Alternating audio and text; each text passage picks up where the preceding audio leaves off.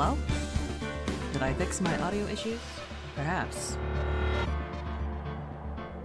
Someone's gonna tell me. Probably. Alright, well. Hello. I am in the middle of investigating a case. Because super lawyer, professional.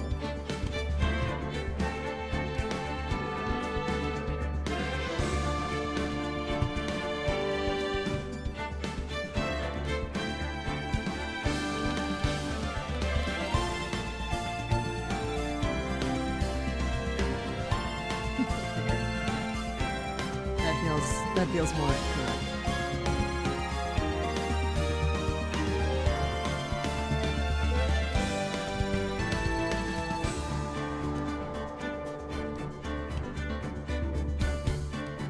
Meow.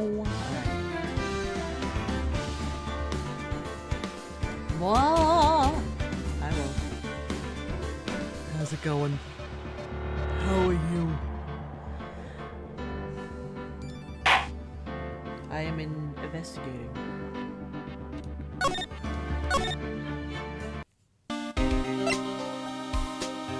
Picking up right where I left off.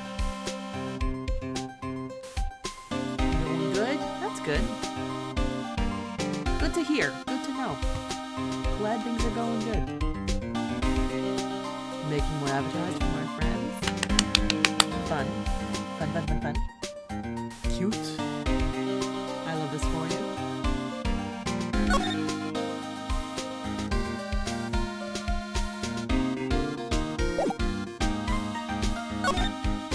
I remember I sprayed stuff with blood. I think I was done with this round.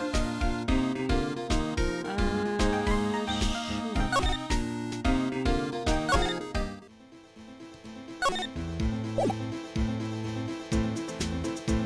I can solve. We solve this murder tonight! Yeah, we do. That we do. I think I did everything else wrong.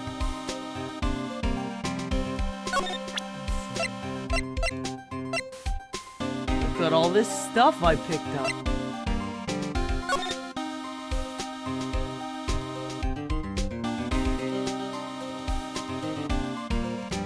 Nothing interesting about the blood. The jar is back to fragments. This is a suspiciously shaped jar. Hey look! How can I doubt? There are some dark red stains here. Looks like blood. Blood oxidizes. Do you think Detective Goodman's blood somehow got on this when he was stabbed? That was like 3 days ago! Hi, Fox. Hi, Fox. I feel like the blood at this point would be like brown. But anyway. Happy New Year! Happy New Year. I hope y'all had a good New Year time. I sat at home and I binged Glass Heart and drank whiskey and had instant ramen. and that was my evening. The game is a bit louder than Yeah, I was trying to like fix my audio problems. I think it's mostly fixed, but I can just lower the volume. Hi, Crow. I think you missed Texas Man yesterday and me trying to do voice for Texas Man. What, whiskey? Hibiki. I was drinking Hibiki. Yeah. Not likely. Blood looks like it's been here for months. Maybe longer. This jar was evidence of the SL9 incident. That might be when the blood got on it. You meant to type that as Yowie game instead. What? What were you gonna write? You've never tried whiskey? That's fine. Do you have a preferred drink? Do you prefer not to drink? Also valid.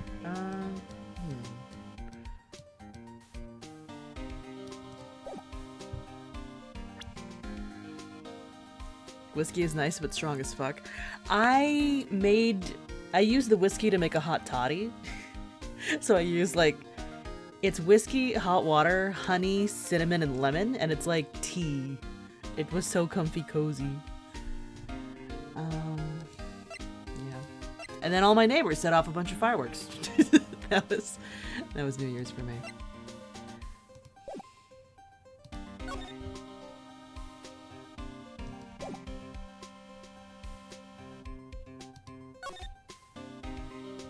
Yeah, it's good. I do like it. We also have like the Hibiki 17, which is kind of a special occasion type of thing. If you want to look up how much a bottle of Hibiki 17 costs. Yeah, that's a time. The drink, not the fireworks. Both were pretty nice. You just know those drinks from Yakuza? Literally why I was interested to try them. Literally like, oh, I saw this because Kiryu tried this, so I want to know what this is like, and I actually really, really like them. I was in a bar and I was like, this is on the menu. I want to try it.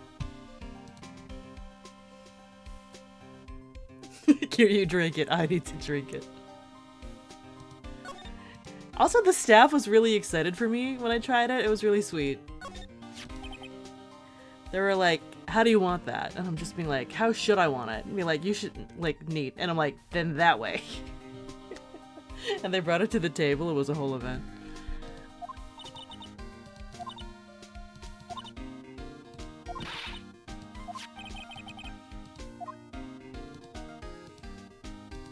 Like, 100% the reason. Also, it made my brother try the Yamazaki 18. So we also have a bottle of that sitting around, but that's also for special occasions. Usually birthdays. I don't think there's anything else around here.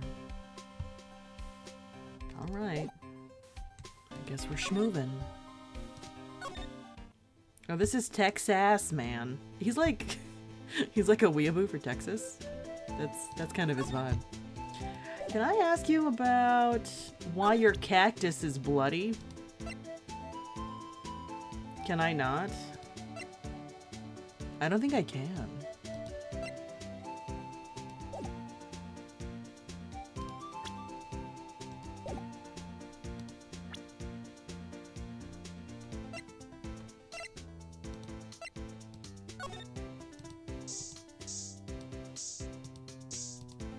I can't ask you about your bloody cactus. Anyway. I guess.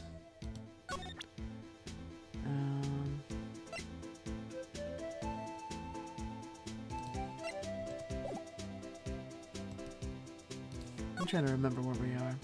Hello, we are a professional. Yes. Yes, we are.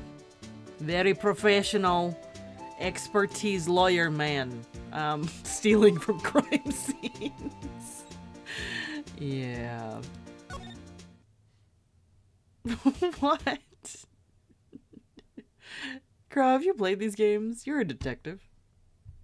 What? What's with the bonks? Wah.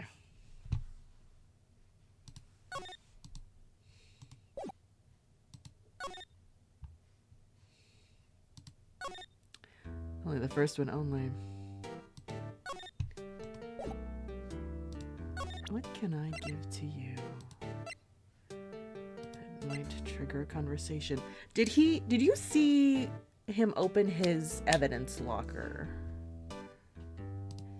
Is this you? No.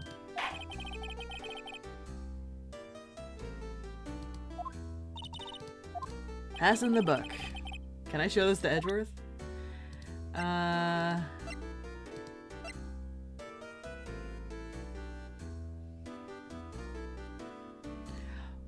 Why were you in the evidence room? No. Not a question I can ask.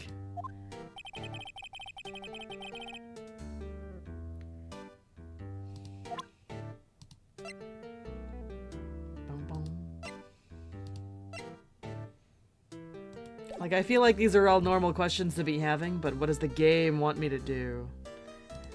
Let us see.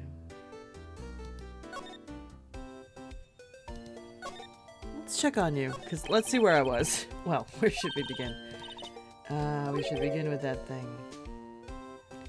How could one man, Detective Goodman, be killed in 2 places simultaneously? Well, you see... the evidence room?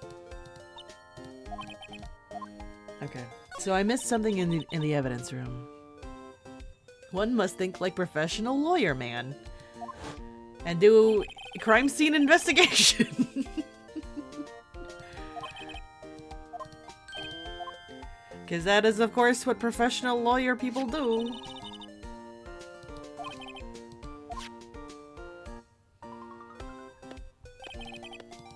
What law can lawyer break next? So many. So many. Alright.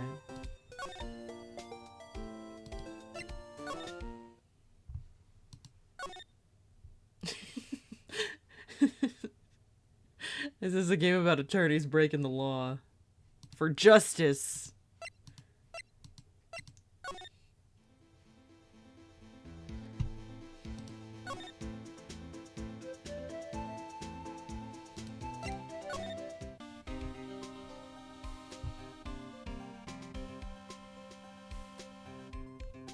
It can be both because Edgeworth exists.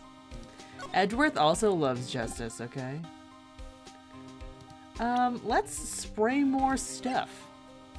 I don't know, I feel like we love spraying stuff. The law can be bent according to the charisma of the lawyers, screaming objection and slamming the table. Yes, this is true. The judge is very, easily persuaded.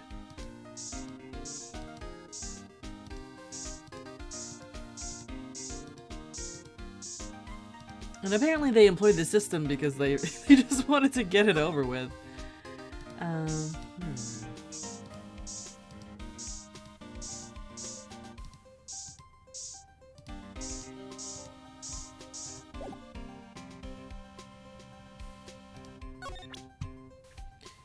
Let's see if I can present him with anything.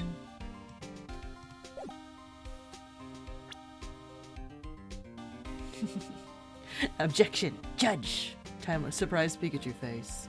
Timeless formula. It's just science, okay? That's just math.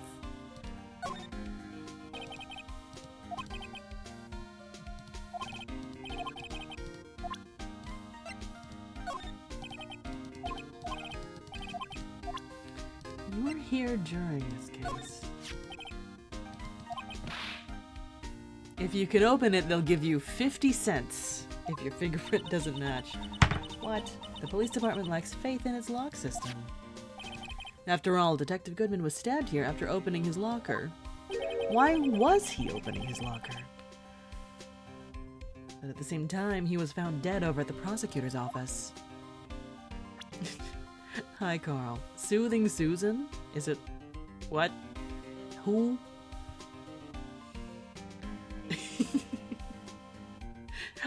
I'm reading text in character, doing goofy accents. Does that count? You were in great physical pain? I'm sorry.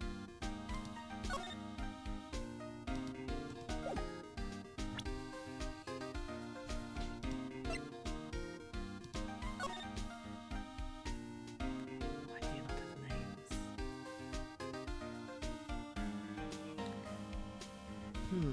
That is one hell of an ID number. All these 7s.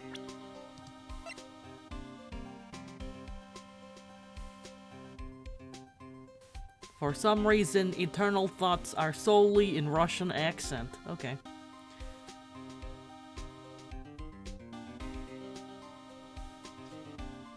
Got a massive cramp in your shoulder? Oh, I'm sorry.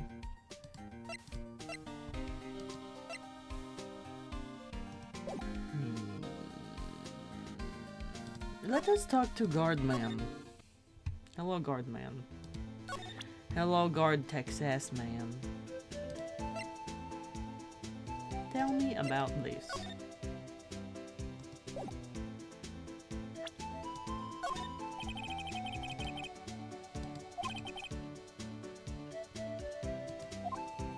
I hope your shoulder feels better soon.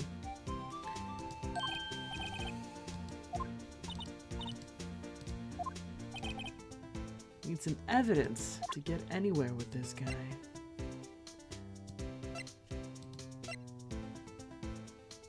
Okay, he gave me this. So, you are investigating the SL9 incident. More nothing dialogue. What do we got?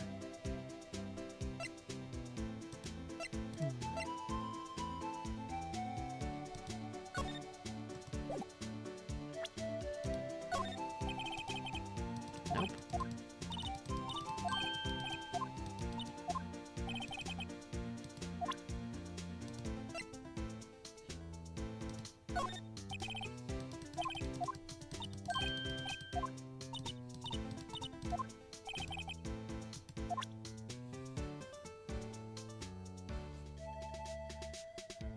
Speaking of cramp, your calf has not cramped for a long time. You're concerned the next one will be very painful.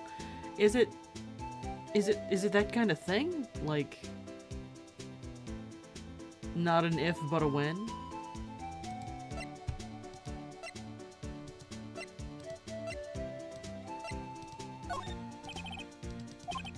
You worked on this case, sir. You have nothing to say about any of the evidence from this case.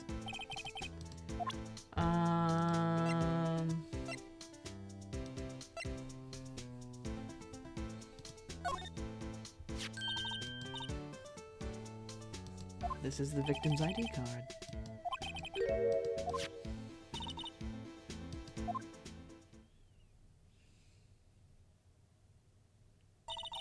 Oh dear. I hope you're okay.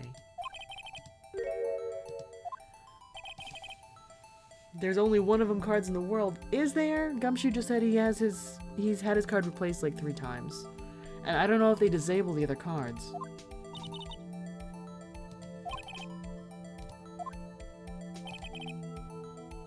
You entered the evidence room and asked the man to display his ID card. Why were you there to begin with? 1. 2. That means your ID card has to be registered.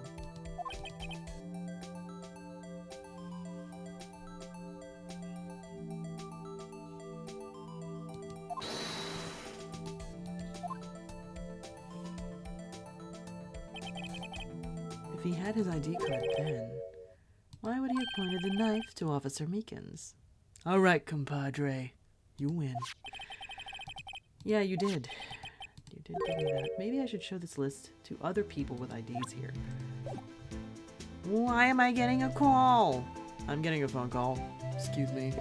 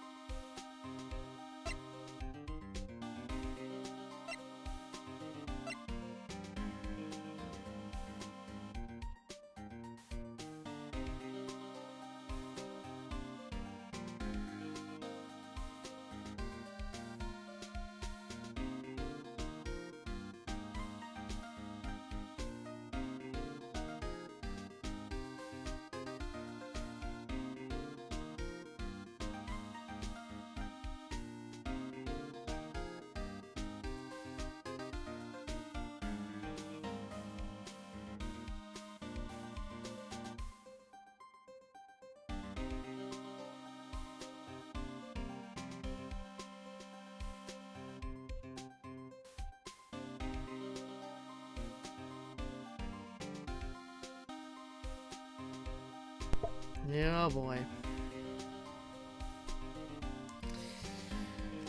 All right.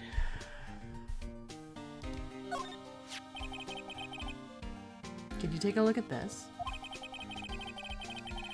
This is the ID card record of the people who came in here on the day of the stabbing. Ah, I heard the rumors. So it was Goodman who came in here at the time of the murder. Whoa. We good? I'll be okay.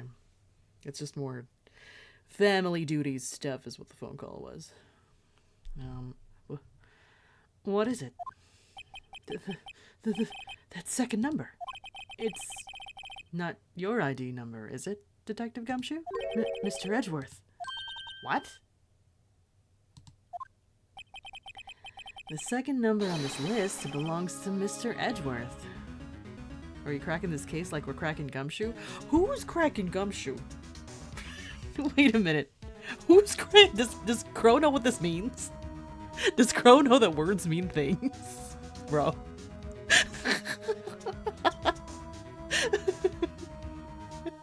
You would crack Gumshoe? Detective on detective action? Damn. Alright. Okay, we're moving on. What? ID card record updated in the court record. Also not possible because he drove his car into the parking lot 30 minutes away. He has the parking stub. Does no one have, like, security cameras? Like, I feel like the evidence room should have security cameras. I feel like the parking lot should have security cameras. What the fuck? Like, why would Edgeworth have come to the evidence room?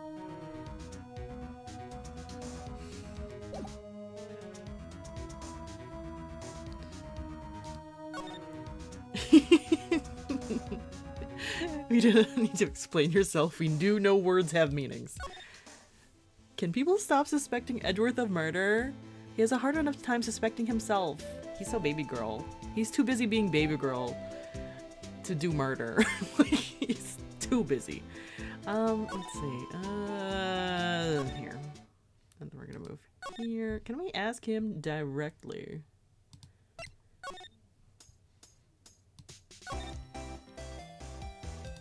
Are you even home?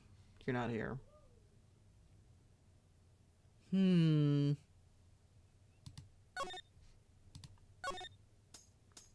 Yeehaw. Yeah, there's a yeehaw man here. What if I gave you the ting? Present. Yes, it said you want, nope, nothing.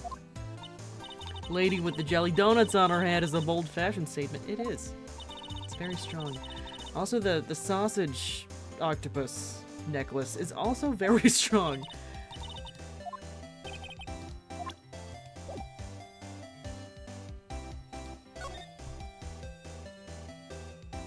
Oh, I think I got too excited again. I think I got too excited again. No? That wasn't it?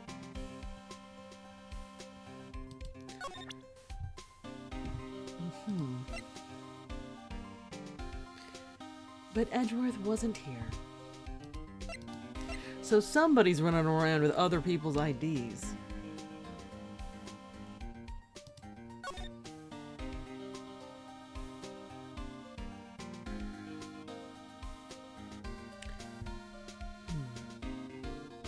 Do you like jelly donuts? I, too, enjoy jelly donuts.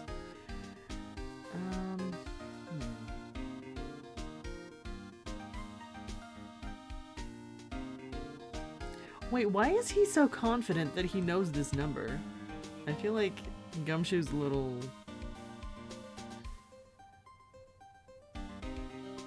How often would he know this number? Is this Officer Meekins' number? You know, let me check the detention center, actually.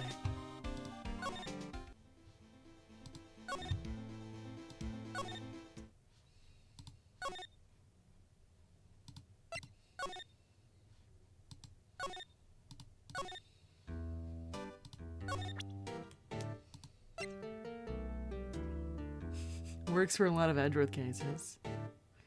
Yeah, he does. But all these moments of like looking around Edgeworth's office and be like, someone might grab the files on the higher shelves for him, and then Phoenix automatically thinks of Gumshoe. Is Edgeworth cracking Gumshoe?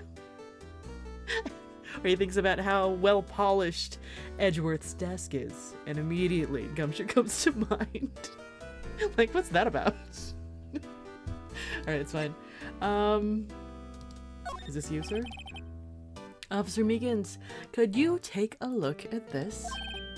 No? You have no idea what this is.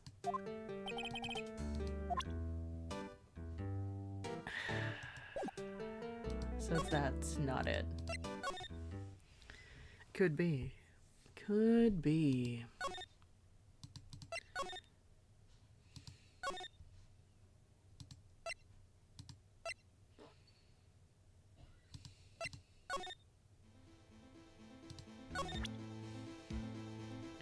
I know he just gave it to me, but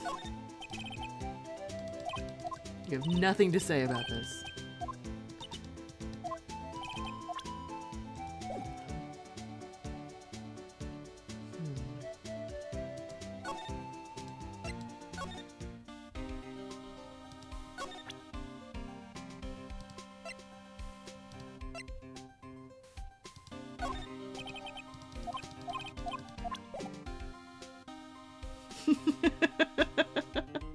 I mean, I'm sure it exists, you know? Like, Day, I feel like it's somewhere. I feel like it's a thing. Right? Like, I feel like it tracks.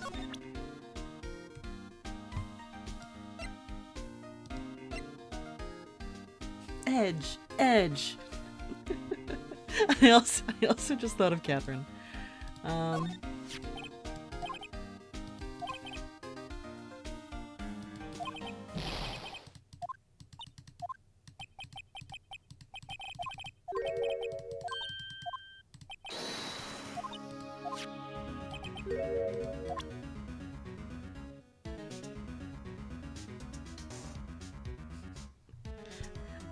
I mean, everything exists somewhere, but you didn't expect it from my brain here? Well, I didn't come up with cracking. Like, I didn't say that to begin with. That was Crow's fault. Crow incepted that into my mind, alright? I didn't come up with that by myself, to be fair.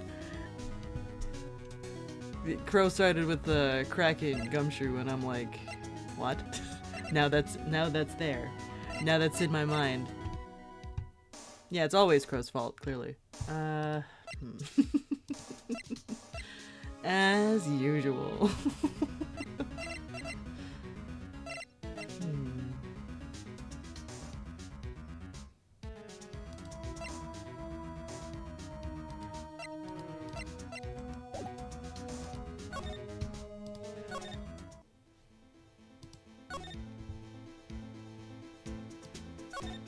So Meekin's got nothing. Texas man got nothing.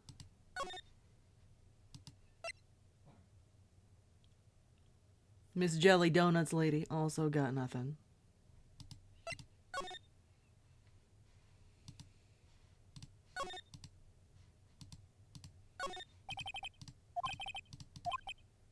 The killer used a cassette tape. What a crafty trick. That gunshot was a fake. This is good. No one will expect a cassette tape in this day and age. He's not writing a report. He's writing a novel.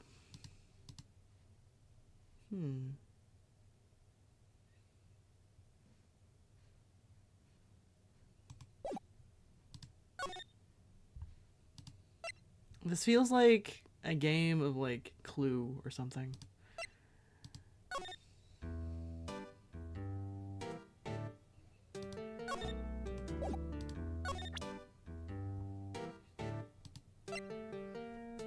He doesn't remember anything. How did your cactus get bloody, sir?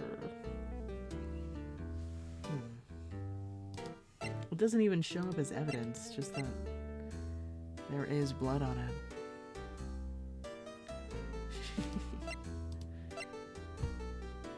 Boss makes $1, you make a dime. You write fanfic on company time, I believe you.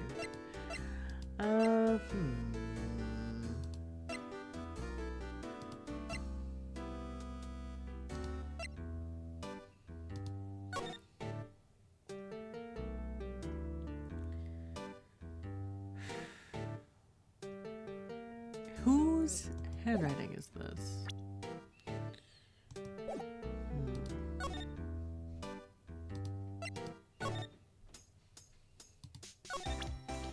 Can I present you with more evidence from the SL9 case? Nope. Look, I removed evidence from the evidence room with my bare hands. And you have nothing to say to me. Alright.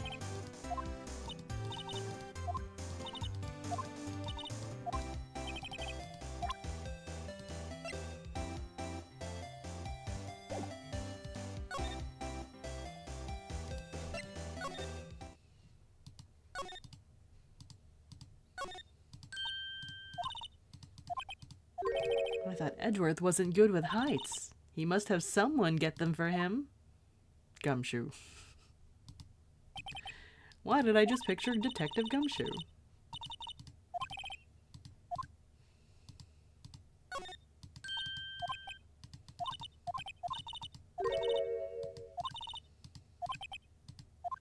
Isn't he still busy?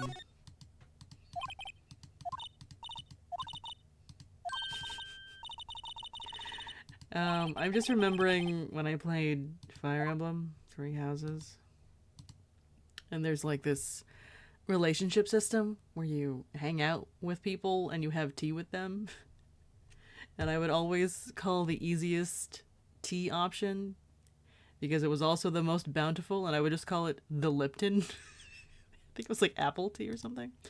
That's just what I thought about.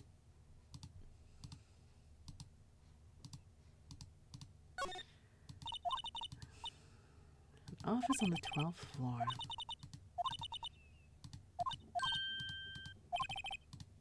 Do you have any information on that? No.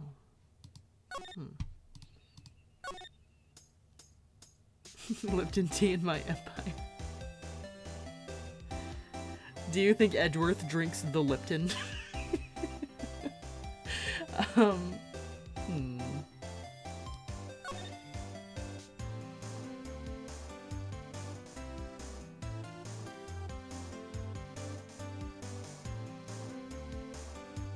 Probably. Probably.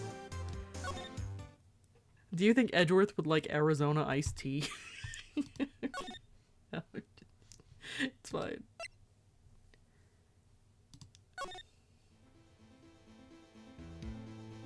He's too preoccupied with other things to really care. I believe that.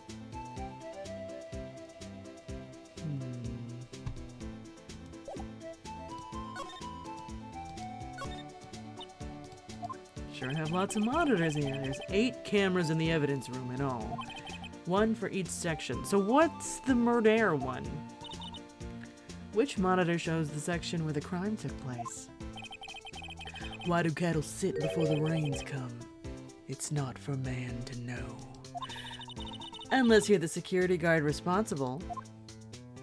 Right? Like, you just had to not erase the tapes. Prickly must be real. Best keep your distance from Billy there. You're liable to get hurt. Billy. Cactus has a name? And Billy, you're wearing a cowboy hat on your hand. My rawhide cowskin 10-gallon hat. I just picked that up. Billy took a fancy to it. It's like it got stuck in the spines and he couldn't get it off.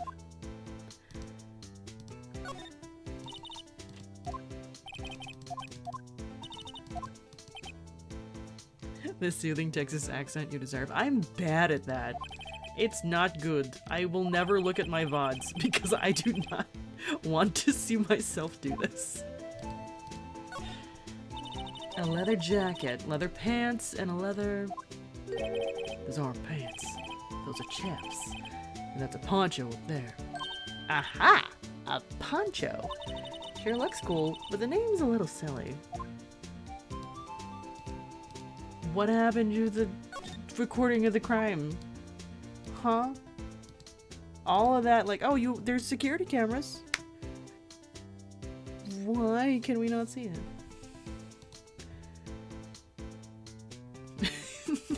together an accent reel from this series. No. Or all the accents that I've ever done. I don't even. Look at the swinging door, just like the Wild West. Sorry, partner, but we're closed for the day. Huh? Y'all get along home now. I think Officer Marshall really wanted to be a Wild West bartender. I always wanted to say that. Texas. Yeah, what's up with this? It's a lasso. Some Looney Tunes shit over here. Looks like it's set up to trap something. I just roped me a steer with this here lasso. What? It was a bellowing. Moo, pal, moo. Detective Gumshoe, I presume. These are fresh enough that it's possible. I mean, my Undertale VODs are still up on YouTube, but like... my nephew just finished Undertale. Well, he finished the neutral run. He really wanted to do a genocide run, and I'm like, I don't know if you can beat Sans, baby child. Like, I don't know if you can do that. We'll see.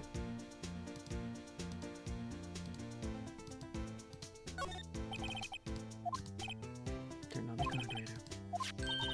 Yep.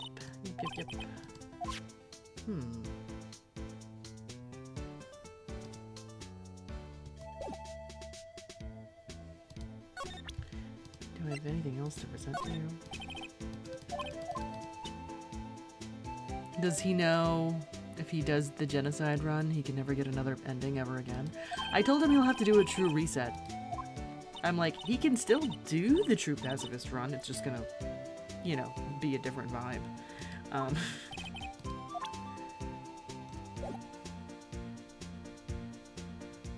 Yeah.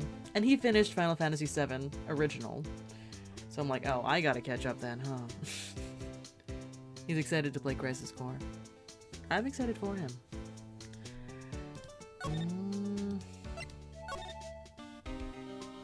What else can I show this man?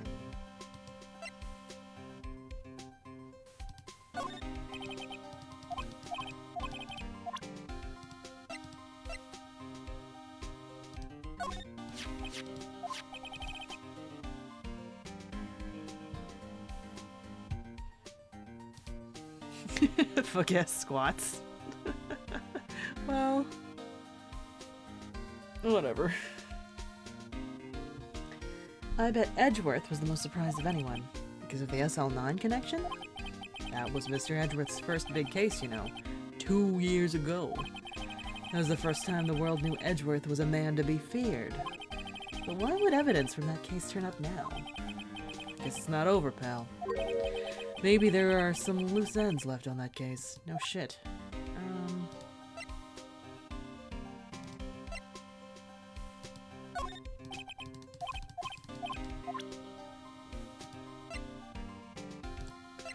I feel like I'm gonna find the missing piece of the shield somewhere.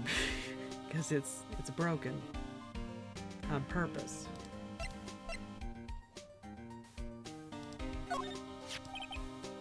My crowning achievement. My masterpiece, you might say. But art is always misunderstood, pal. Art? He was dancing proudly on the day of the award ceremony. There were a lot of people coming and going after the ceremony. So they took the Blue Badger away for a while. Really? Why? Oh, they said it was shameful or something like that. Shameful? I toiled night and day. I sympathize with Detective Gumshoe, but I can see why they moved it. Where did they move it? Is this where it got damaged? Does this handprint match that other handprint? I have questions. But no access to forensics and only the power of justice and sticky fingers on my side, I suppose.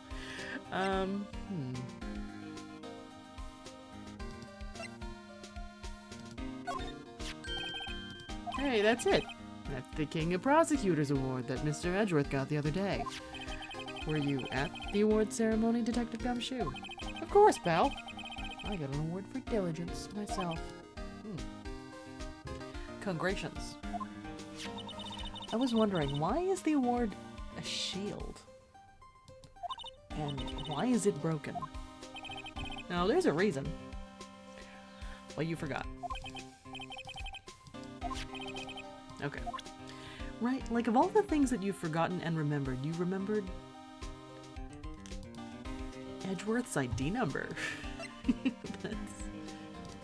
After this running gag about like memorizing a series of numbers is hard.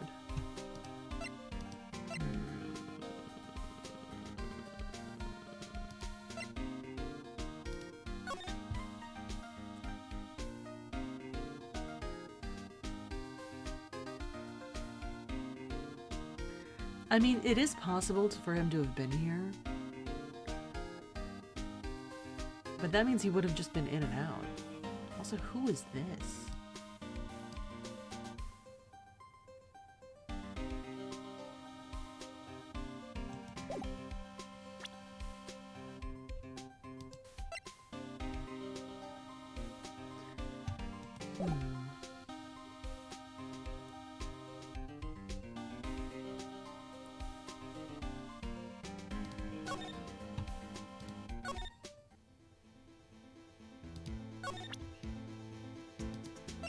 What do you know about this guy? Nope. Nothing.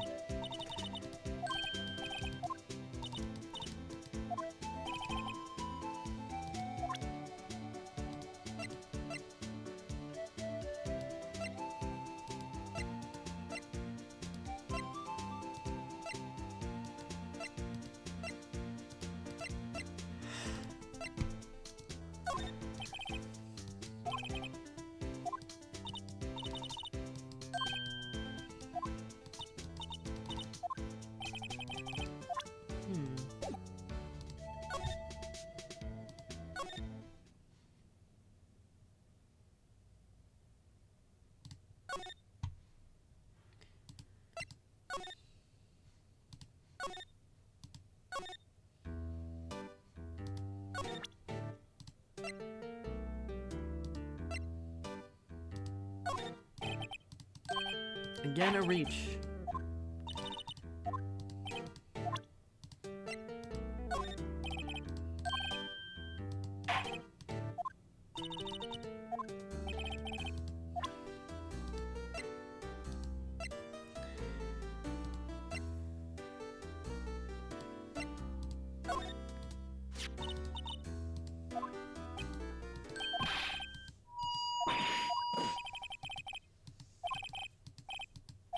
You mean to remember what happened? Correct. That card was the cause of it all. This ID card. Exactly, sir. That's exactly it.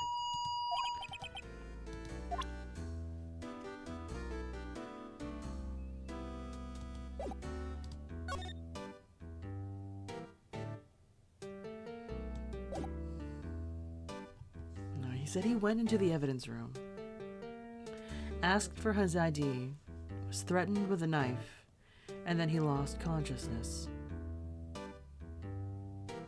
When he came to, he was injured.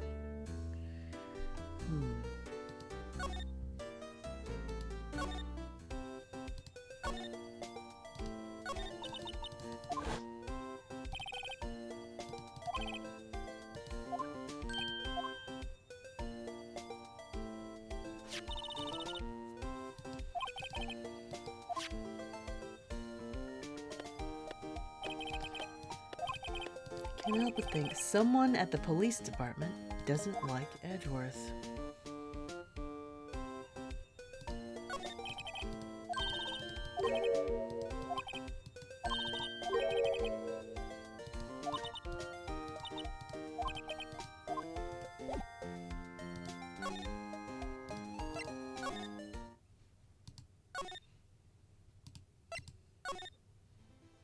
What am I gonna open with? Oh, now I have more information. Okay, fine. Now, that was a bloody violent case. Violent. So it was a murder? A serial killing. A serial killing? Maybe I don't want to get involved in this after all. But the killer made a mistake, and Mr. Edgeworth built his case around that to nab him. And this was 2 years ago. That put Mr. Edgeworth right in the spotlight and started the rumor mill. Rumors about forged evidence? It was supposed to be all cleaned up with the transferal the other day. It was the last job he ever did. Detective Goodman, that is. Huh? What do you mean? Detective Goodman was the detective in charge of the SL9 incident, see? So, switchblade knife. The victim took the knife out of the evidence locker himself?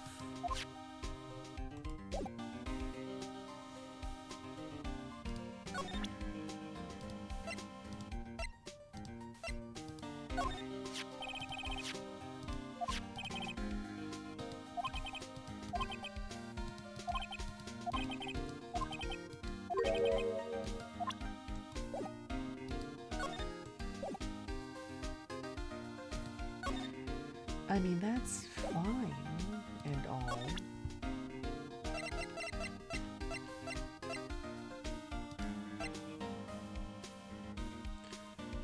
I feel like normally I just go and contact Edgeworth directly. Be like, so what's this about? But,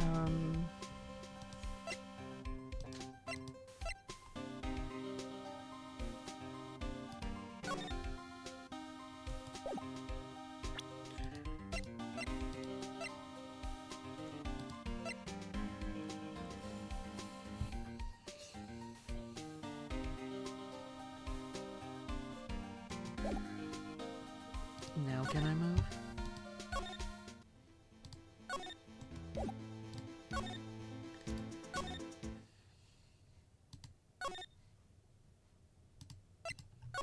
Can I check on him in his office?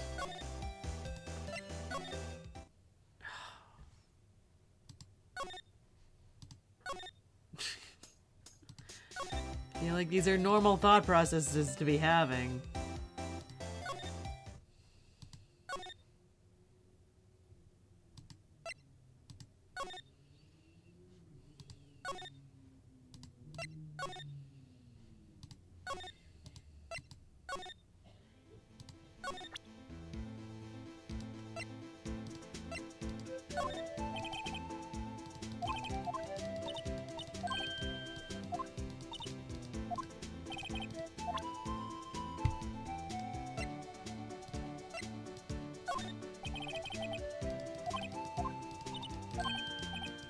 I am trying to talk to you about the SL9 incident.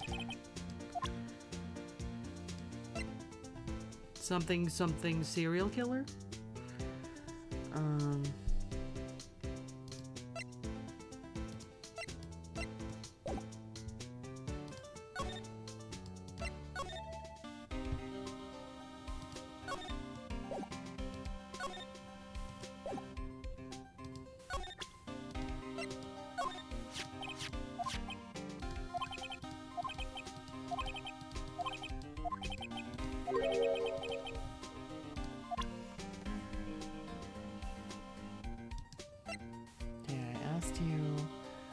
About the knife removed from evidence.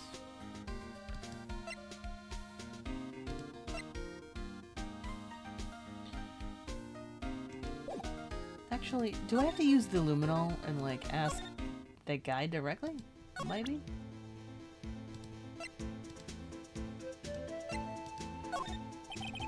Nope. I cannot ask you why your cactus is bloody.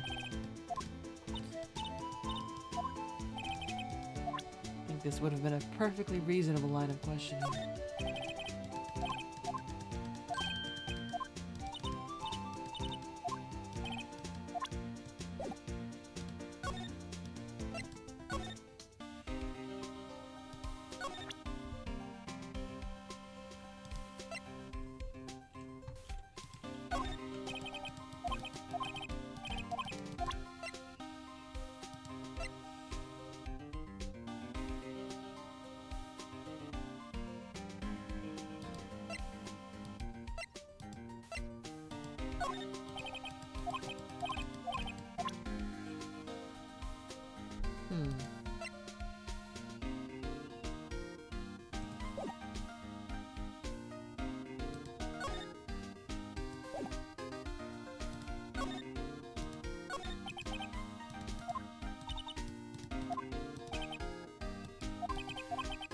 being questioned by the inquiry committee or whatever.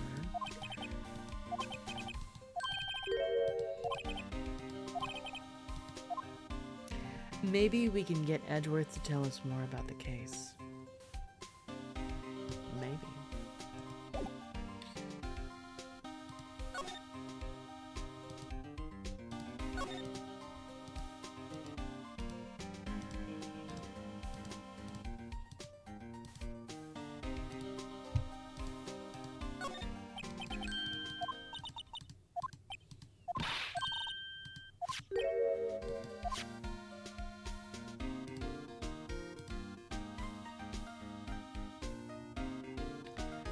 I did spray most things.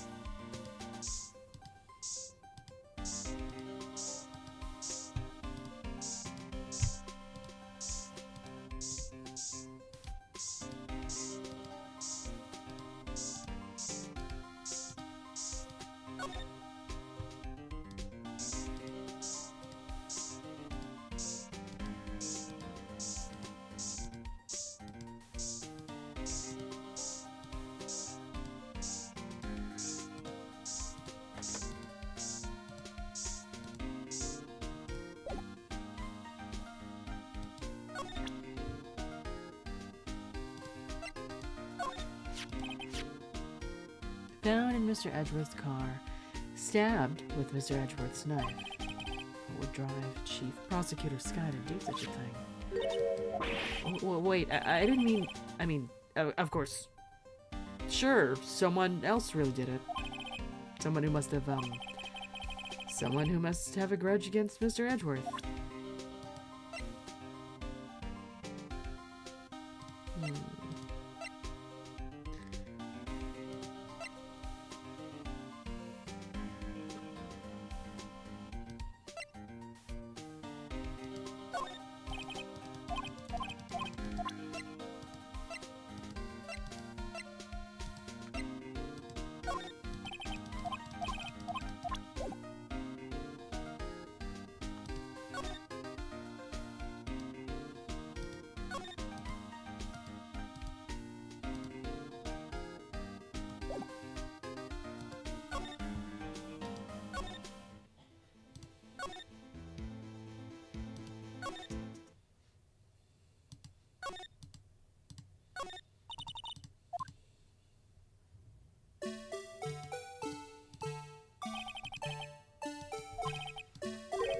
The whole police department has been dancing around like crazy since yesterday.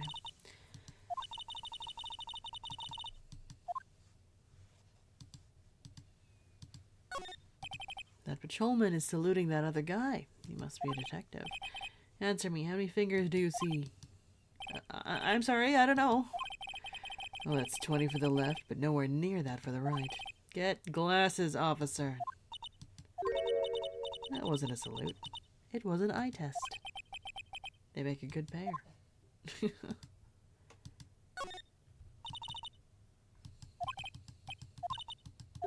Designed after a panda.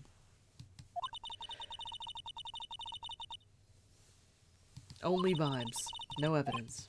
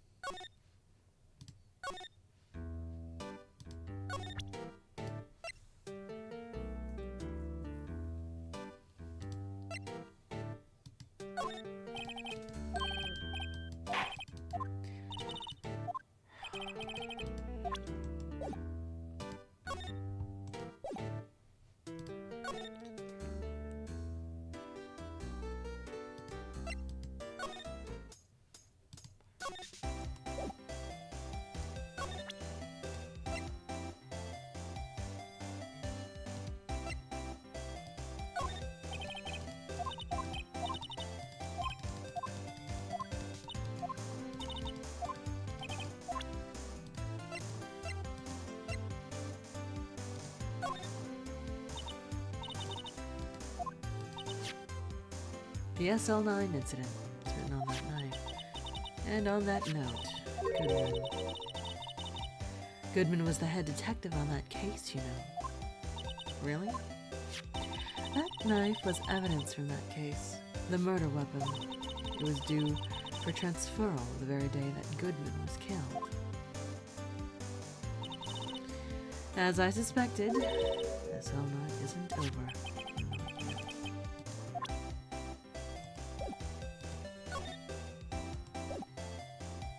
Nothing new. And he's still not here.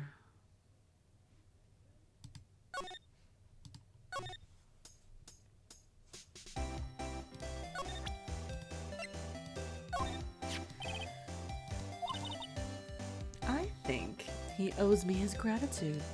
Gratitude? Why, if I hadn't witnessed the crime, Mr. Edgeworth would have been the suspect. I wonder. Still, it's strange. Why didn't our chief prosecutor have her own murder weapon ready?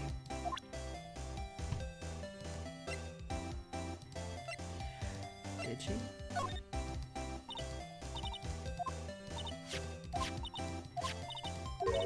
No.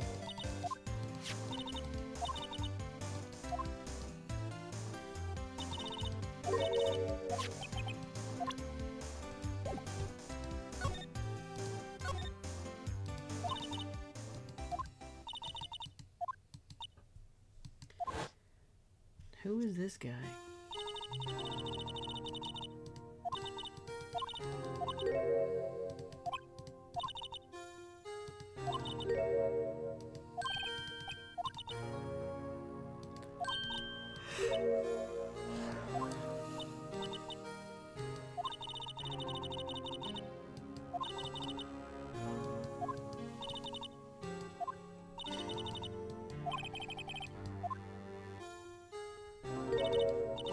Detective Jake Marshall.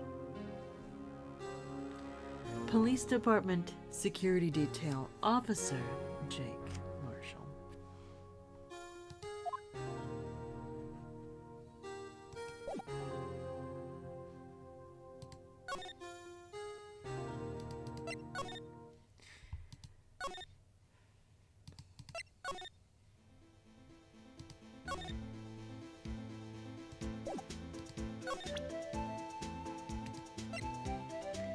I can't get you to talk about the SL9 incident.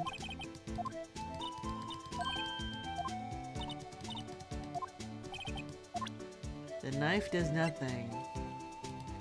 Does the broken pot do anything? Nope.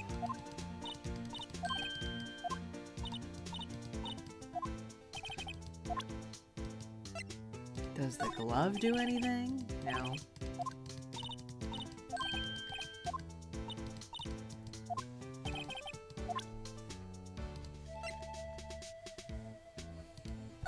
Does the blood mean anything to you?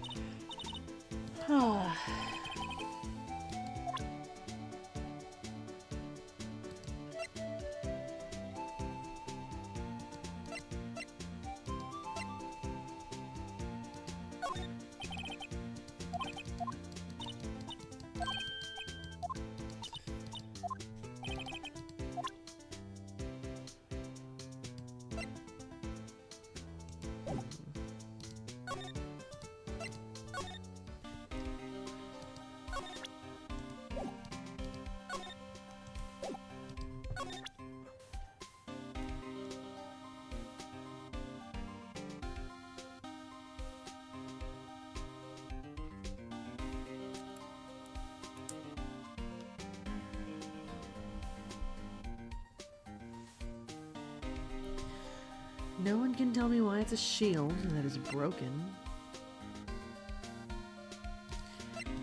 Presenting any of these now doesn't do anything.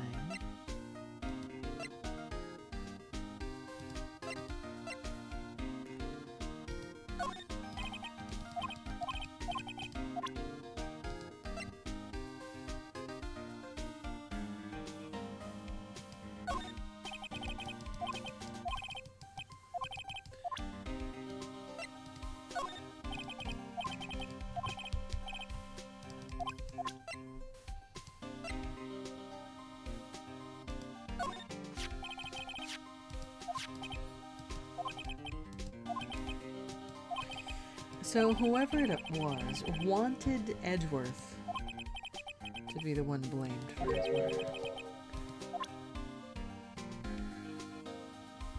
That feels pretty clear. It's giving chief of police.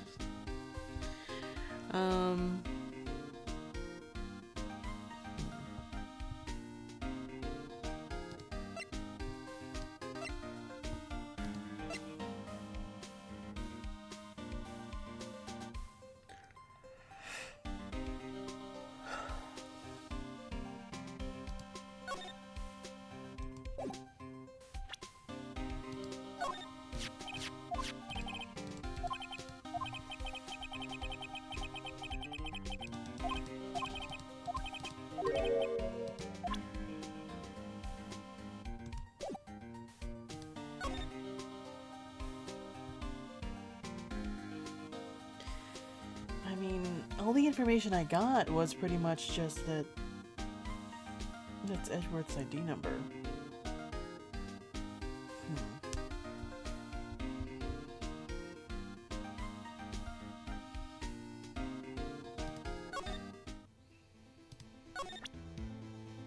It was suggested that I showed this to other people that might know what these numbers are.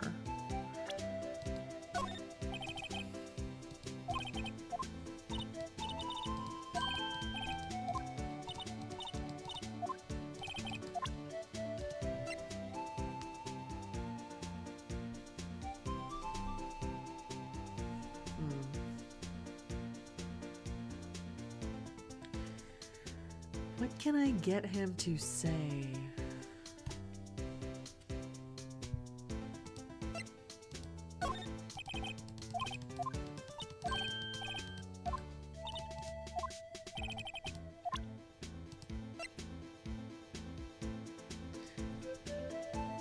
If the Mist series will be able to scratch my plot itch? I don't know. I wouldn't know. Also, Blueprints is kicking my ass with its RNG, but yeah.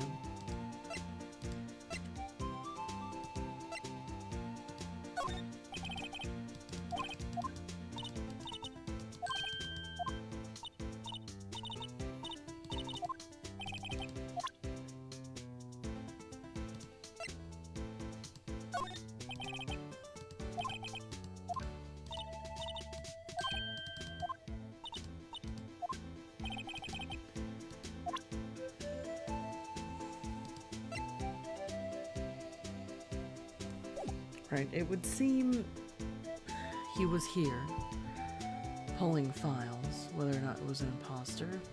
I don't know. Mist doesn't have face-to-face character interaction, but juicy plots. I mean, both is good.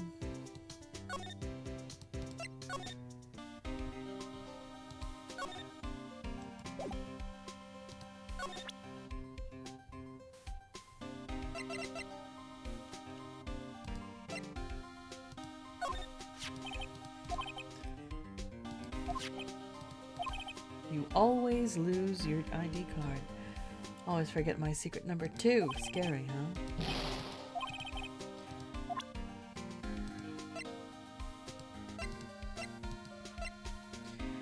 Asked him about the murder weapon.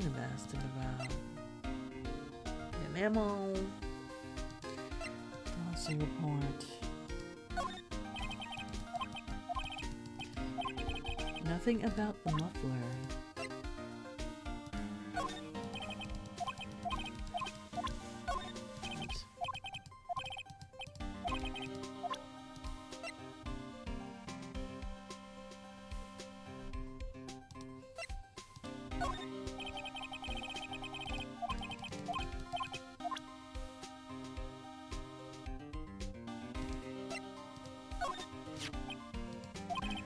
Anything you can tell us about this photo? That Miss Star is quite the lady. I remember it was winter. I was 16.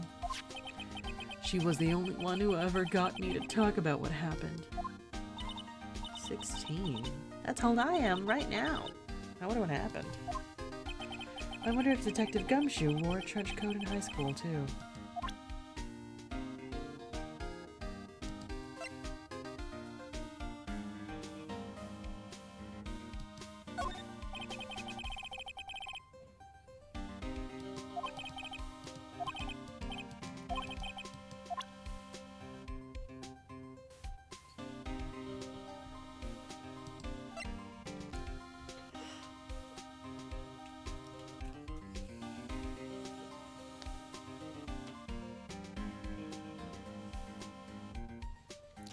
That's a bunch. Pre-rendered 360-degree images that are loaded off CD and projected onto a sphere. That's a time.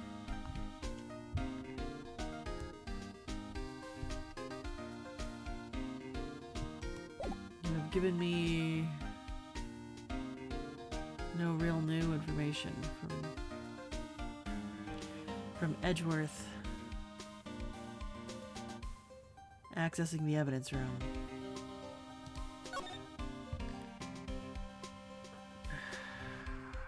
No one's in the criminal affairs department. Officer Meekins won't reply to anything.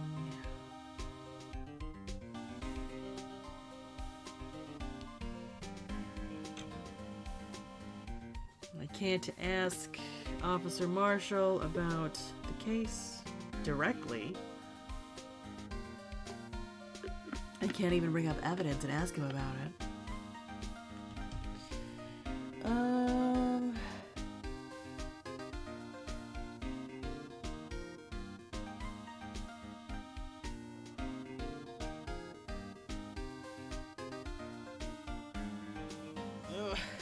Stretching.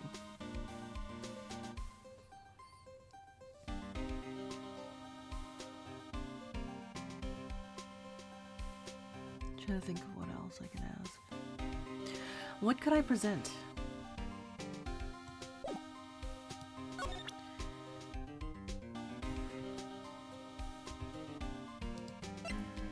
I can't ask Edgeworth directly what he was doing in the evidence room.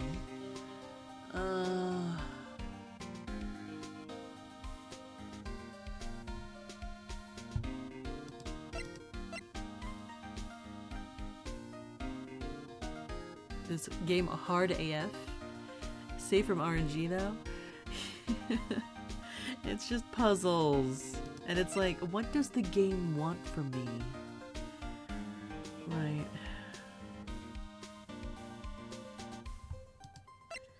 Like, he already recognized Edgeworth's ID number.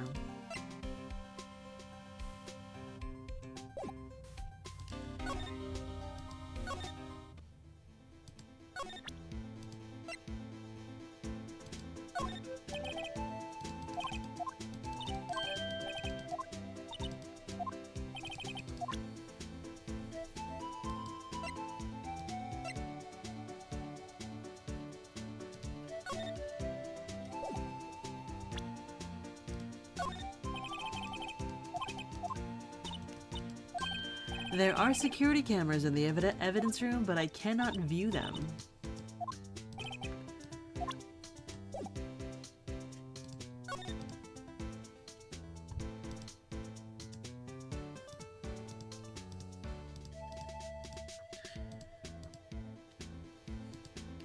I can see the blood on the cactus, but I cannot ask about it. Huh. Huh.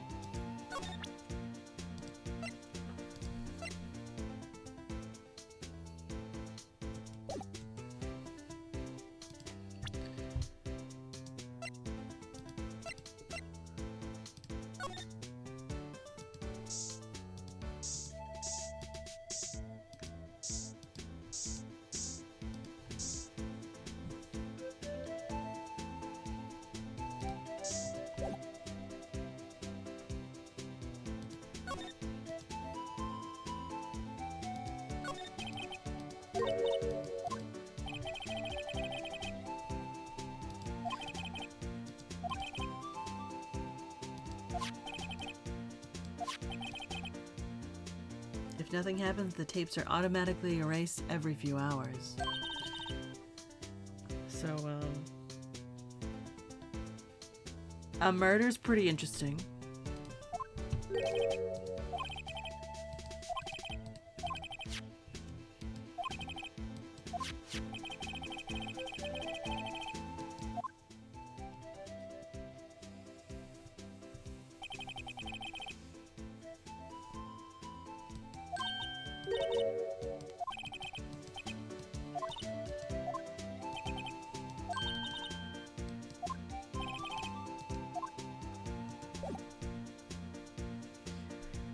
All the 7s look pretty suspicious. They do. They do look pretty suspicious.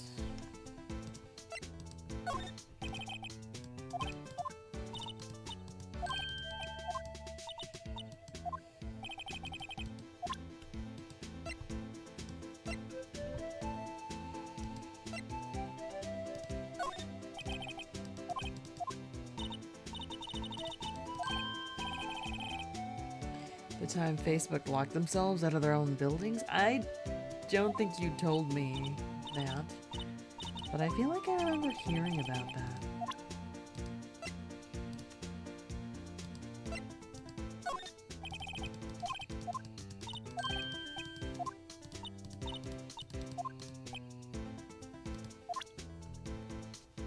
Yeah, he's not responding to literally anything.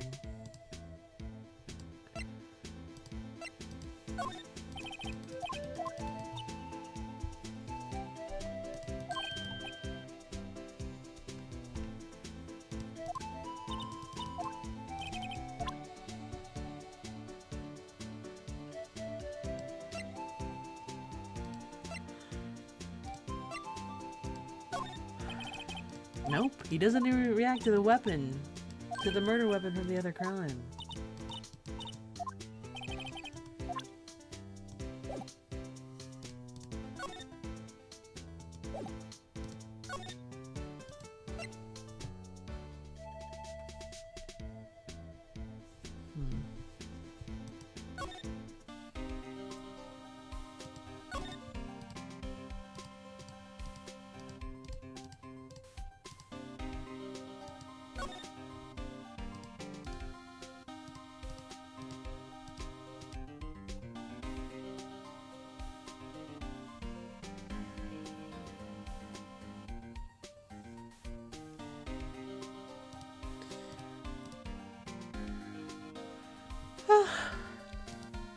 Yeah, that sounds hilariously messy.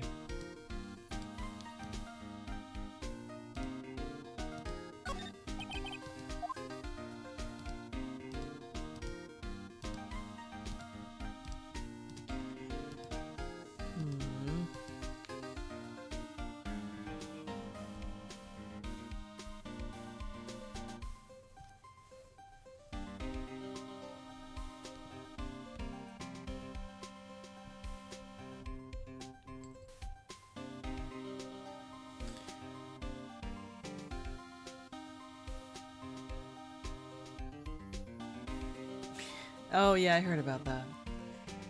Messy.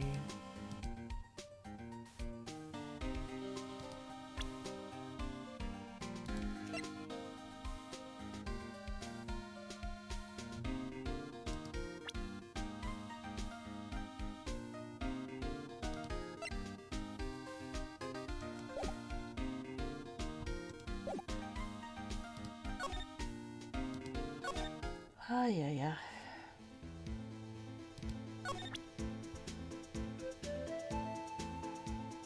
No.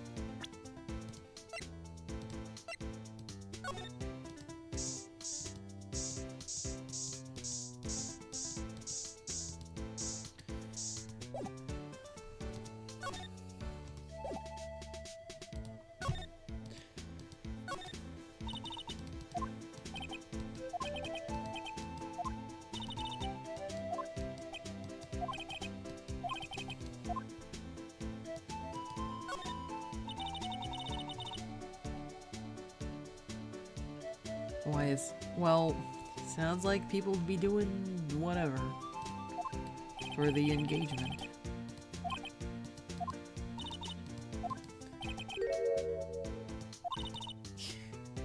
That's so intensely unhelpful. Wait, can I see the security cameras in the room?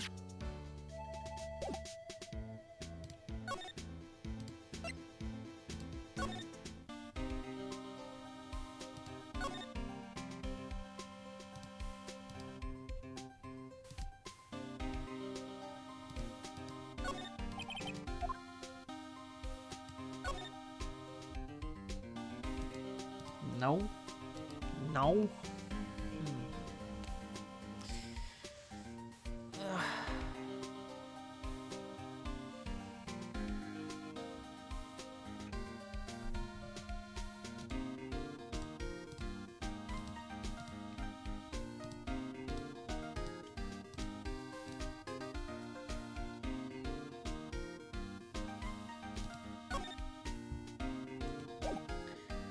I'm unsure where I need to go or who I need to present what to.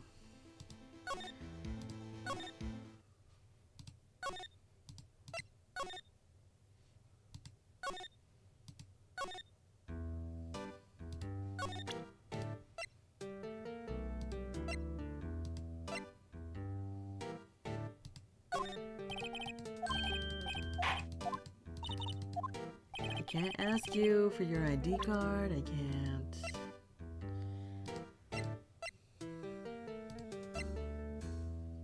Ask you about any of the evidence found in the room.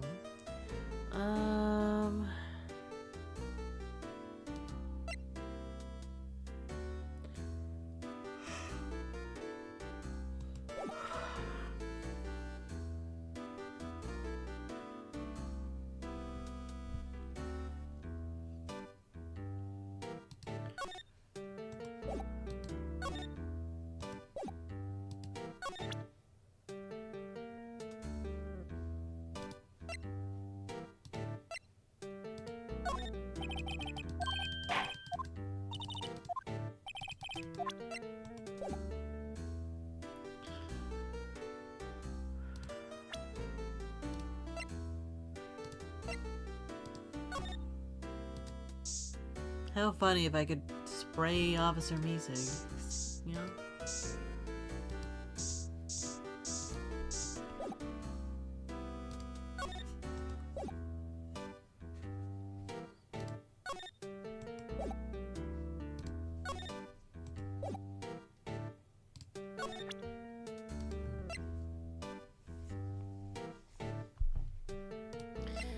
Do you know anything about this?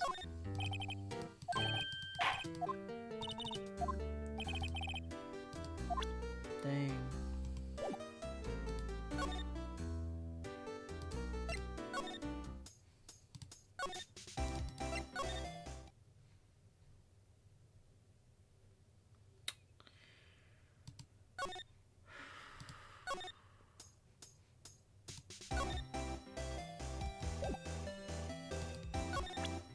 I feel like you've given me everything I needed.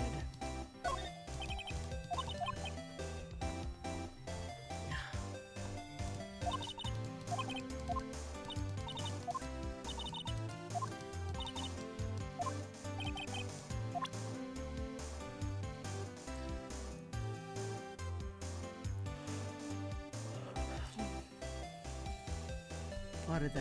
Alright,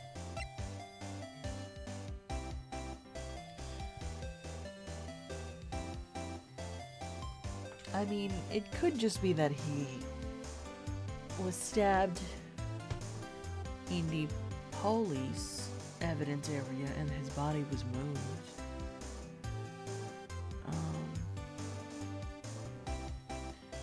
What time was the body found? Was it like 5:30? When was the body found?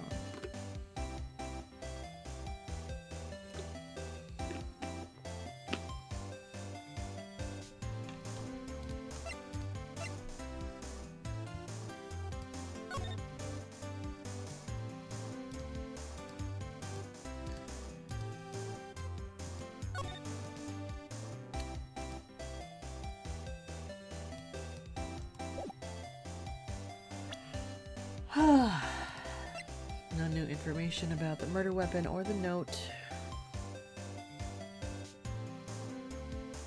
Or the jar. Or the glove.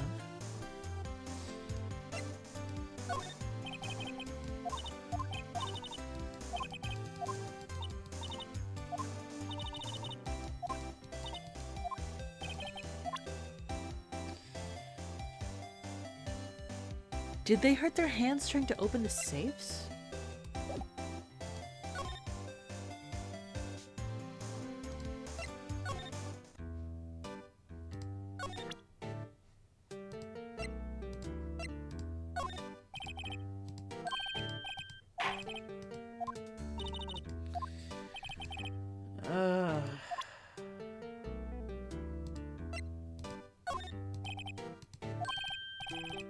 No. I mean, I suppose that could make sense.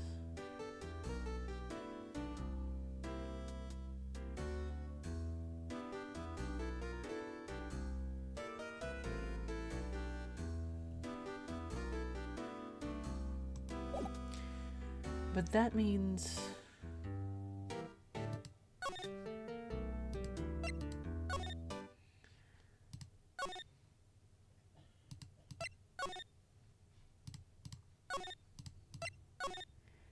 there should be more blood.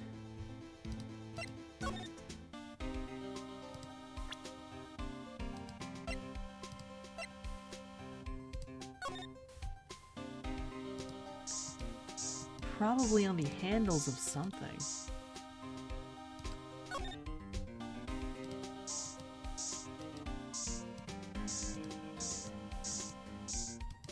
Because that's where the fingerprint reader is.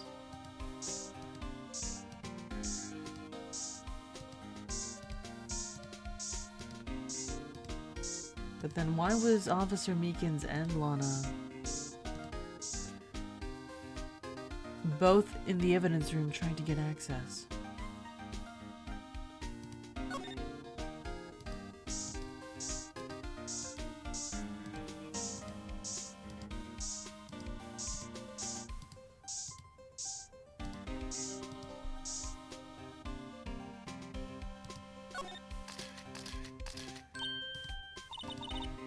Why am I getting a reaction here? No reason for the murderer to touch this spot if he fled out the door.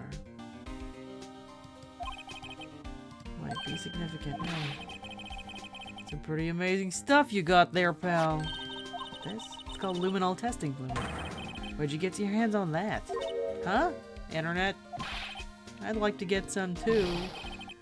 I'll just borrow $50 from the chief. Go ask forensics. Where do you get this, Emma? I always buy it by mail order. See? I'm gonna jot this down on the floor plans. Hey pal, look at the time. Was there something you needed to be going to? Edgeworth's Inquiry Committee should be letting out soon. Give them my report for the day. A restaurant. Might help, you know. Report? You mean the note written on the back of that flyer? The one that says nothing but no problems? Hey, it's Mr. Edgeworth we're talking about. I'm sure he could use a report like this. I believe in him. Who needs enemies when you've got friends like Detective Gumshoe? I'm off, pal. Later. I should probably see what Edgeworth has to say, too. I definitely do. But hold on a minute.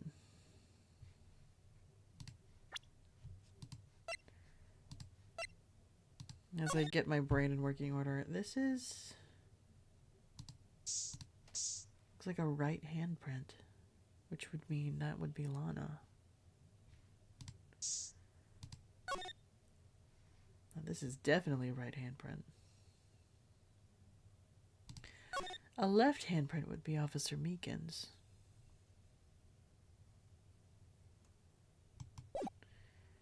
Anyway, alright. Why can't I see the security cameras?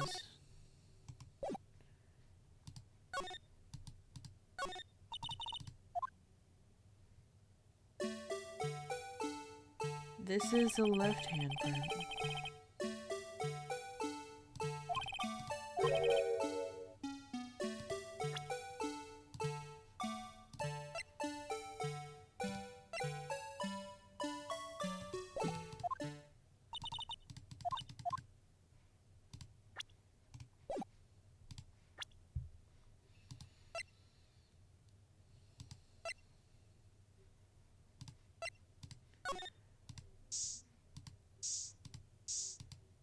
I mean, this was moved. I don't know where it was moved to.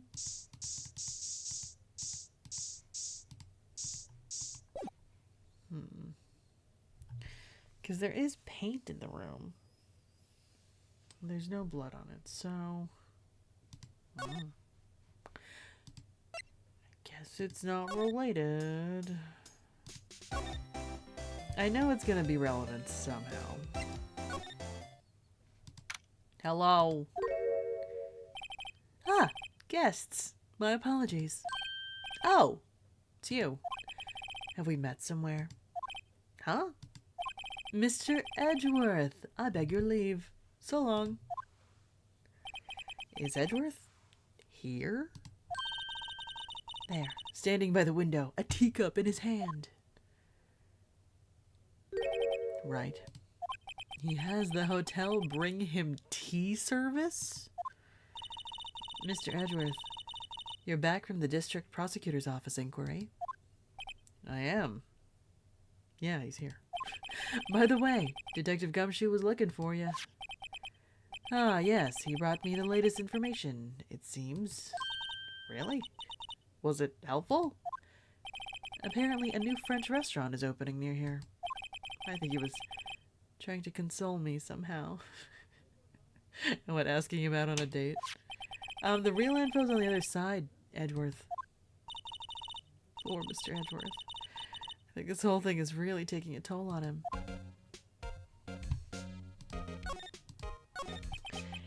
So how did the inquiry committee go? Actually, they decided to treat this not as a case of concealing evidence, but as a communications error during the investigation. Concealing evidence? Yes, apparently there are some who believe that I concealed evidence. They gave me a warning.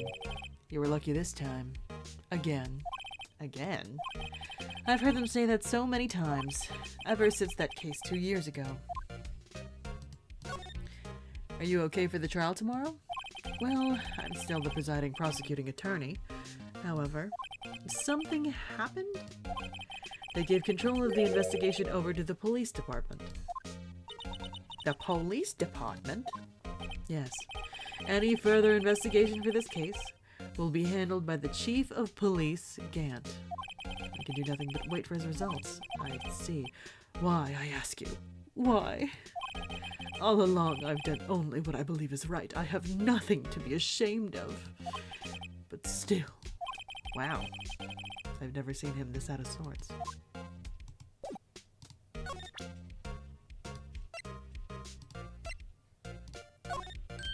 Oh, right. I better check this now. As I was saying, What's this? A record of ID card usage? Edgeworth, you went into the evidence room that day, didn't you? Just before the incident occurred, no less?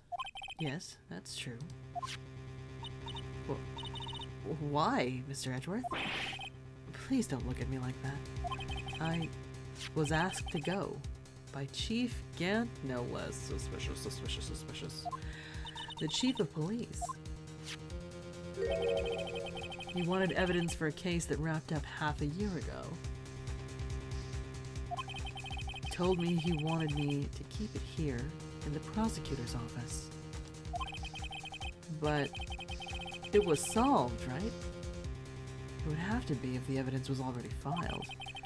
The chief is never one to explain himself. Yeah, but is there a paper trail for this? Because then it's going to be your word against his. In any case, on the day of the stabbings, I brought this back here. Can I ask what kind of case it was? I can't say. Really has nothing to do with the current case. Now I'm curious about this other case. Better make a note of it.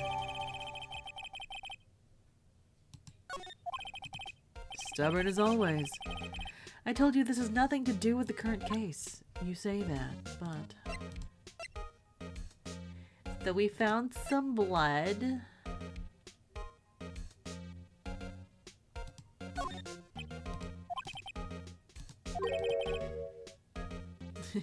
You don't expect me to sit here and discuss this case with you over a cup of tea. I'll pass on the tea, just tell me about the case. Mr. Wright. Mr. Edgeworth just told you no in a very polite manner. Whose side are you on anyway? Maybe I should show my best evidence. I can get some reaction out of him. Fine.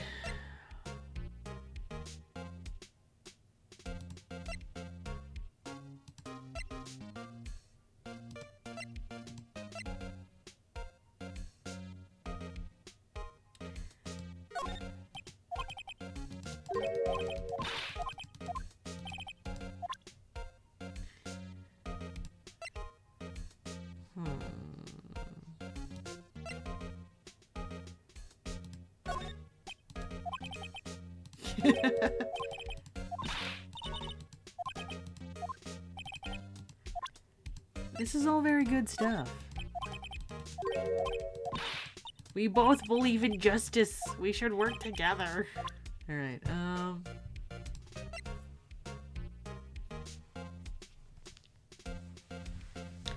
do you know any of the other numbers on this? He did confirm that he did go here.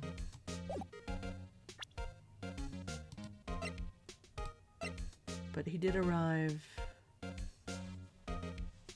32 minutes later in the parking garage.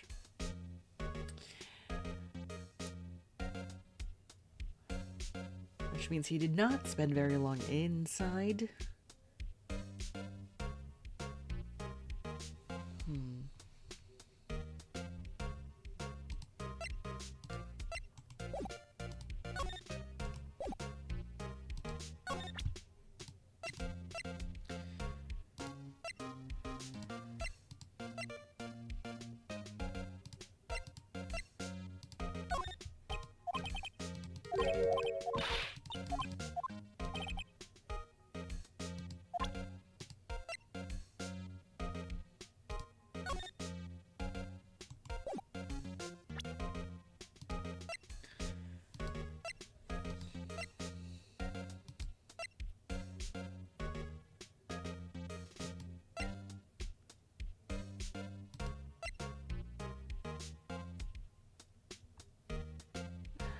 None of that worked.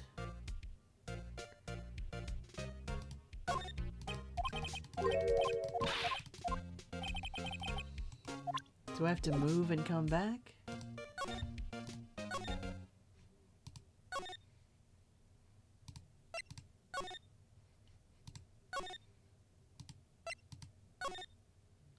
No, he's not back here.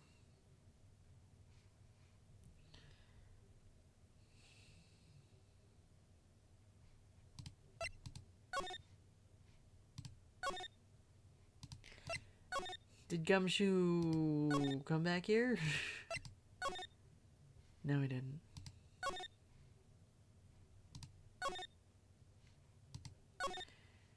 And they're gone.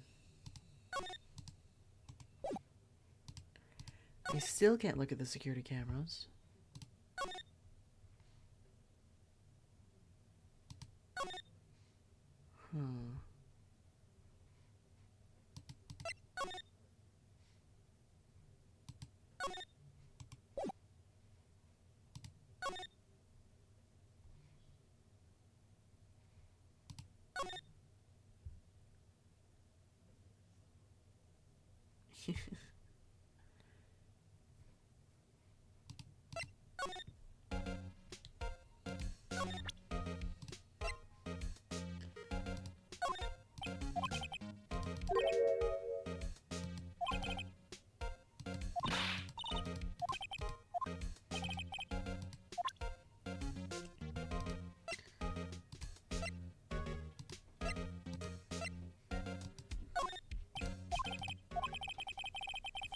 Aha. Okay. It all has to do with that case you were on. The SL9 incident. And some dark suspicion you were wrapped in. You're the man who revived the worst memory of my life. And I gave you closure on it. I figured I'd be telling you about this sooner or later. You must be talking about his father's murder in that elevator. Okay, Edgeworth. Why don't you tell me about it? Tell me the truth. The truth! The SL9 incident was a heinous serial killing case. The head of the investigation was the deputy chief of police at the time, Damon Gaunt. That wacky old coot was involved in the case 2 years ago too, then. He was a top officer, and it was my first time working with him. I was nervous. Wow, you get nervous too, Mr. Edgeworth?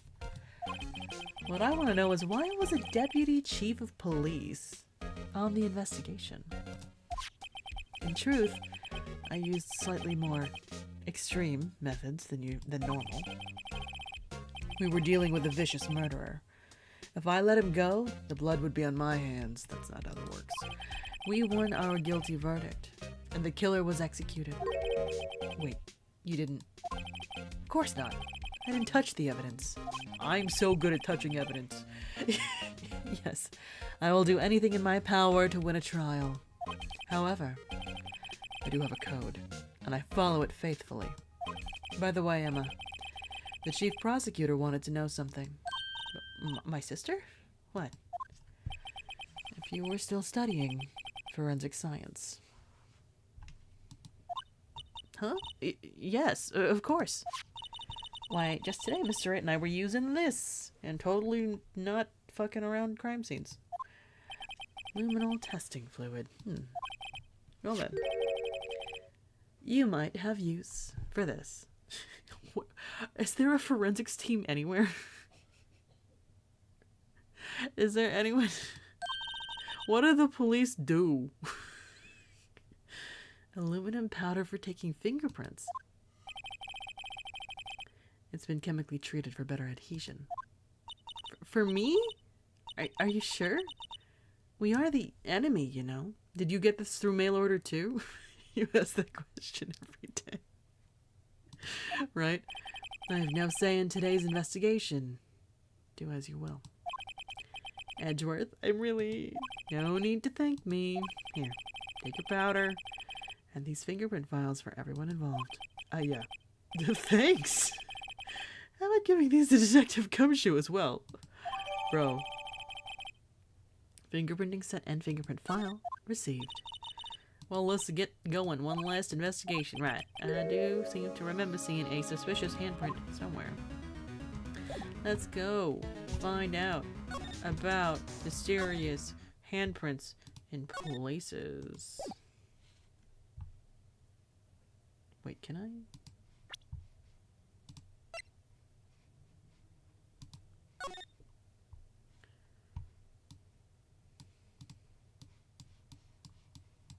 It's so cute.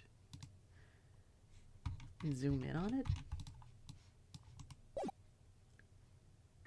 I would have really liked this on the DS. Now we're cooking. Are we? Are we cooking?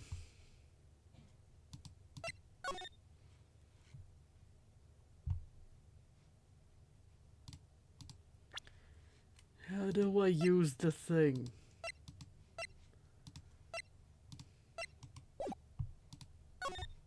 I guess I gotta get right into the place. I like how everyone's just freaking gone. Hello, active crime scene? No one's here. What are the police doing? Let's see. Evidence room. Sector 3. Our investigation turned up a suspicious handprint. Here in this blood on the detective's evidence locker. Let's use the secret weapon we borrowed. Right, let's get started. First, choose a finger. Each finger leaves behind a slightly different fingerprint. So let's choose the finger.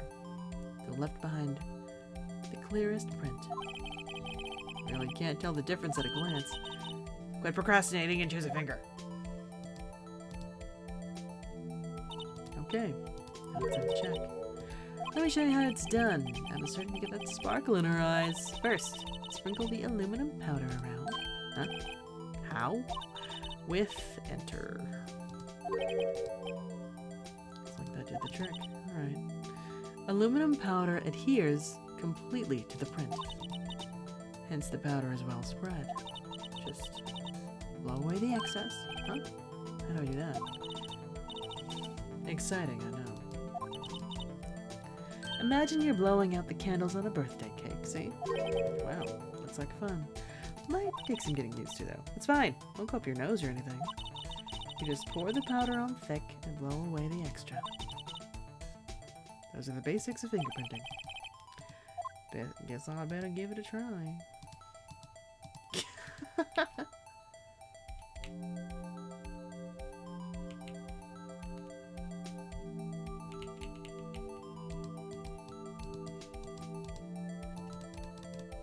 Can I just like, wow, this is silly. I feel silly. You did it, you found one, but this looks nothing like a fingerprint. Now that you mention it, I guess it doesn't. What does it mean? It means they were wearing gloves. How to look? The person who left this handprint must have worn gloves. Don't tell me we've been wasting our time. Calm down, there's more stuff to look at. That's just the way it goes sometimes, but it does seem a shame. Alright, why don't we look for other fingerprints? Other prints. Looking at the locker door again closely. There are fingerprints outside the bloody handprint as well.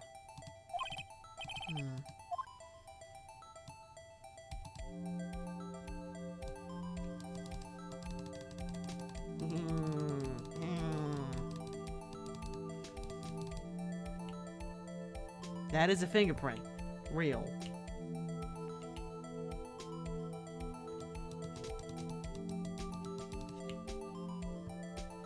Are we cool?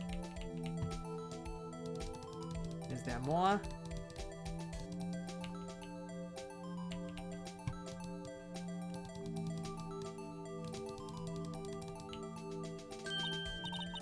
A print so clear, it's dazzling.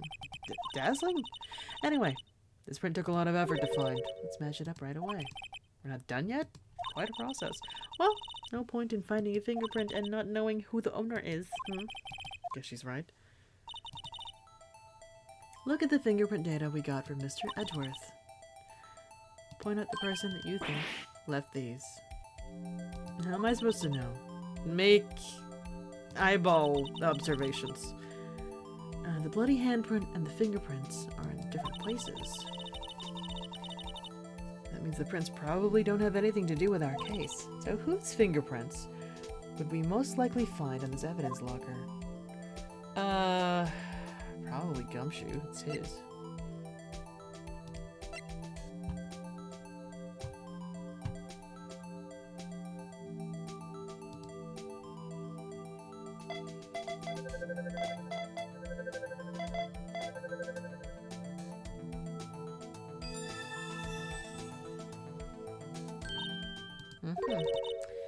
Yeah, so they're Gumshoe's prints because it's Gumshoe's locker. Something wrong? He gave me this so what look. I guess that's probably because I was thinking so what. Okay, so we came up with nothing this time, but there's always next time. Sometimes you hit, sometimes you miss. You gotta roll with the punches, Mr. Wright. Thanks for the sympathy. Wait, if I remember correctly, there was one other handprint in this room. Let's go check it out for science.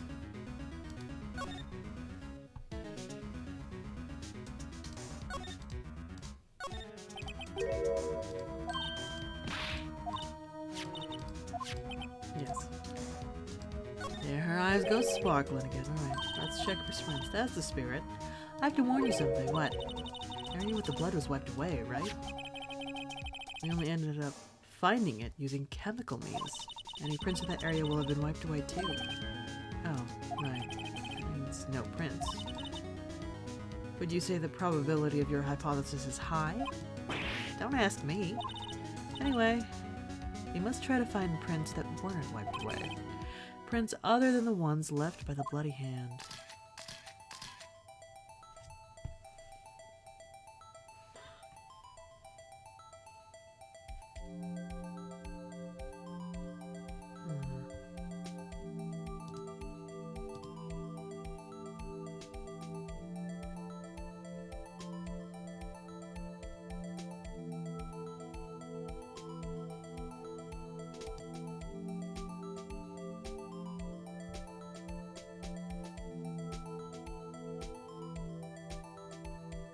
I don't see any differences in color. Probably because it's so red.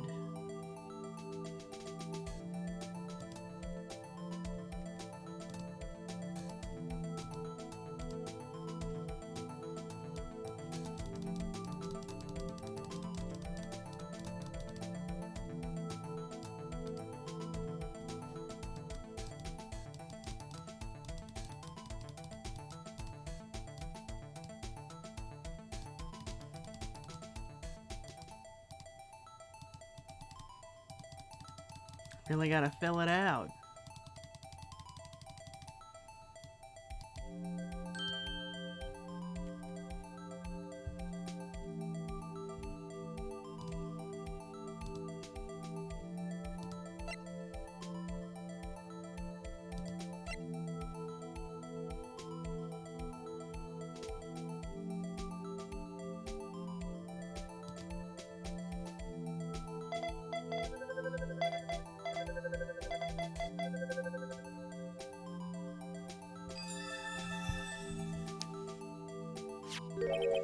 Okay, these fingerprints, whose are they? Whose? Is it someone I know? It's Officer Marshall. Huh? Officer Jake Marshall? Marshall's fingerprints added to the court record. That's gotta be a coincidence. He's not involved in the crime. Come on. This is decidedly different from Detective Gumshoe's prints. Whose locker is this? The blood and the fingerprints are in the same place. Oh. Oh! So we have Jake Marshall's fingerprints on a white blood stain. Who are you in cahoots with? But why would Officer Marshall? Looks like our investigation's finally turning up some results. I guess this is what you'd call decisive evidence. I don't believe it.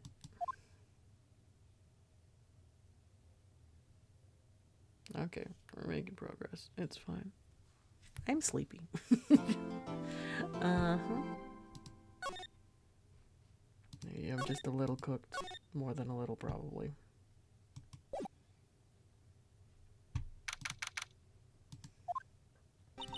So what do you think, Mr. Wright? I think the prosecution is as confused as we are.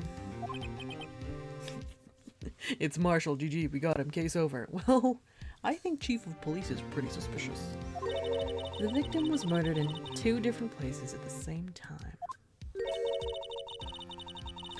And a different suspect was arrested at each of the crime scenes. Lana. I see you got your scarf back.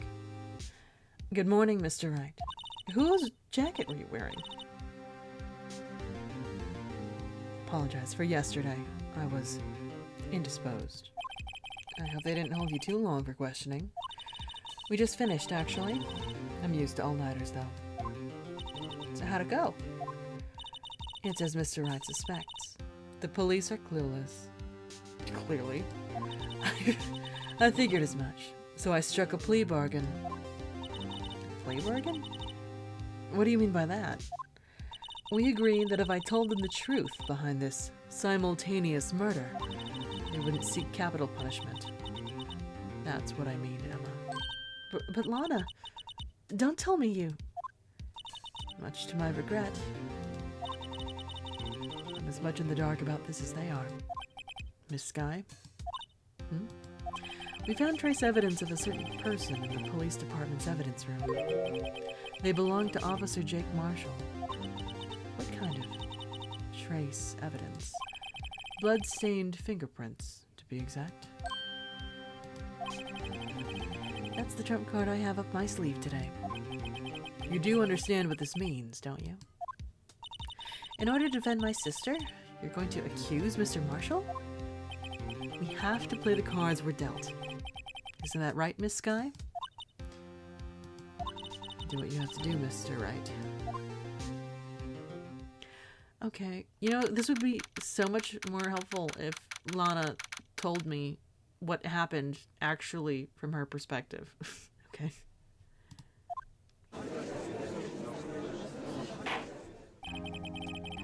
Court is now in session for the trial of Miss Lana Skye.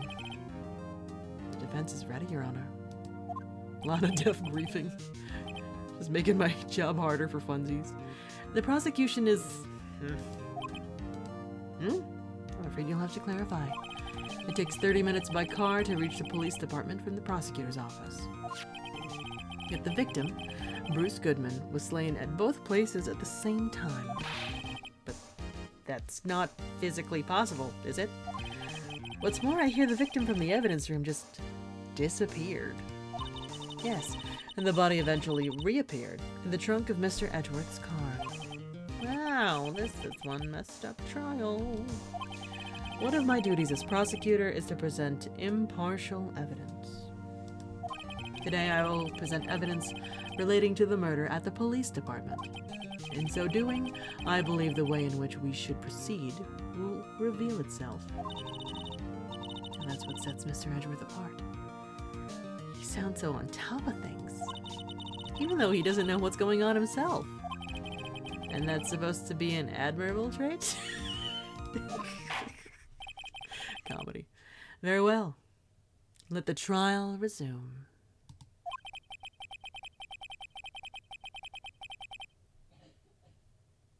Hi. Hi, Gigantic. Hello. Hi, Gigantic Poop Stain. How are you? On the day of the crime, what exactly transpired at the police department? Mr. Edgeworth, you may call your first witness of the day to the stand.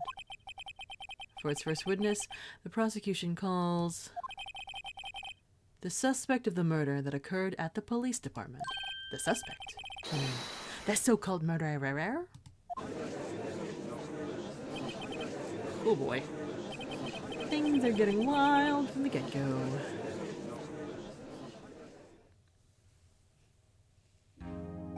Will the witness please state his name and occupation? Yes, sir. I am Officer Mike Meekin, sir. My occupation is, that would be murderer, sir.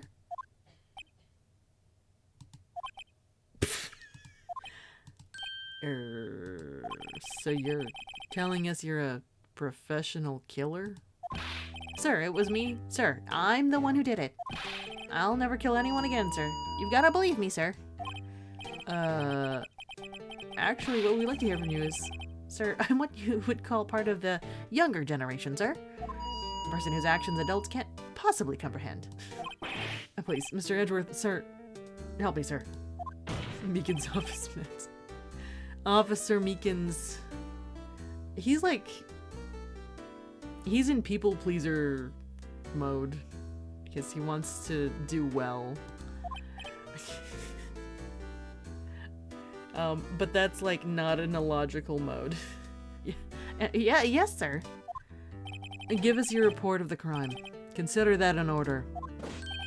Yes, sir. As you wish. After all, I am part of a generation that must be told what to do, sir. You can't fault him for a lack of enthusiasm.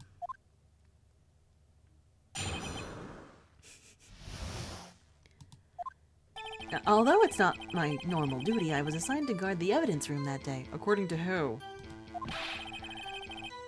Was it Gant? I spotted a suspicious man on the security screen and rushed into the room. Does your ID card work for that? I was only doing what I was trained to do, sir. I was suddenly attacked. I fought for my life. Then I did it. After that, I passed out.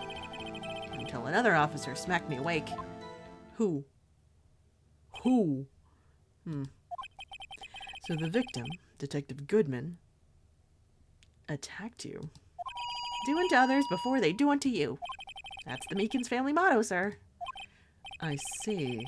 Then you fainted, and a colleague helped you regain consciousness. Yes, sir. Knocked me upside the head, sir. Very well. The defense may begin its cross-examination. What I need here is more info to work with. Crime report, sir.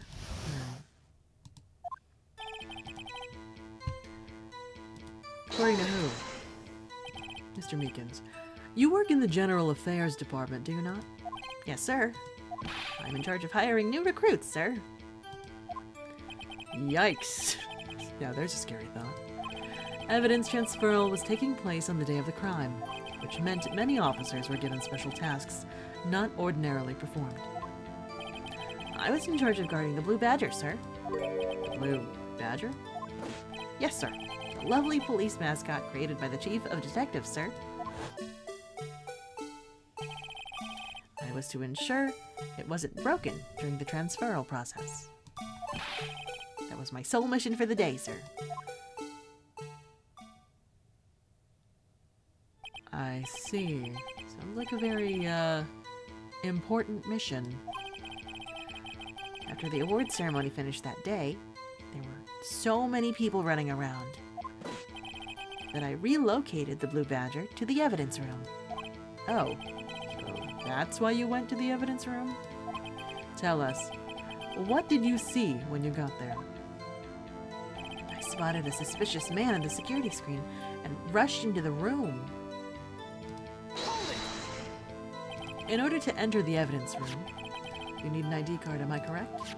Precisely, sir. I have one right here around my neck. So then, your ID number should be listed on here, right?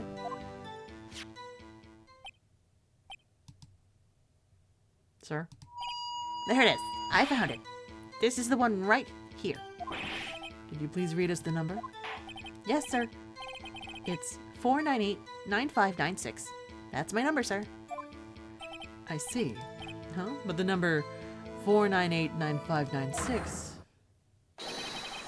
is shown as being used twice. Please explain, witness.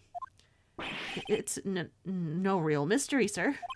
The first time is when I relocated the Blue Badger to the evidence room at 4:50 p.m. The second time is when I went to go get him after everything settled down. I see. So it was during that second time when... Yes, sir. That was when I spotted the man on the security screen. Added to ID card record. I was only doing what I was trained to do, sir. I was suddenly attacked. So you were attacked. Can you please tell us exactly what happened to you? It was a knife, sir. A knife.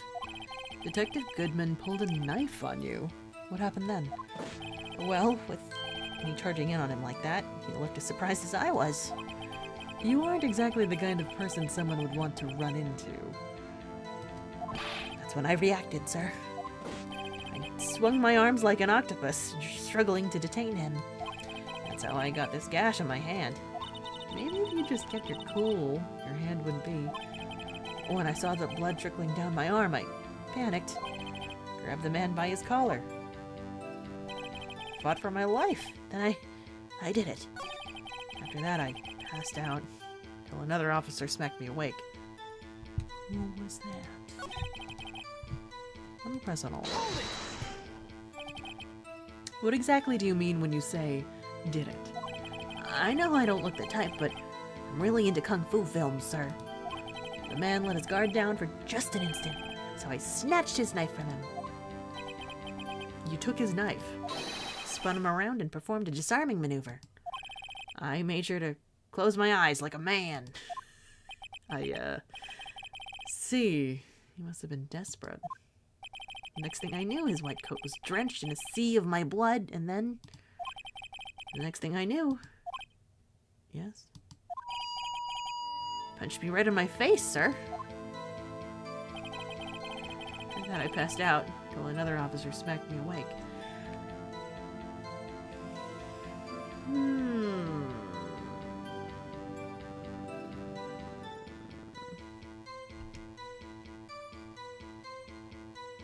That doesn't track.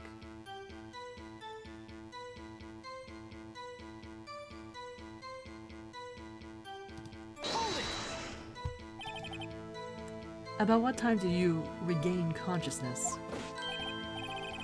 No offense, sir, but how am I supposed to know that? I was unconscious. What time did you wake up? Oh, right. According to the report from the officer that woke up the witness, it was about 5:30. Hit me right in the head, too. Woke up crying tears of pain. That's nice. I mean, it's nice that you recovered, that is. When I came around, though, I made sure to finish my mission, sir. Your mission? Yes, sir. The Blue Badger, sir. I returned him to the entrance before things got out of hand. Well, can all rest easy now. I believe we now have a fairly accurate picture of what happened. Yes, Your Honor. Only one thing remains unclear. Was the man this officer murdered really the victim? He's got a point. Yes, Officer Meekins? With regard to that, sir. Take a look at this. It was sent to my jail cell. That's suspicious. Chief Gant delivered it to me just this morning, sir. Suspicious. The chief delivered it. What is that? A videotape? Yes, sir. That's absolutely right, sir. A videotape, sir. It contains footage from the security camera in the evidence room. Objection! What? But I specifically asked if there was such a tape, and was told it had been mistakenly erased. That's quite a mistake. I just do what I'm told, sir. It's the only thing I'm really good at. Looks like communication with the police department is as good as ever. Well then, let's have a look. Show us the video of you murdering the victim. Oh, please stop using that word, murder, sir. It scares me. A video of a real murder. Just what are we getting ourselves into?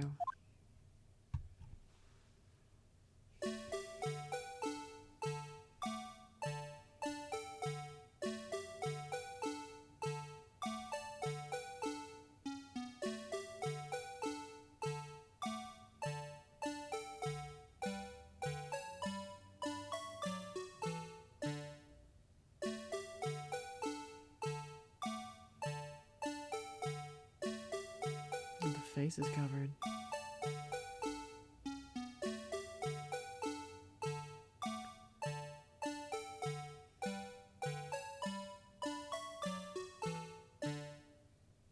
Oh.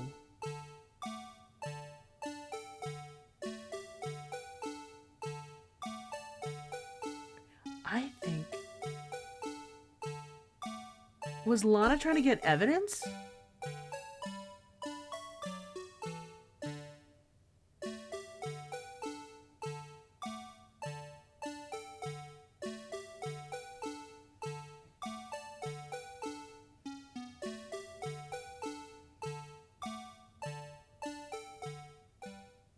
When was that bloodstain put on the wall? I have questions. Or on the locker. Well, I believe we're all thinking the same thing. Also, the timing doesn't match up.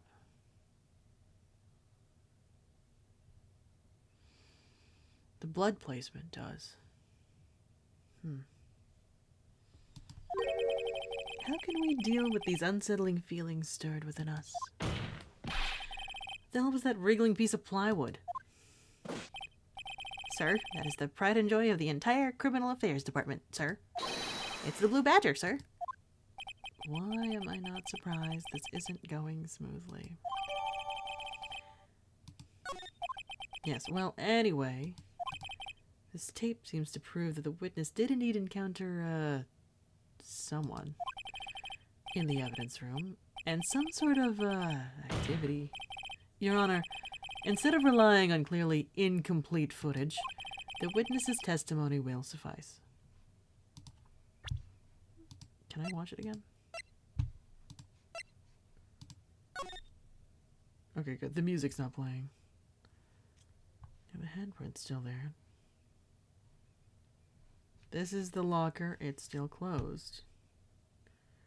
There was a bloody handprint here and here.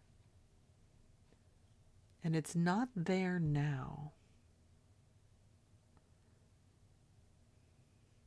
That's one of the gloves falling.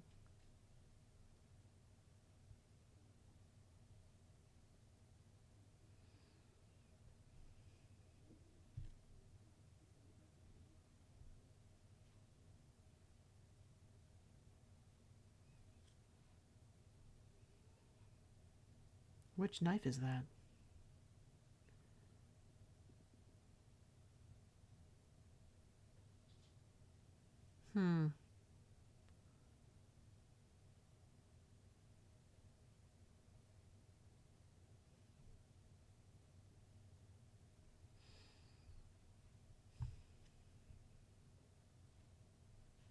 Still no bloodstain. I think the because he does remember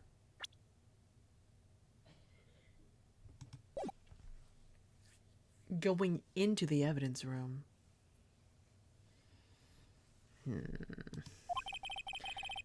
Is that all right with you, Officer Meekins?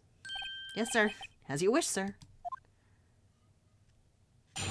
Mystery man. There's a bloodstain at the badger at the very end. I did spray the badger. There's a handprint on it, but it's not blood. It's paint. But he says he lunged at the mysterious man and his hand got cut, which is why it's bandaged, and it got on their coat, right? But if I...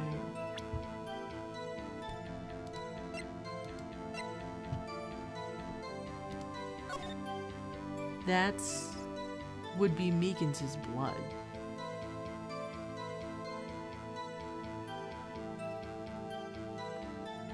Which could mean that Lana was wearing like a copy of his clothes. Because this is not a part of her usual outfit.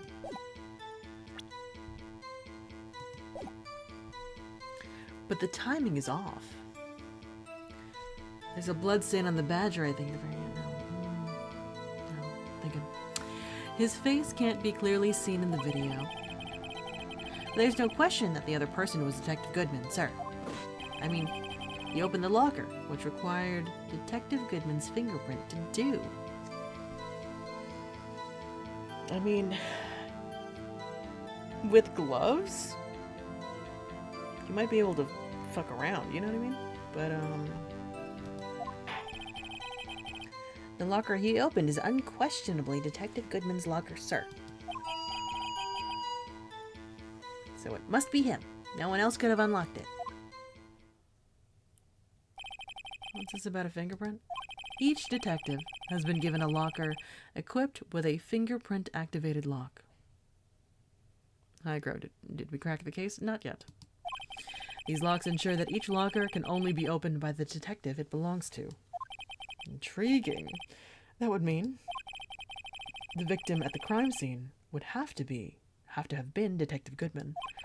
Very well, the defense may begin its cross-examination. I don't know where this cross-examination will lead. But everything begins with contradictions. That's where I have to start.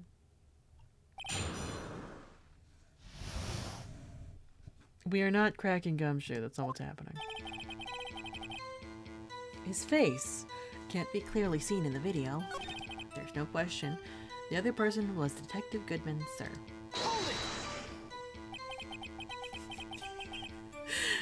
But you don't know that for sure, do you? You never actually saw Detective Goodman's face.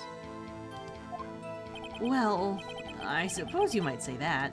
That is, if you must label people as having seen or not seen it. Since his face can't be identified in the video, only you can verify it. Why is everyone looking at me? If I had to label your stares as disturbing or... Meekins... Having been shown a questionable video at best, we are not in the best of moods. Now, please be more certain when you testify. Yes, sir. You claimed the man who brandished a knife on you was Bruce Goodman. Tell us why you are positive it was him. I mean, he opened the locker, which required Detective Goodman's fingerprint to do so. The locker he opened is unquestionably Detective Goodman's locker, sir. So it must be him. No one else could have unlocked it.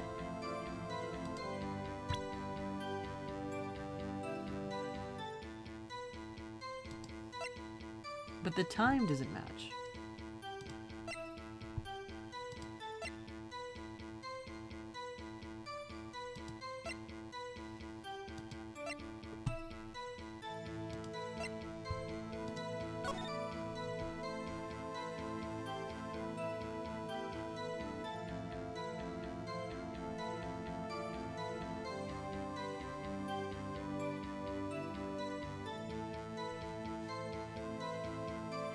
He says he went in right afterwards at 5:14 p.m.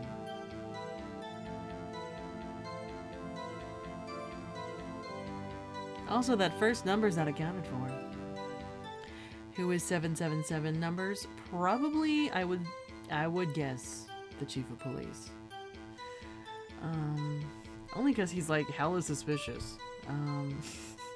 He's incredibly suspicious. Is it James Bond? No.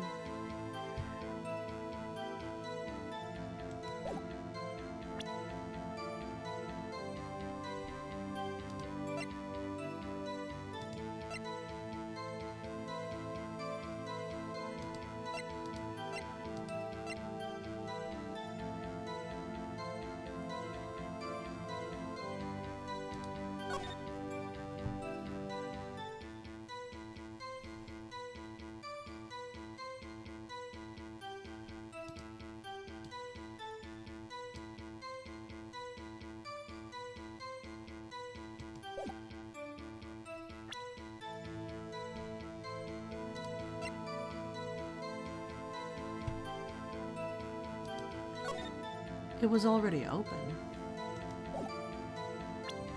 Indicator lamp lights up when it's open.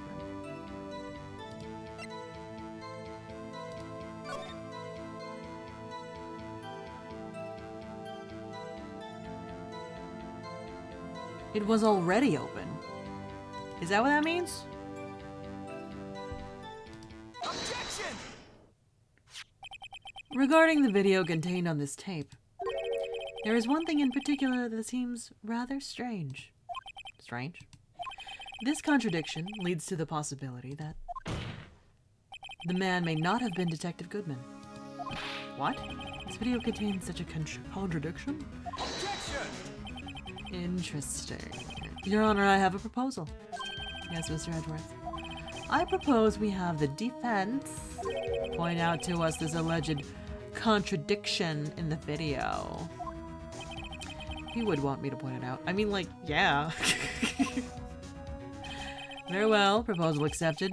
Let us further inspect this piece of evidence. I will now play the security tape. Mr. Wright, please show us this contradiction you speak of. I have to point out a problem in the video. This is the first time I've ever had to do that. You can do it, Mr. Wright. Set you up so you can fast forward, rewind, or pause. Take a good look. Point out the right thing. Don't play it too many times. I can't stand watching the video. How did this guy ever become a police officer? Now then, Mr. Wright, please enlighten us. Where is the contradiction?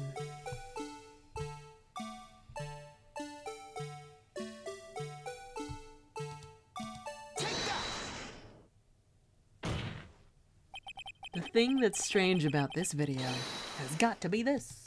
Officer Meekins. Sir, do you mean sir? Huh?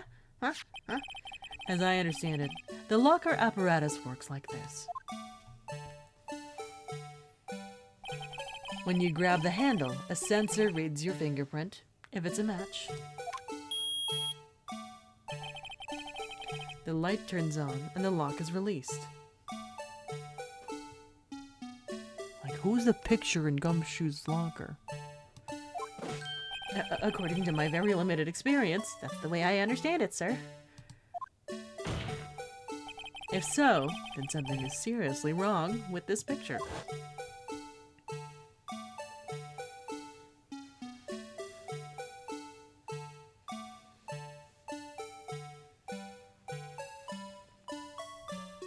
Do I have to point it out again? Okay.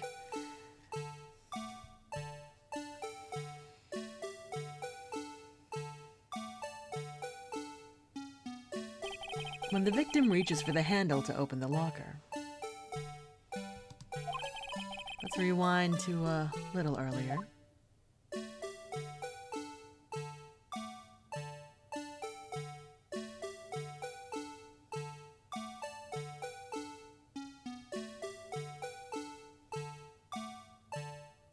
Here, notice the light? What's this? It's already lit. Precisely my point, Your Honor. The locker was already open before the victim grabbed the handle.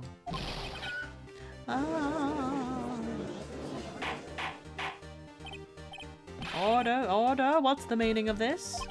It's very simple, Your Honor. The locker wasn't locked on the day of the crime. Objection! But the locker locks are controlled by an electronic system. When a door is shut, a sensor is triggered, and the locker is automatically locked. Hold on, I just want to see something for me.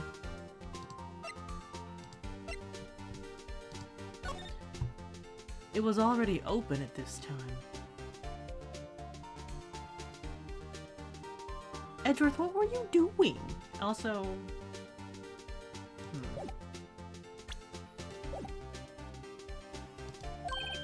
I know. Must have broken down. Of course, I'm not an expert in this.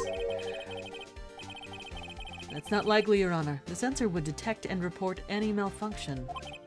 Oh well, it just goes to show novices should keep their mouths shut. So then, Mr. Wright, do you have an explanation? Me, Your Honor? Yes. Why wasn't the locker locked? Well, why do we not have full records of who was in there and who left? And shouldn't there be a camera outside the door in the guard room to see who goes in and out? That would make sense, but Phoenix Wright rules. Me, Your Honor? Yes, well, you see, this isn't exactly my field. What do you think, Miss Scientific Investigator? Huh? Oh, maybe something like jammed the system sensor? Something jammed the sensor. Say, there's something else that seems out of place in this video. Yeah, I thought so too. There's gotta be another clue somewhere in the footage. Very well. The locker wasn't locked.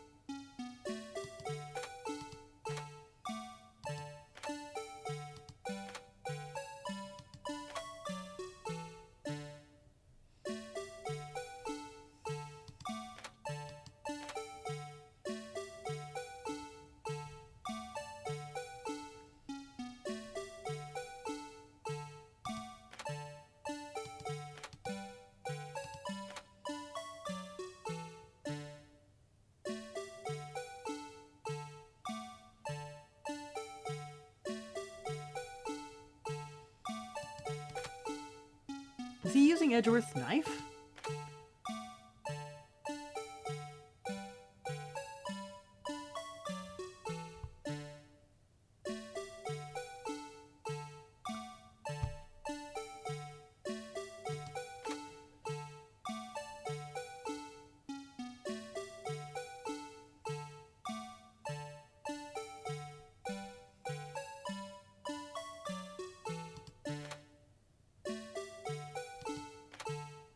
We also don't see him leave.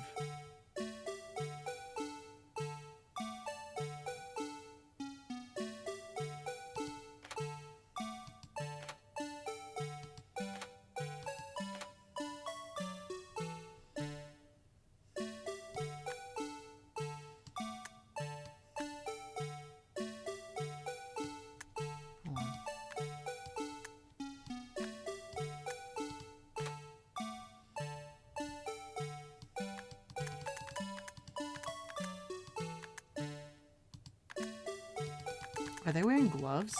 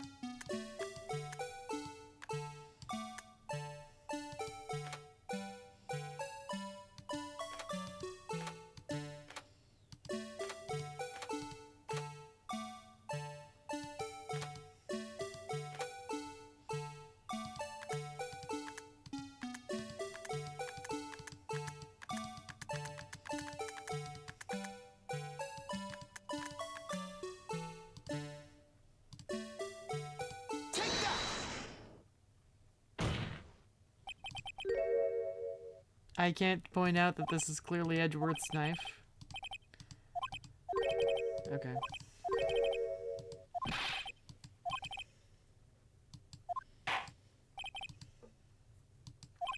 Which kind of really fucks up the timing of things.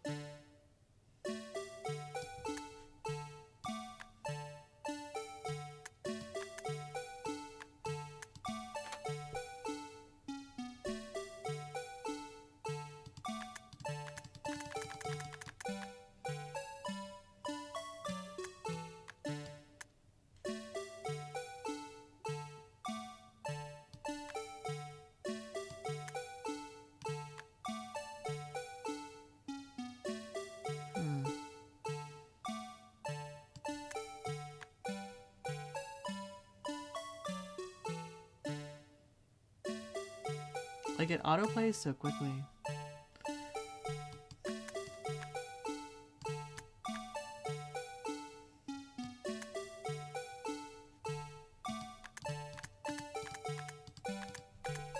The glove?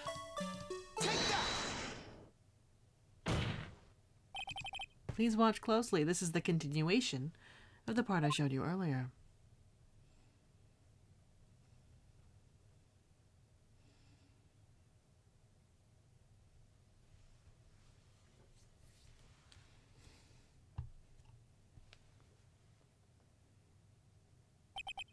What's this?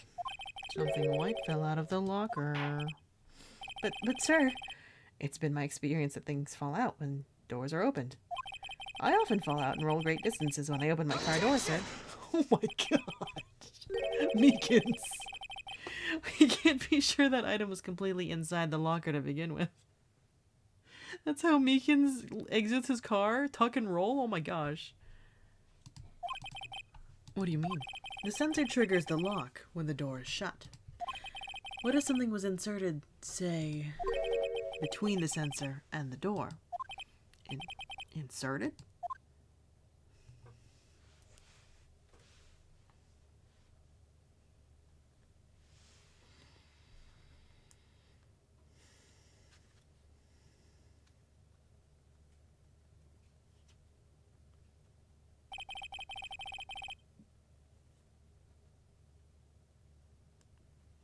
This white thing wasn't inside the locker.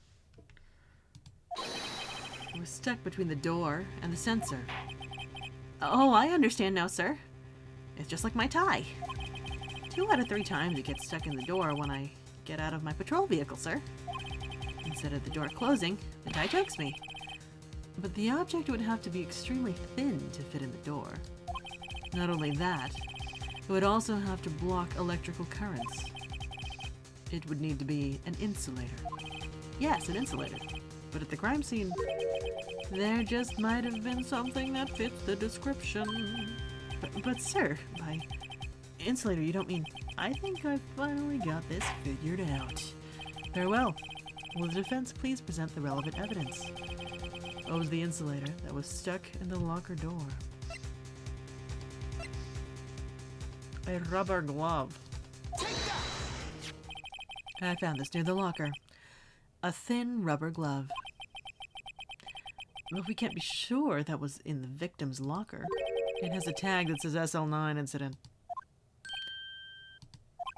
The video seems to depict the victim opening the locker. But that isn't the case. The lit lamp attests to this. On the day of the crime, even I could have opened that locker. Is this not so, Officer Meekins? Sir, it would appear so, sir. Order, order, order. So, are we to believe then that the victim, whom this witness stabbed in the evidence room, was not Detective Goodman? Objection! Do not be misled, Your Honor. What do you mean, Mr. Edgeworth? The evidence has merely demonstrated that possibility, and nothing more. The victim in the video was indeed Bruce Goodman. The prosecution will offer one more testimony to prove this. What? Officer Meekins, please testify about this. Sir? Me, sir? I'm not sure what you're referring to, sir. Oh, you mean that, sir? Of course, sir. Is this a joke? Very well, begin your testimony. Mystery Man 2. There's one other thing that proves the man was Detective Goodman, sir. And to enter the evidence room, one must use their ID card. When an ID card is used, there's a record of it. At the time of the crime, the detective had used his card. Yeah, but I found it 30 minutes away. In the parking lot. An ID card record, I see. I have the ID card record right here, Your Honor. The ID used at 5:14 is that of the victim. Just before the crime. Yes, without a doubt, this is the victim's ID. However, one thing does strike me as unusual. Several hundred cases should have been due for transferal. Why were there so few people using this room? Oh, yeah. This particular evidence room is only used for storing certain special cases. Special cases? Extremely violent cases involving police staff. Just hearing that makes my hair stand on end. Me too, although it doesn't make much of a difference. There were only a few cases up for transferal there, and most were cleared up by noon. Right, I see. Okay, cross-examine.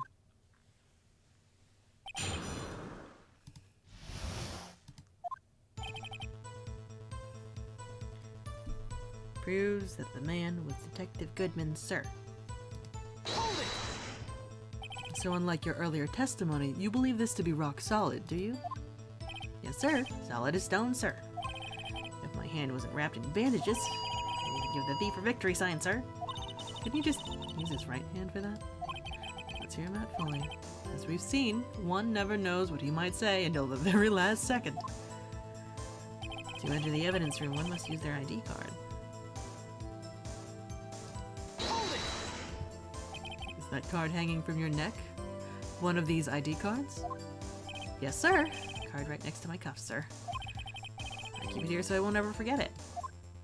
But what if someone were to steal it from you? Keeping it out in the open like that. Maybe I shouldn't wear it around my neck. Remember when I said 2 out of 3 times my tie gets stuck when I get out of my car? Well, the remaining time it's my ID card that gets stuck. And instead of the door closing, my ID card chokes me. Maybe I should just leave this one alone. At any rate, each police officer has only one ID card. Both the police department and the prosecutor's office can attest to this. Please proceed with your testimony. When an ID card is used, there's a record of it.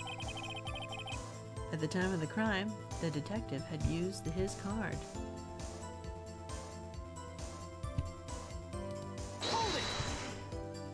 Earlier, I believe you testified that when you asked the man to show his ID card, he pulled a knife on you. Yes, sir. You didn't show me any ID card, sir. Don't you think that's odd?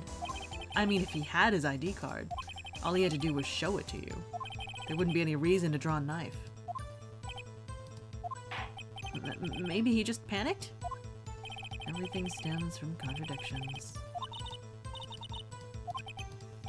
I'm confused. What? The problem with his ID card testimony is far too obvious. It's not like Edgeworth to miss something like this. Think too hard about it, come on.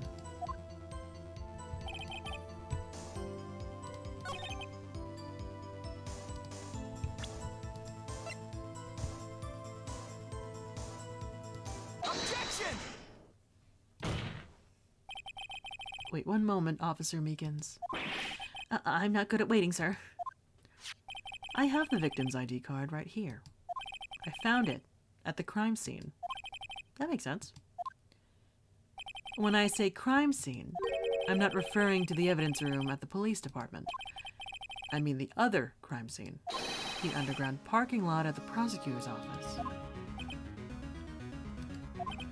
Your Honor, I have one more piece of evidence to present. It's a very important clue regarding the victim's ID card. Lost item report? It's only half completed. But it shows that Detective Goodman had lost something on the day of the crime. Something important enough to fill out this report. Let me guess. You believe this something to be his ID card, right? Can't say for sure, but there is a high probability. On the day of the crime, Detective Goodman was not carrying his card.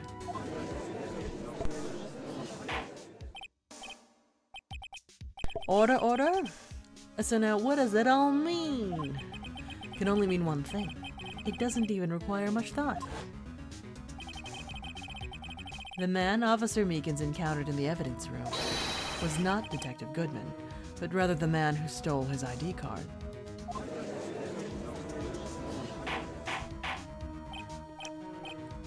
Order, order, order. Does the prosecution have a response?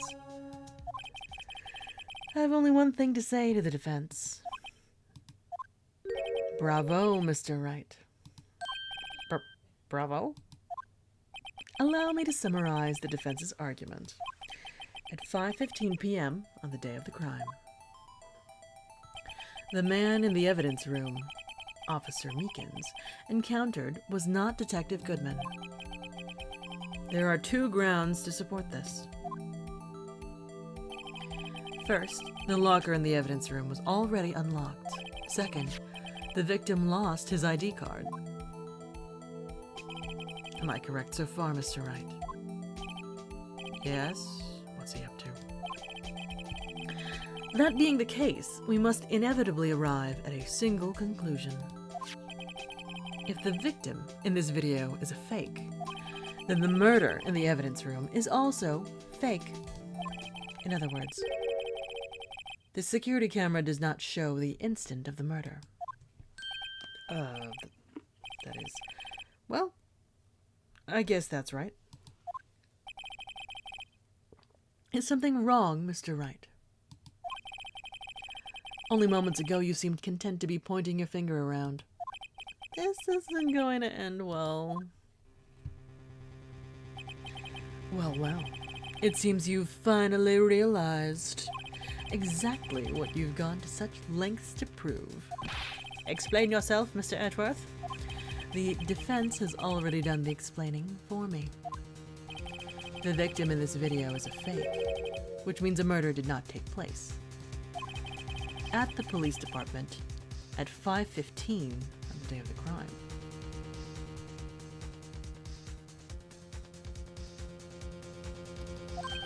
So... hold on.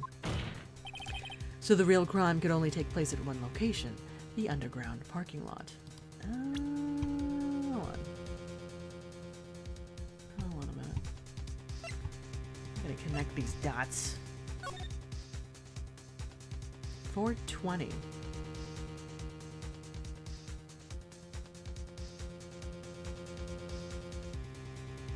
If the crime happened at 4:20, they had 20 minutes to move the body and clean up the blood.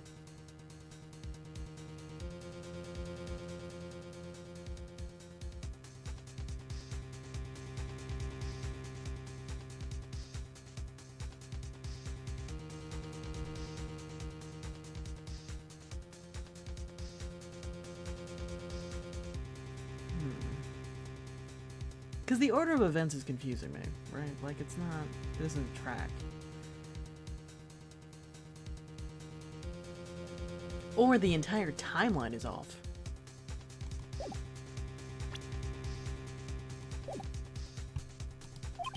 At the prosecutor's office, the murderer being Miss Lana Skye, the defendant. The evidence is compelling. A trustworthy witness. Observe the moment the defendant used the murder weapon. Ah.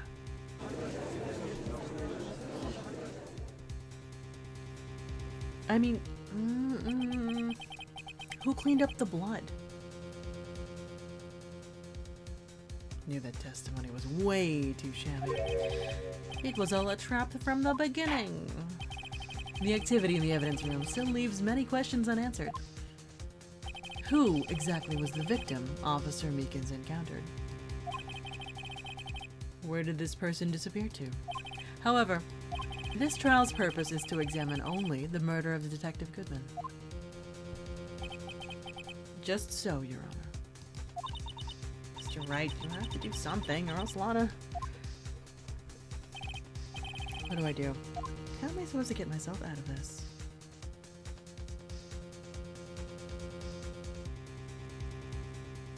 Like, if we can't account for Detective Goodman's whereabouts until 5:15 murdered at the prosecutor's office parking lot.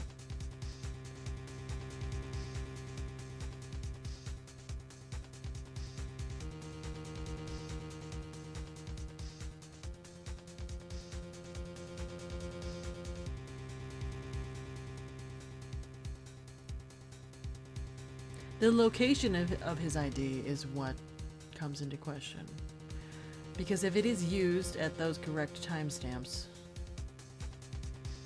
that means his wallet must have been planted later. Which makes Marshall also really suspicious. I don't know. Let's push buttons, we'll see. Objection!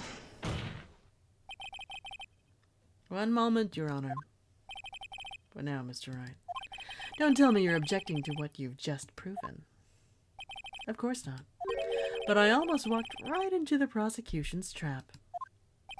What are you talking about? This cross-examination has proven one thing, and one thing only. The security video did not show the actual murder.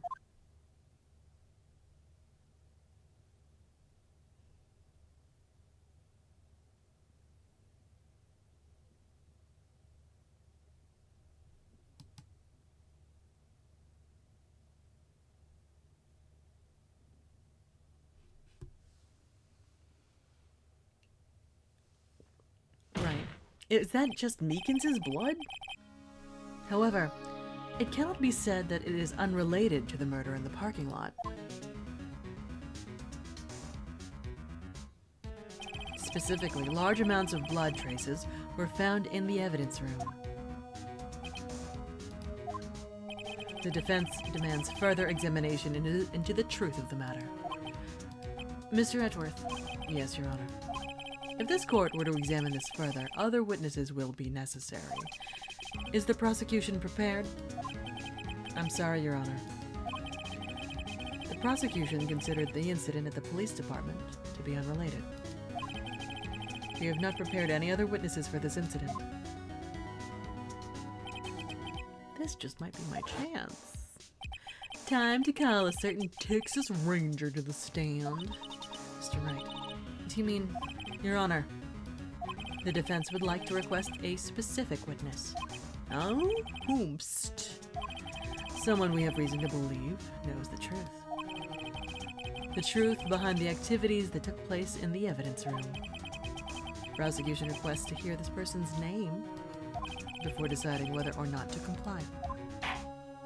Very well then, Mr. Wright. This person whom you would have to testify. You would have testified.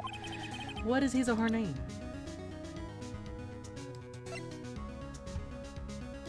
Take that! Officer Jake Marshall. Why him? Can't let Edgeworth know everything just yet. He's in charge of the evidence room. I feel we should hear what he has to say. The prosecution agrees to the defense's request. Since he was responsible for guarding the room, we should hear his testimony. Fortunately, he works in the police department. We shouldn't need longer than 20 minutes to prepare. Very well. The court will take 30-minute recess for the witness to be subpoenaed. Will the prosecution please prepare the witness during this time? We will, Your Honor. Court is now in recess.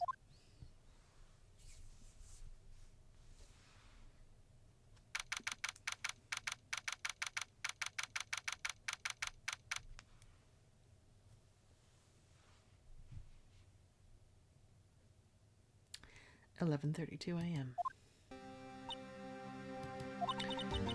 There's no stopping you, is there, Mr. Wright? Huh? What do you mean? You called for Jake Marshall. It seems you figured everything out. I haven't figured anything out. Lana, you're the one who knows everything. Emma, you always know everything. Why don't you just tell us? Mr. Wright is trying his hardest to protect you. I don't recall ever asking for his protection. You agreed to have me as your defense attorney. How can you be so cold? Don't you trust us? Don't you trust me? Hope I'm not interrupting anything, pals. Oh, guess I am. I'll come back later. Wait, Detective Gumshoe, what is it? You've got a lot of nerve, pal, making a detective run all around while on duty. Your job? And to top it all off, you call me here. I've seen happier people at funerals. Sorry, Detective. You better be, pal. Hey. Hey, hey, hey, hey. I didn't see you there, Chief Prosecutor Sky. That's okay. So, have you brought what I asked? Oh. You mean this, right? My apologies, Detective. Due to my present circumstances, I was forced to use Wright's name when making my request. My name? Never in a million years would I have thought it was you who asked me. Could I bother you to bring me the SL9 incident files? I'll need them by noon. Talk about crazy. SL9 incident? But Lana, that's... I thought Mr. Wright might need them, so I had them brought here. Here, you might do well to read them. I can't believe you. Chief Prosecutor were a witness in that case. Miss Sky was a witness. Files for the Joe Dark killings solved 2 years ago. Take it from me, you don't want anything to do with serial murders. Oh, what? Now that I brought you your stuff, you're just gonna ignore me? Emma? But why... Why is your name in here? What? My name's in there? I don't know. Unless... No. It couldn't be. Lana, this SL9 incident, is that... That's the classification number the police filed it under. 2 years ago, the rest of the world knew it as the Joe Dark killings. The Joe Dark? No. No, Lana. That's over with. No. Emma, wait. She ran away. You know what? I just remembered I gotta be somewhere. Sorry, Belle, but I'm out of here. Jake Marshall, Angel Star, Damon Gant, Miles Edgeworth. Not to mention Lana and Emma. Everyone involved in this case is connected to those killings 2 years ago. This can't be just a coincidence. Knowing you just might be able to figure it out. Time to get back to the trial, Mr. Wright. Best of luck. I'd better take a good look at this file. But can I, though? Incident number SL9 closed. Perpetrator Joe Dark, crime, serial murder, sentence, death. Victims Edward Jones, Jason Knight, Edith Kirby, Rachel Moss, Jeb Bates, Neil Marshall. Head prosecutor Miles Edgeworth, witnesses Lana Sky, Emma Sky. Executive investigators Damon Gant, Lana Sky, head investigator Bruce Goodman, investigators Jake Marshall, Angel Star.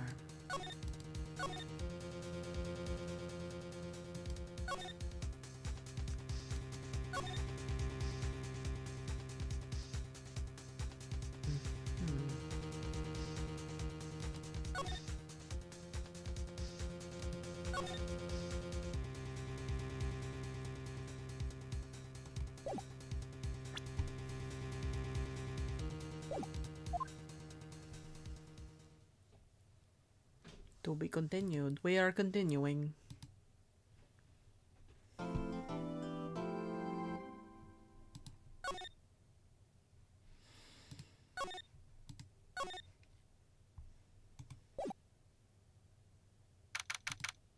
(12:14 p.m.)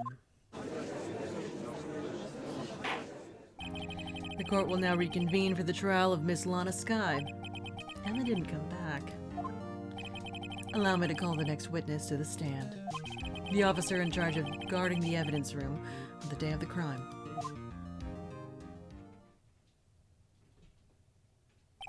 Witness, please state your name and occupation. Me, partner?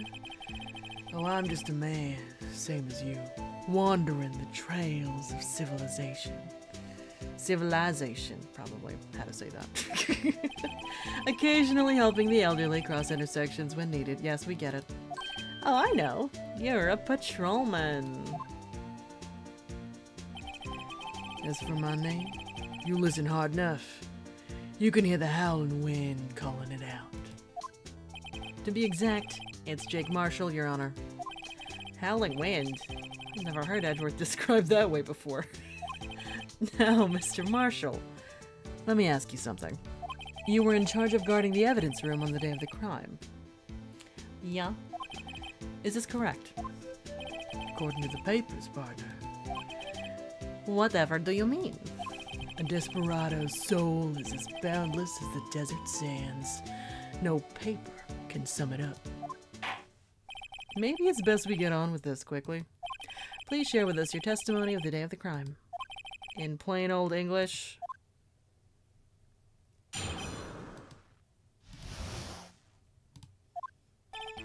My job was to keep a wary eye on that bone orchard. They say I was supposed to make rounds 3 times a day, but that ain't my style. Besides, the room's protected by 2 security systems anyway. If I remember right, I was at a street-side saloon at the time it went down. I'm just an innocent traveling man. So, if you're out of ammo, it's time I hit the trail. Why is your cactus bloody?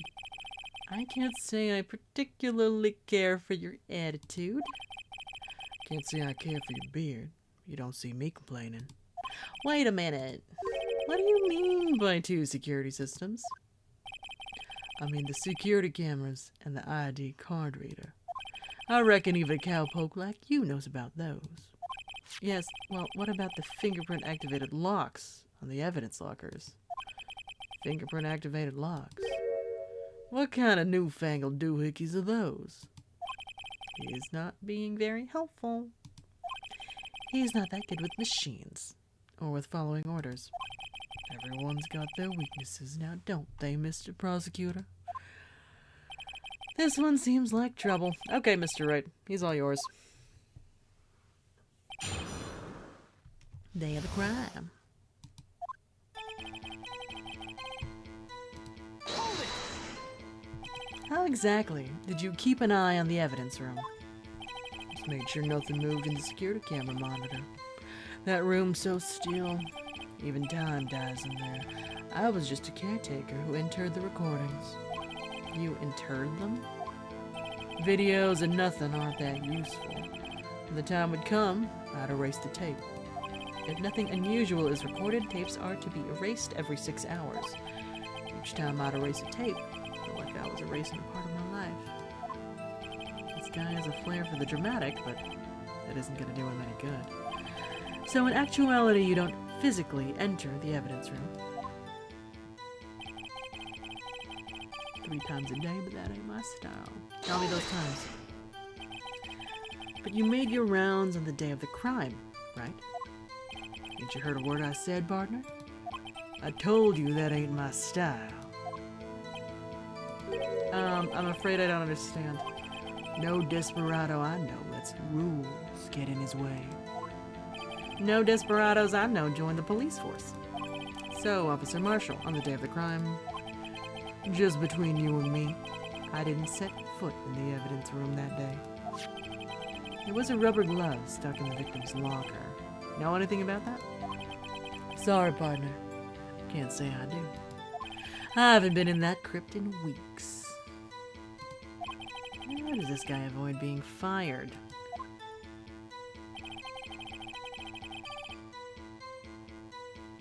Hold it!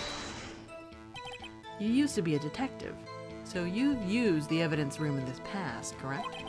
Of course. Back in the day, my locker was a gold mine of evidence. And yet, you didn't know about the fingerprint locking mechanisms. Sorry, partner. I ain't good with machines. Couldn't even tell you how a bike works. That's quite, incredible. The sensors on the locker handles cannot be seen. It's well known that some detectives are unaware of their presence. Now that he mentions it, Detective Gumshoe said something like that, too. At any rate, doesn't seem like this is relevant to the crime. Tell us what you were doing when the crime took place. I was at a street-side saloon at the time it went down. Can you tell me about that? What were you doing at a place like that? I was eating spaghetti. Not even Angel's steak lunches can beat that Paula's vongole sepia pasta. Do you mean to tell us you abandoned your police duties to eat some noodles? Not all desperados eat tacos, partner. That's not what I meant. Now this has at least taught you a lesson. That's strange. This is usually where Edgeworth says,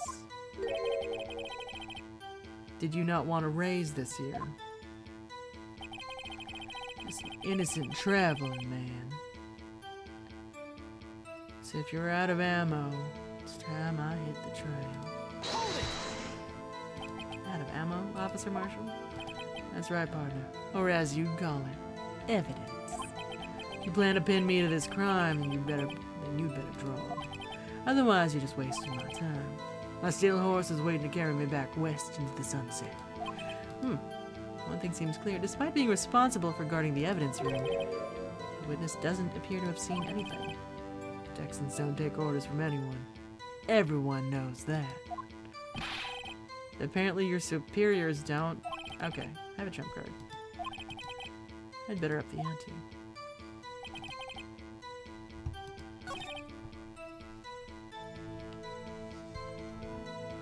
So he did not make any rounds.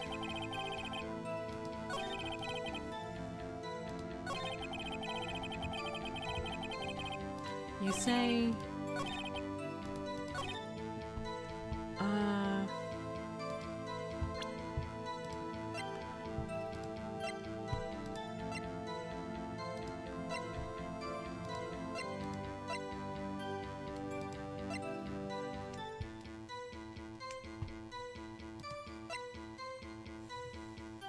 I can't show specific fingerprints.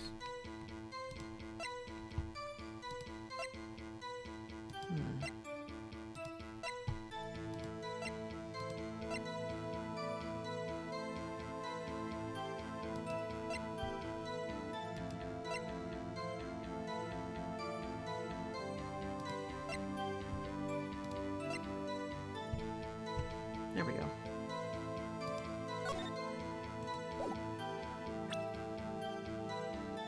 Objection! No? You said you weren't there. Does this not track?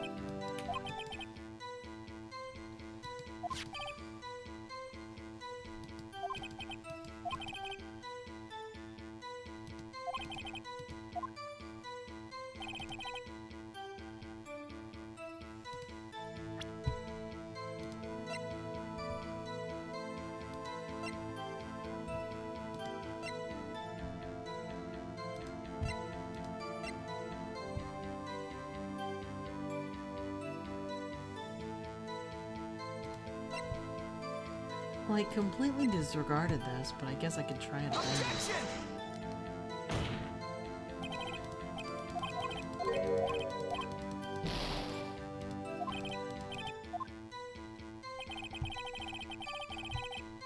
Yeah, let me save in case I fuck it up again.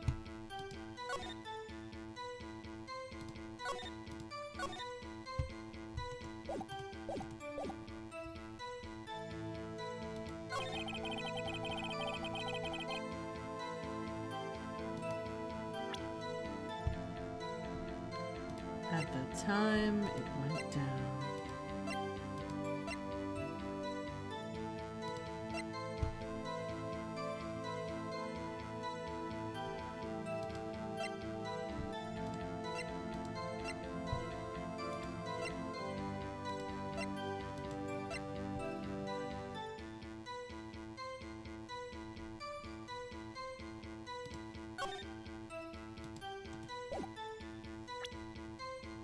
Objection!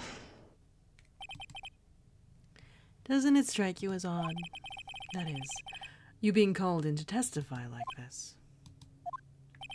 After all, you weren't in the security room at the time of the crime. And yet you dragged me down here. Explain yourself, partner.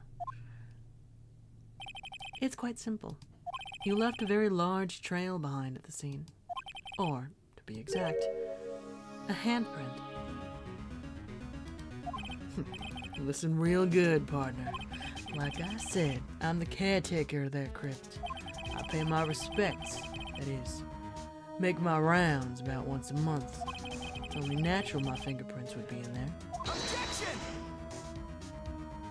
I only wish it were, officer. But you see, your fingerprints were covered in blood.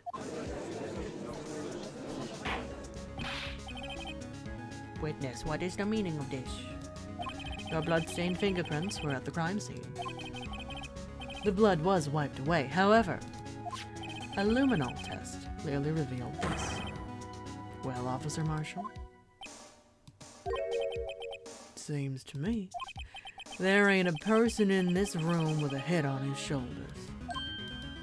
I take it you have an explanation then, Officer Marshall, about the blood-stained fingerprints. Very well. Begin your testimony. Found at the scene of the crime. About your bloody handprint. Like I said, it's only natural for my fingerprints to be in that evidence room. One of them just happened to be at the same place as the blood-stained handprint. The murderer touched the locker where my fingerprint was by chance. The bloodstain and the fingerprint are completely unrelated. But didn't you know the murderer was wearing gloves? See, I had nothing to do with it.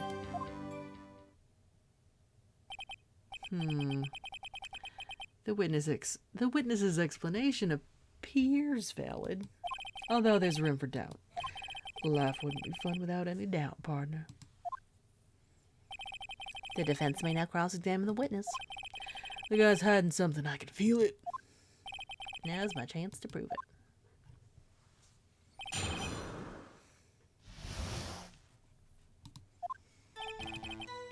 It's only natural for my fingerprints to be in that evidence room.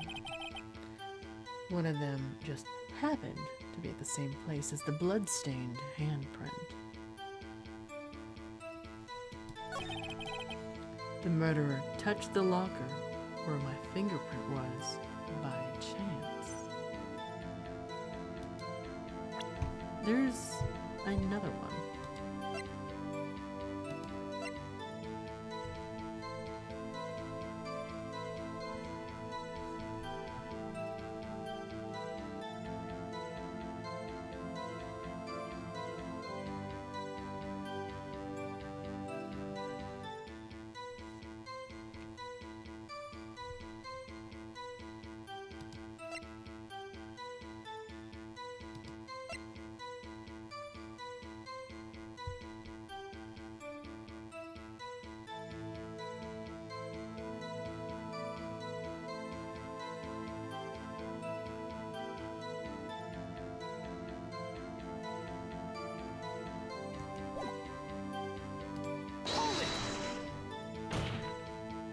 The chances of that happening are 1,000,000 to 1.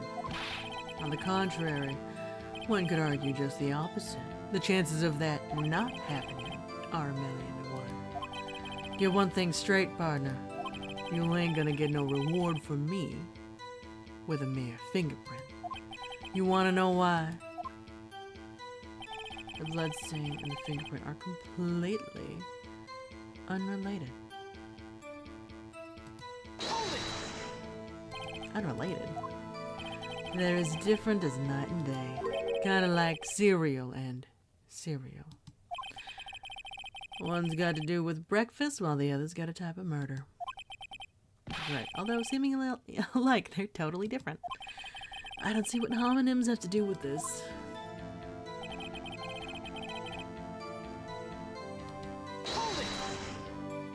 How do you know that?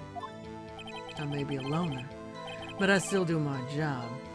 I keep up on the reports. There was a blood stain at the scene, thought to be left by the murderer. That's right. It was found on Detective Gumshoe's locker. However, no fingerprints were detected on that handprint. Oh yeah, I think we tried that too. So that would mean the murderer wearing gloves happened to place their hand on top of Officer Marshall's fingerprint? That's the only logical conclusion. I can't let him squirm out of this one. Gotta find something. Something decisive to tie Officer Marshall to the crime.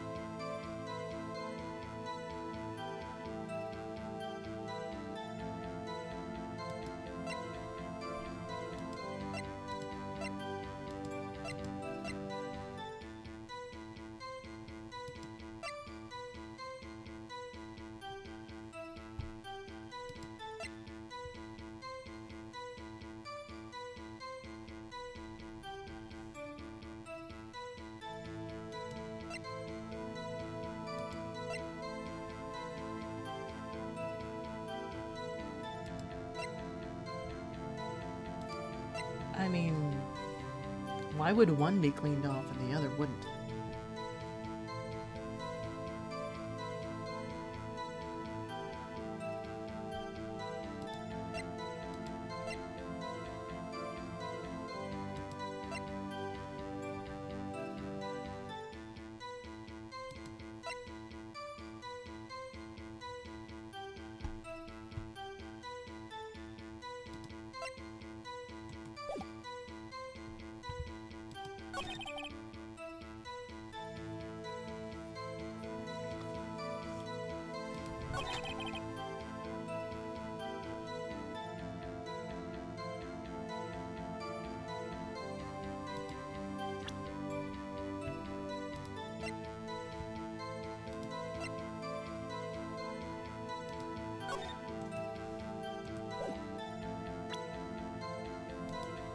I don't know.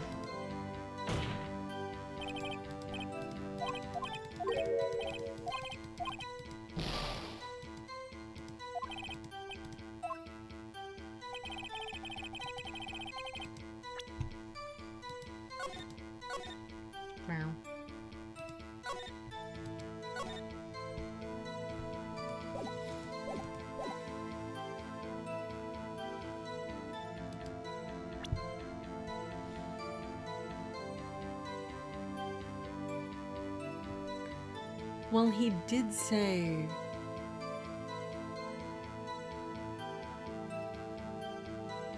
that if there's something sticking out of the thing... Do I have any evidence of that? Do I have anything that, like, backs that up?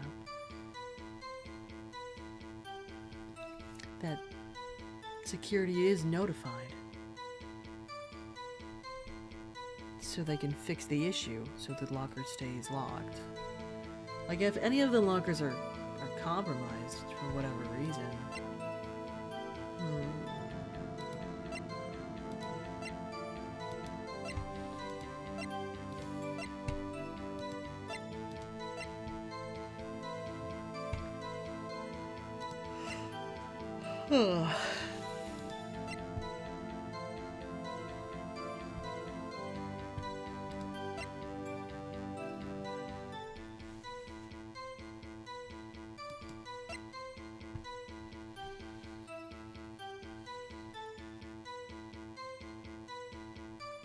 Is it the tape?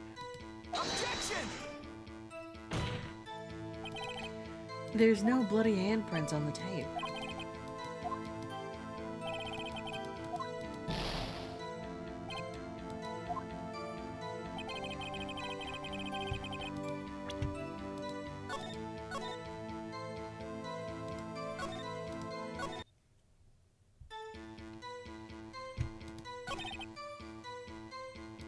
Hold it!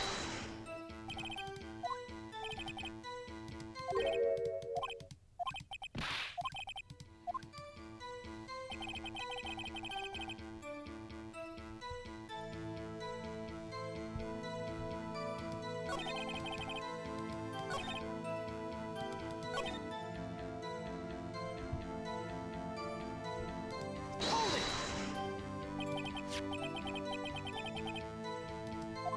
What about the bloody handprint? Wasn't mine. It's no mystery. Explain. My locker is covered with my fingerprints. It just so happened. That's his locker?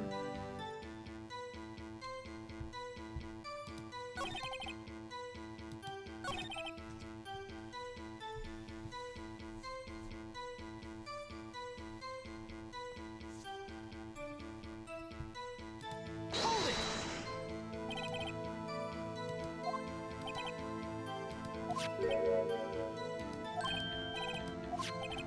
I mean what I said.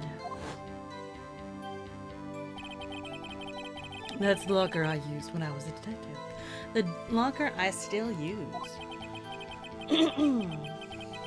All that's in there now, though, is a heap of broken dreams.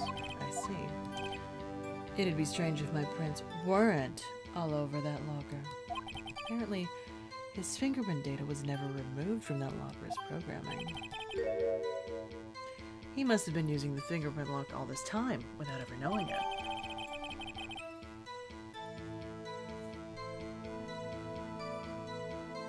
Found a bloody handprint on Marshall's own locker. The print had been wiped.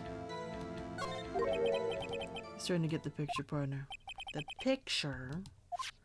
This seal of blood in the desert is just food for the buzzards. There's only one reality, and that's this. The security tape. So long as my trail isn't in there. Can't say otherwise. This isn't getting us anywhere, Mr. Wright. Please consider carefully where you're going with this. Yes, Your Honor. Now then, continue your testimony, Officer Marshall. Too bad it wasn't me in that video, right, partner?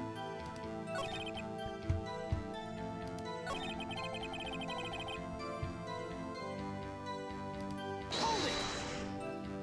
What do you mean by that? You want to tie me to this crime, isn't that right, partner? If so, that video is the only direct evidence you have. Objection! But that video is next to useless. It's full of blind spots. Blind spots? Places you can't see. The camera's panning back and forth. The floor isn't shown.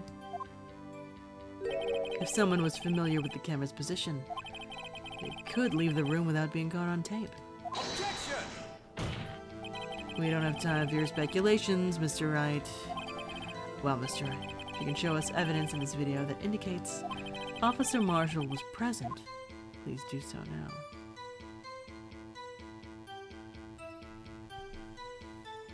I don't think I can prove Officer Marshall was present.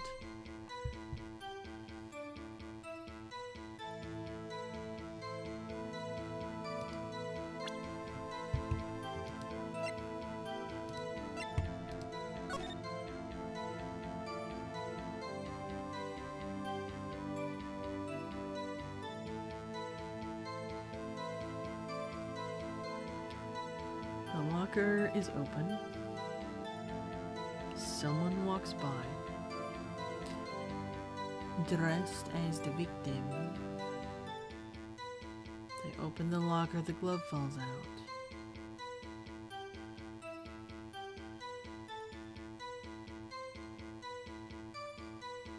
Officer Meekins enters.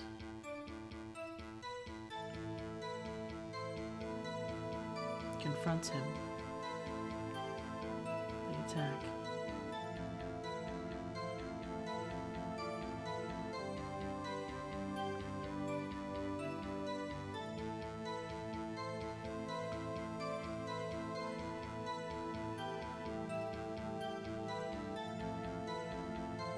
Also, the blood stain on Gumshoe's locker would have been put there after the Blue Badger had already been moved.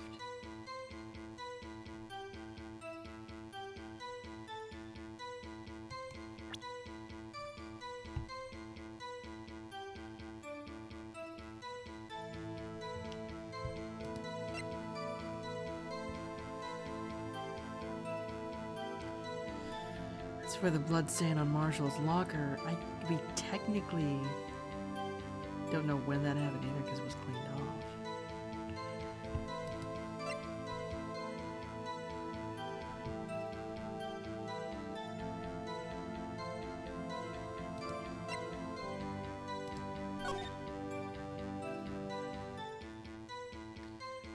It would depend on whoever this is.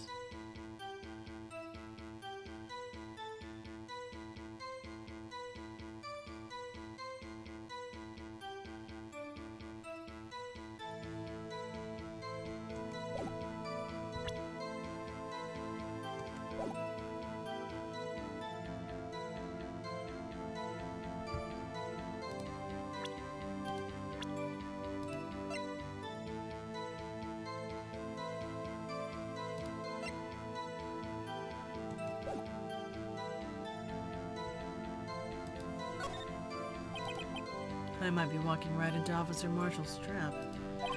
Better try and find out a little more information. Seems we should be moving back to the testimony.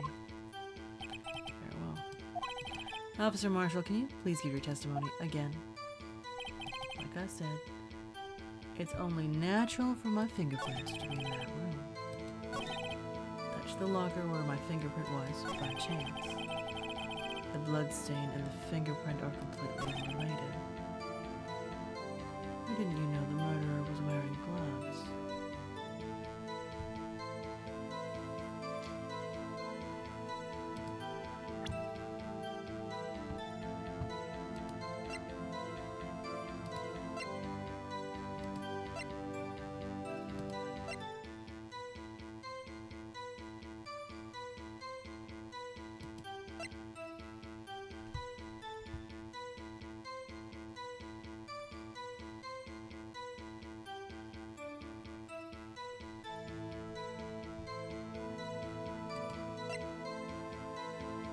Wait, so who moved the badger?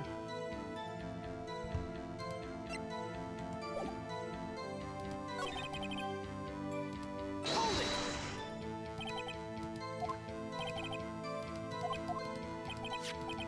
Objection!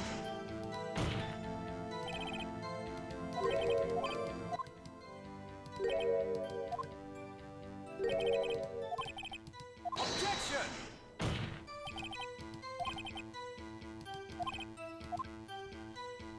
Let's try it. Allow me to point out your mistake. Tread carefully, Mr. Wright. Or you might wind up being the one making the mistake. Now then, let us look at the video. Show us the incriminating evidence.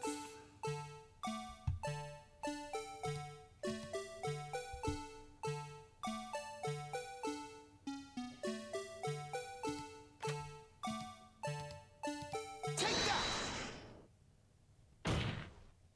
There. I can't know that it's... The bloodstain was found behind the thing, the badger.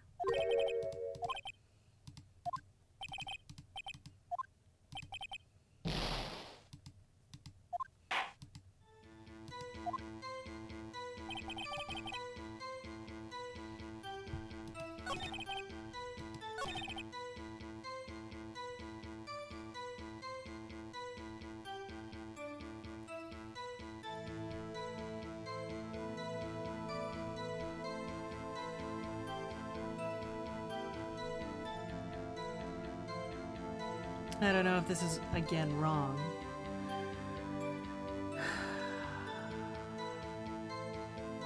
Because the handprint was on his locker and Gumshoe's locker. 2 lockers.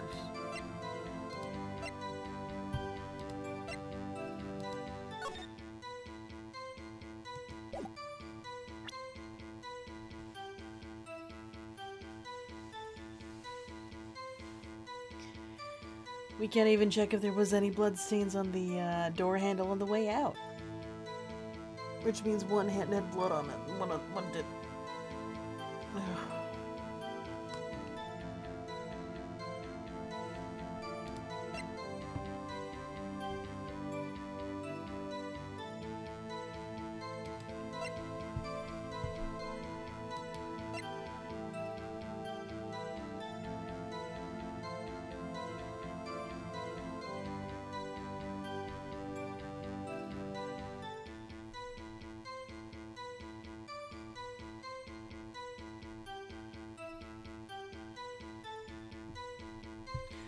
It also indicates what direction they were facing.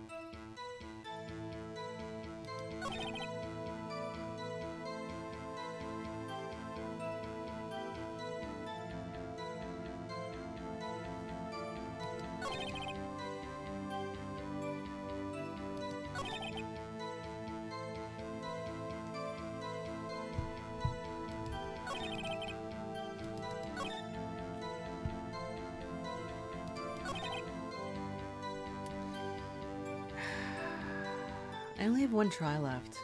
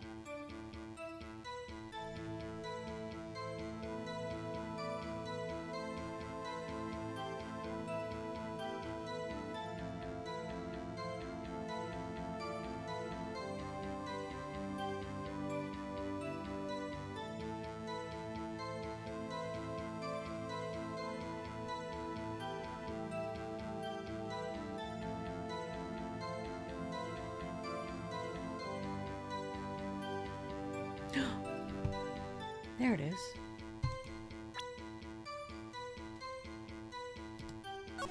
Yeah, there it is.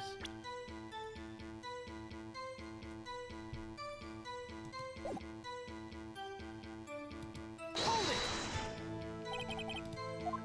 I see it.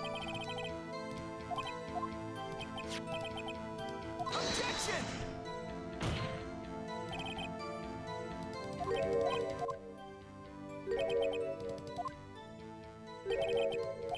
Objection!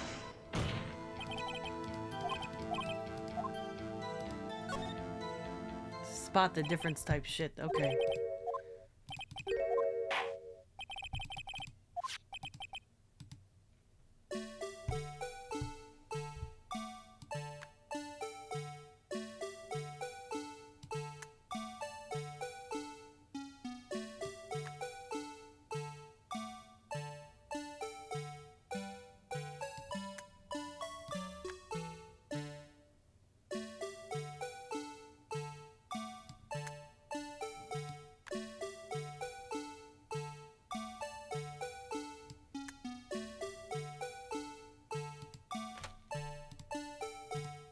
Take that!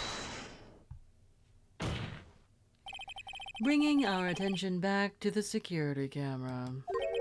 As a mistake, I'm afraid you'll soon not forget, Officer Marshall. Days are short in Texas. So are our tempers. Could you sum up what you have to say in 8 words or less? Sure. Very well. You can clearly be seen in this video. Exactly 8 words. Not bad, partner. The key lies in a certain locker shown in the video. That's incredibly suspicious. The locker with the white cloth sticking out. That was the witnesses, I believe. Now then, let's rewind the video a bit.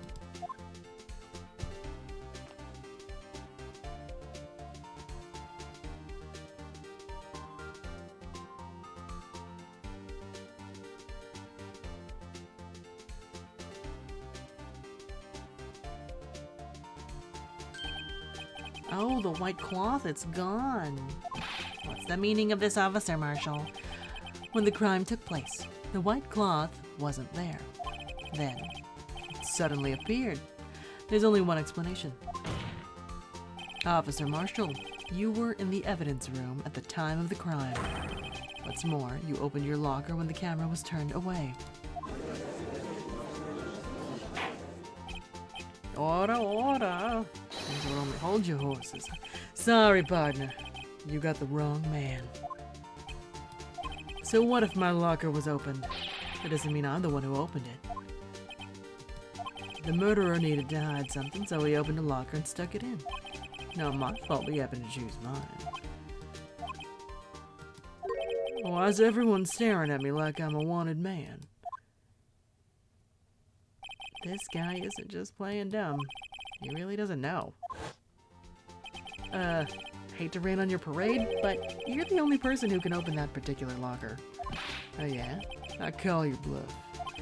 Say I opened that locker, now prove it.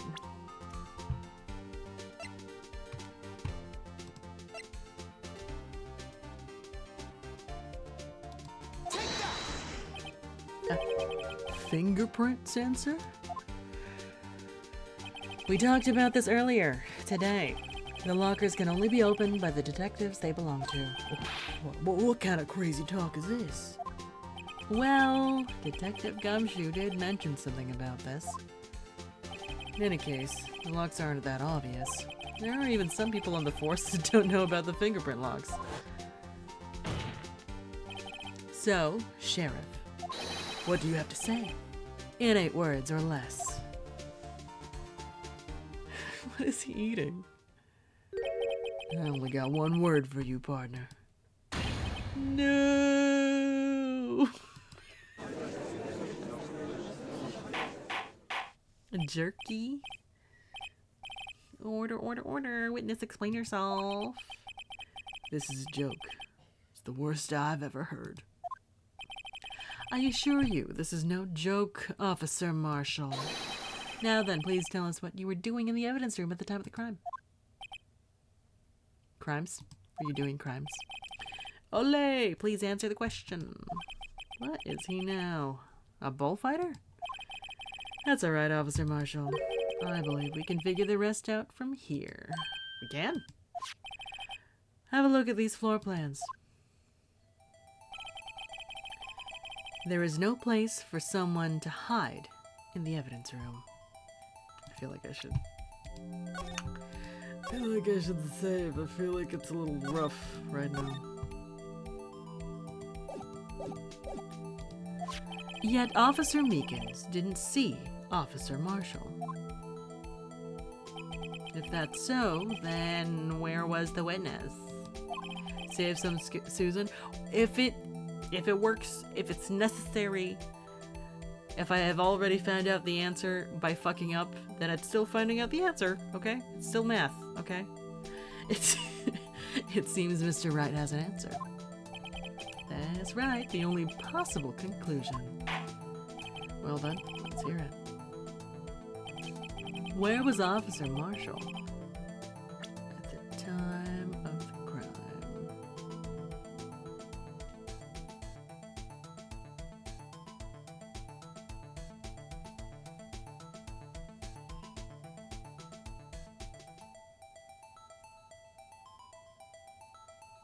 The last person you saw play this save skimmed their way through it too. Right? Because some of these things are nitpicky. Sometimes I'm just being dumb. Take that! Officer Marshall was standing right here. There? But that's where the victim, Detective Goodman, was. Correct. Unless the man wasn't Detective Goodman. I believe the victim in this video is Officer Marshall. It was you, dressed up like Detective Goodman. Objection! But that's preposterous. Officer Meekins witnessed the detective at the crime scene. Once he saw the man's face, he'd know for sure. Objection! May I point out, though, that Officer Meekins did not know Detective Goodman. He also testified about the man's reaction when confronted. When I entered the evidence room, I asked him to show his card, sir. Yes, and how did Detective Goodman respond? He suddenly pulled a knife on me. Something about the officer's story puzzled me. Is that, in fact, Officer Marshall's knife that he's been using on his face this whole time? If the man had had his ID card, why didn't he just show it? Yes, he would have needed it to enter the evidence room, so he must have been carrying it. The answer is simple. He couldn't show it. As you can see, Detective Goodman's picture is on his ID card. Oh, I get it. If you showed that, his cover would have been blown. But then how did Marshall enter the evidence room without without needing his ID card? Officer Meekins would have realized the man wasn't Detective Goodman. Oh, he just used Detective Goodman's card, right? Like, that's also true. When is the timeline? He planted it later? So who actually killed Detective Goodman? Brain... I'm tired. I'm sleepy. We're just gonna keep pushing. I feel like Chief of Police is suspicious. Staring into space. Trying to connect dots. You've got quite an imagination, partner. We got a term for that. It's called circumstantial evidence. Circumstantial evidence? He's still denying it. That was in the logs. Yeah. Yeah, Goodman's card gets him in the room, but doesn't match his face. But Goodman's card was found later at the crime scene in the parking lot, which means he just planted it there. But that still is, like, weird with, like...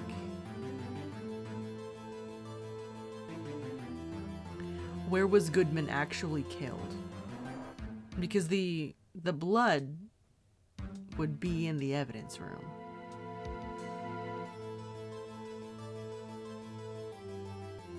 Right, because there wasn't a whole lot of blood in the parking lot.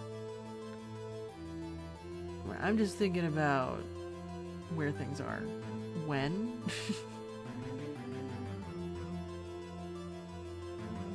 There's still the witness who saw the stabbing. Yeah. But we're trying to get Lana not executed. You know what I mean? Also, whose coat was she wearing?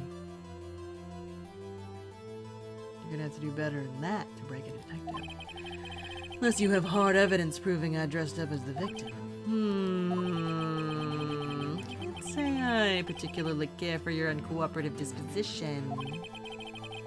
I can't say I care for your beard. You can see me continue. Well, Mr. Wright, do you have any evidence proving beyond a shadow of a doubt that Officer Marshall dressed up as the victim? Well, who am I kidding? I don't have anything like that. I can see the fear in your eyes, partner. Seems you're the one who couldn't take the desert heat. This can't be happening. Well, also Phoenix Wright rules are bonkers. So obvious he's the one. What can I do? Looks like your lack of experience has finally been exposed. I'll pass on to you what someone told me when I was just starting out. When you've run into a wall with no place to go, return to the basics. The basics? For me, that would be what Mia used to tell me. Phoenix, try thinking outside the box. I shouldn't look for proof that Officer Marshall was in disguise, but rather I should look for evidence that came about because he was in disguise. Why do you think this locker was opened in the first place? What do you mean? There's no reason for Officer Marshall to open his locker at the time of the crime. Yet he did, despite the chance it might be discovered later, as it has been.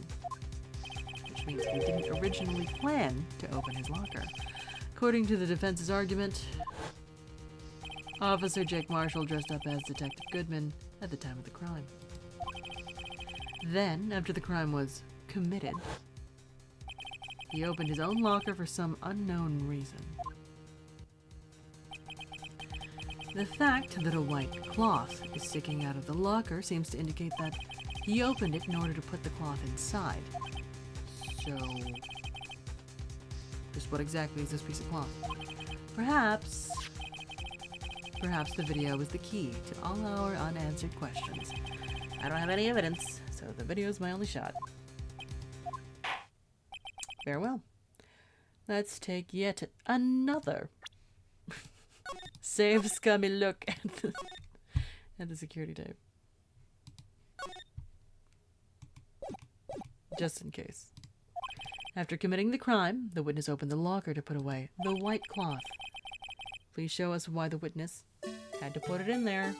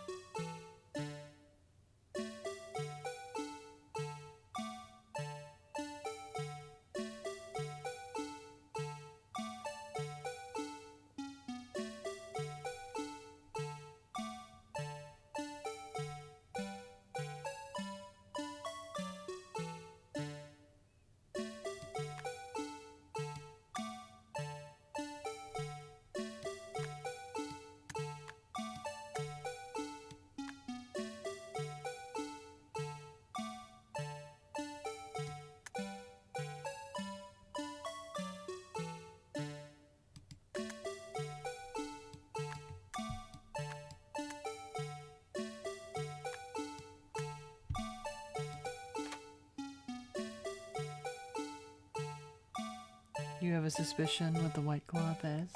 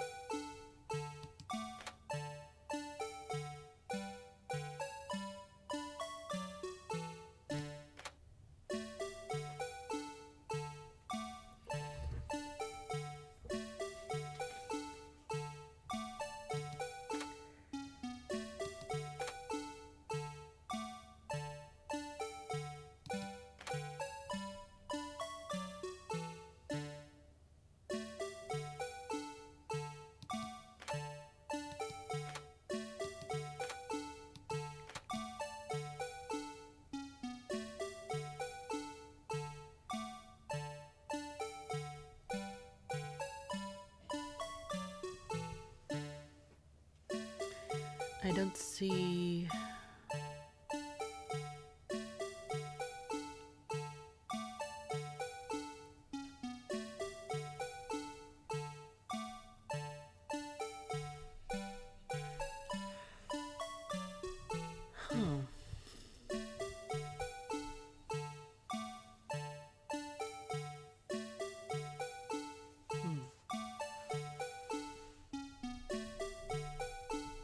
We're looking for why did he need to put the white cloth?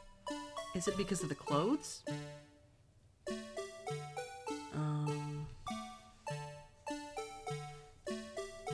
But I think Lana's wearing the coat.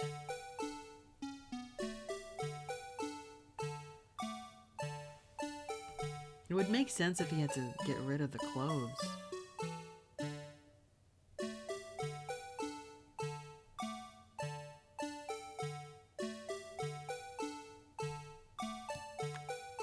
I don't know if this is correct, but maybe wiping the prints on the safe that he opened could also be, but that means he had it on his person. But he can't be seen leaving the evidence room or the guard room as Marshall dressed as Goodman, covered in blood. Like, he can't do all of those things. I mean, I could go for it. Take that! You disguise yourself as Detective Goodman and enter the evidence room. though I don't know to what end yet. However, something unexpected happened. Officer Meekins barged in on you. When asked to show your ID card, you pulled a knife on him. However, Officer Meekins panicked. And when the white coat you were wearing was soiled with blood, a bloody white coat, you couldn't just walk out like that. So you hid the coat in your locker. Not bad, partner.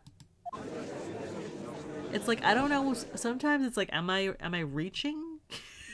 Like, now then, Officer Marshall. Yeah, it was the whole coat.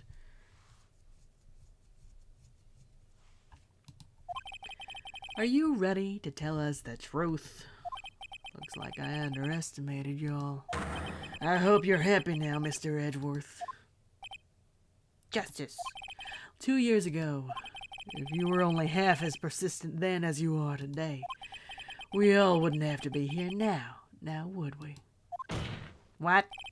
Officer Marshall, tell the court what you did. All of it, please. All right. Seems the time has come. Marshall's confession. I had to do it that day. Couldn't just stand by and let it die. I stole the detective's ID and dressed like him.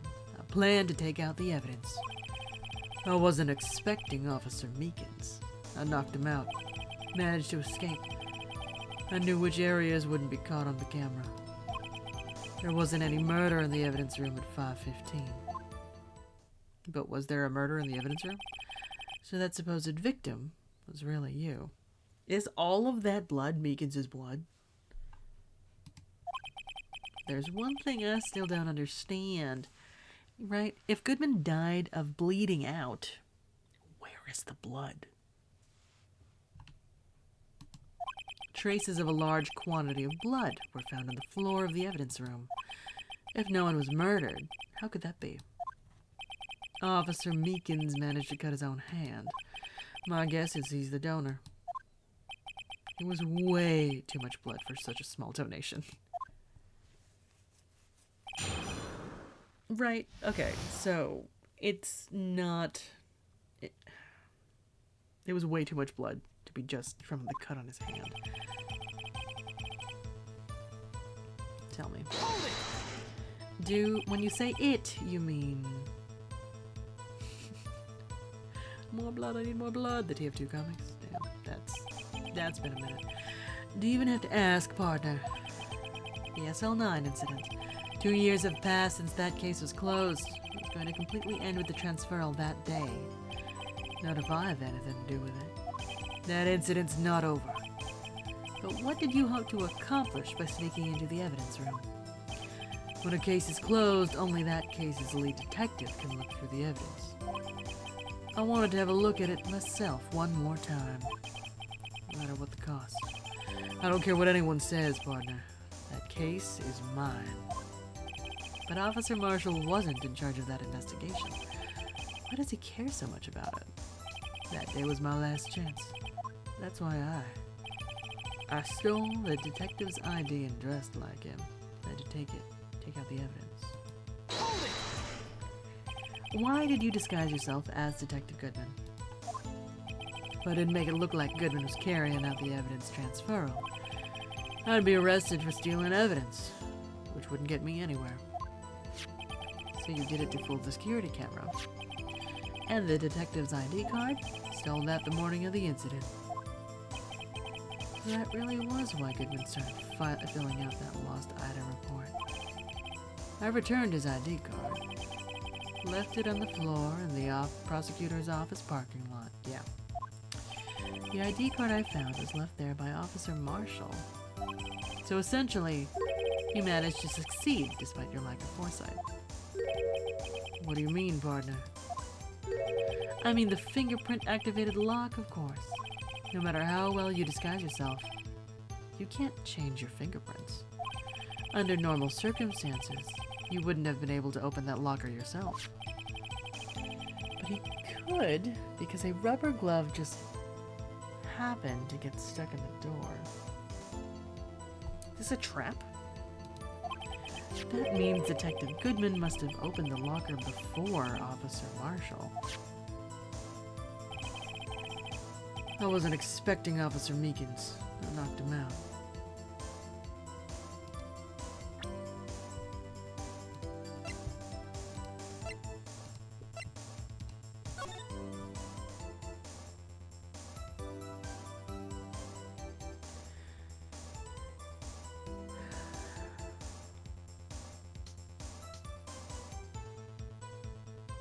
Huh. And managed to escape. I knew which areas wouldn't be caught on camera. Let's press it. Press on everything. You pulled a knife on Officer Meekins and tried to drive him off? Let's just say I was a little surprised. I only planned on being in the evidence room for no more than 5 minutes. Didn't think anyone would actually come in during that short time. Officer Meekins certainly is a 1 in a million type of person. Mistaking a detective for an intruder and demanding to be shown his ID. I have to think a little more about his raise this year. When did Edgeworth get so much influence? Anyway, he threw himself at me, and I ended up cutting him slightly. Sorry it had turned out that way, with me knocking him out and everything. By the way, what happened to your knife? Oh, you mean this one? I don't know what to say. So you knocked Officer Meekins out and managed to escape. Sure. So you did your research beforehand. Those who go into the desert unprepared don't live long, partner. Didn't think it would make a difference, though. The security tape is erased every 6 hours. If all had gone as planned, no footage would have been left. However, you bloodied your coat in your struggle with Officer Meekins. So when I was in the security room when I came out, the jig would have been up. I opened my locker, stashed it in there. What was Officer Meekins doing during that time? What else? He was sleeping like a baby. See, what you're saying is on that day, there wasn't any murder in the evidence room at 5:15. What about at 4:20? Or whatever that time was.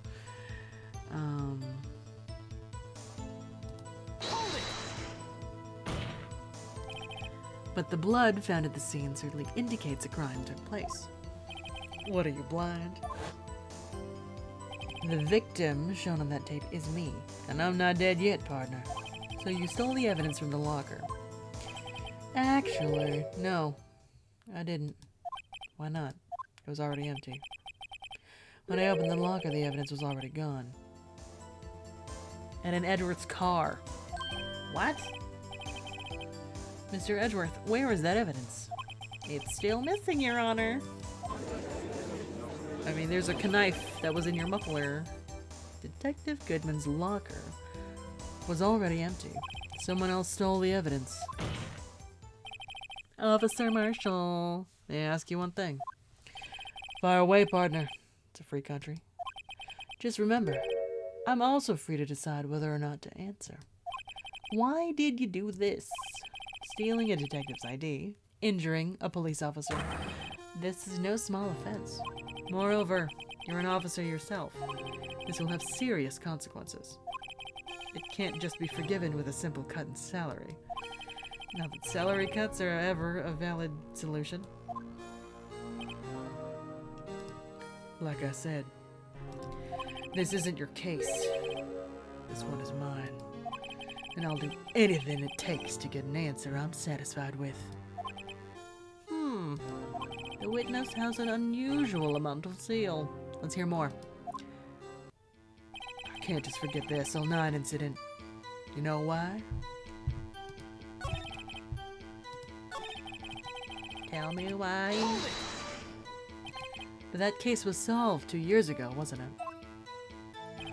That's the reason the evidence was stored in the evidence room. Joe Dark was convicted for his crimes. Oh, there was someone last named Marshall on that victim's list. One thing I can say for sure is he deserved his sentence. I remember the Joe Dart case.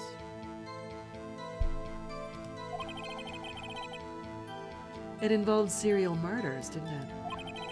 I don't intend to complain about how it turned out, but there's something that still bothers me. Something went down at that trial. Something no one will talk about. What happened? I don't know. That's what I'm trying to find out. Why is he so concerned with that incident? Maybe I should present him with what I think his real reason is. I had a feeling we'd wind up here sooner or later. Everyone involved here is related in some way to that case. Better take another look at the files.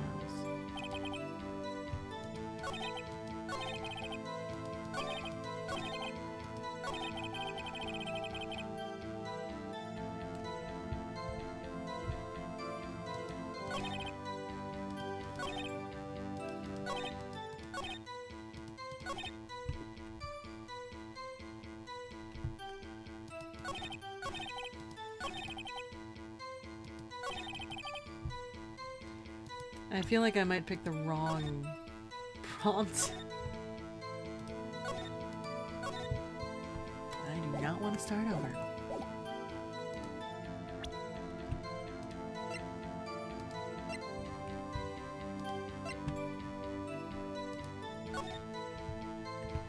Serial murder, death. Neil Marshall.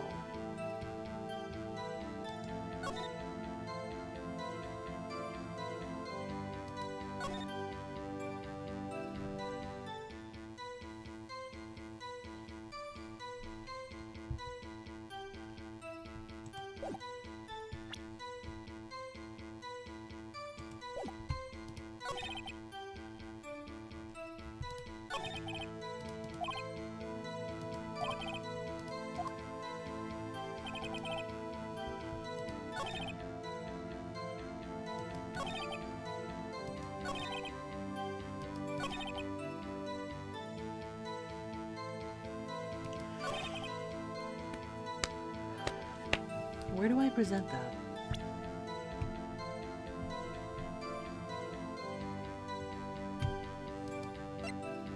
He acting like a noble vigilante now.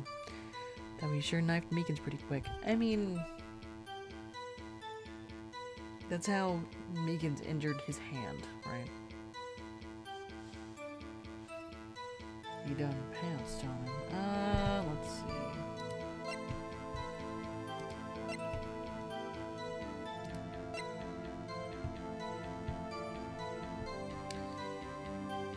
I don't know if this is correct to put here. Objection! Officer Marshall, I think I understand. I think I know why you care so much about the SL9 incident. Sounds like you've been sipping too much cactus juice, partner. Cactus is friend. I have the SL9 incident file here. The name Marshall is mentioned in here. In a list of murder victims. Neil Marshall. Are you related to this man? Neil Marshall. Yeah, I'm sure you've heard the name. 2 years ago,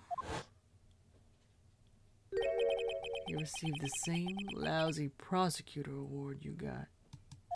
Why? A prosecutor? You must be talking about the King of Prosecutors award. I wish I could see that picture again. Now I remember. Prosecutor Neil Marshall handled the SL9 case before I did. That's right. He was killed. And the case fell into your hands. What's his relation to you? He was my brother. He was investigating the murders with Damon Gann, the then Deputy Chief of Police. And that's who this guy is. Right, he's like cut off by this. The group of detectives I was part of worked under them. We were desperate to prosecute the killer.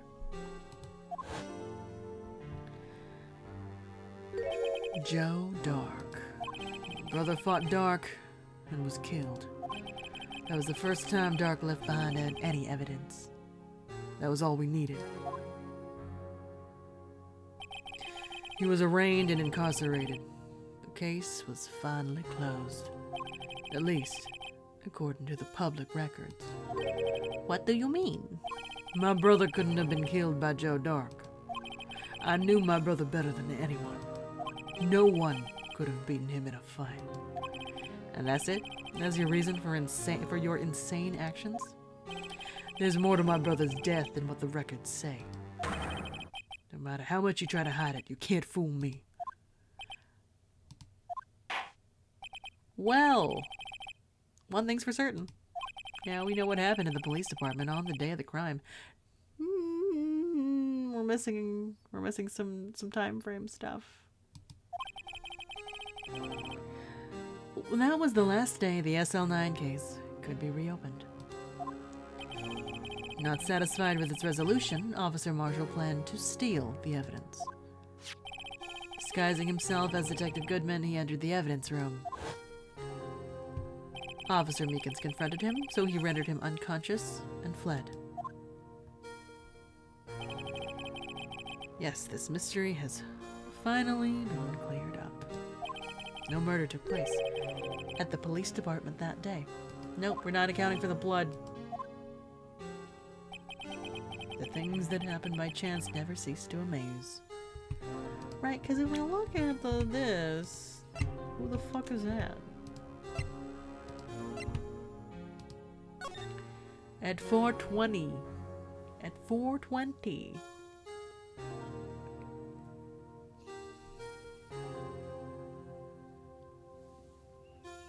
But 20 minutes to clean up all that blood? And move the body?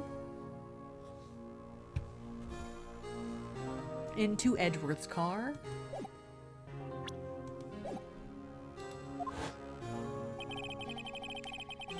At exactly the same time as the murder at the prosecutor's office, this fake murder was going on at the police department. Chance? It's gotta be more than just that. If no one was murdered at the police department on the day of the crime, that means the murder in the prosecutor's office parking lot was the real one, which in turn means only one person could have committed the crime. We're not taking account of the blood. He died of blood loss. Where is the blood? Chief Prosecutor Lana Skye. Objection! But wait, a verdict wasn't reached in yesterday's trial. Objection! Which is why we examined the incident at the police department today. But there's only one reason the defendant was not convicted yesterday. There yet remained the mystery of the simultaneous murder at the police department. Seems to me this boy's got the draw on you, partner. All the mysteries at the police department have been resolved, no doubt about it. I have doubts. X. Our sole murder took place at the prosecutor's office. The only suspect is Lana Skye. The testimony of one Miss Angel Starr is completely incontestable. You have a response? Make it a single word or less. Okay. I can't fuck this up. Well, I can fuck this up, but I can save. Objection. I'll rest my case. But what about the unaccounted for blood amount? Seems this trial has reached its conclusion. No, it hasn't. There is no room for doubt. There's plenty of doubt. Well done, Mr. Wright. Thanks to you, I didn't need to waste my time. I love wasting your time, Edgeworth. Disproving the alleged murder at the police department. There's no doubt what I proved today is true. The apparent murder on the security camera's tape really was fake. But I didn't realize that would end up proving Lana guilty. Now then, the time for the verdict has arrived. The court finds the defendant. Hold it. Hi. Your Honor, wait. Emma. The defense has an objection. A scientific objection. Right? What do you mean, Wright? Mr. Wright, are you this girl's guardian? Whose child is this? Your Honor? Accidental child acquisition, Phoenix Wright. Who is this sassy lost child? But like accidental baby acquisition. Oh my gosh. All right. Please, Your Honor. All I'm asking is for a minute of your time. Please hear me out. Mr. Edgeworth, please. I don't want to leave any loose ends. You want a minute? I'll give you 3.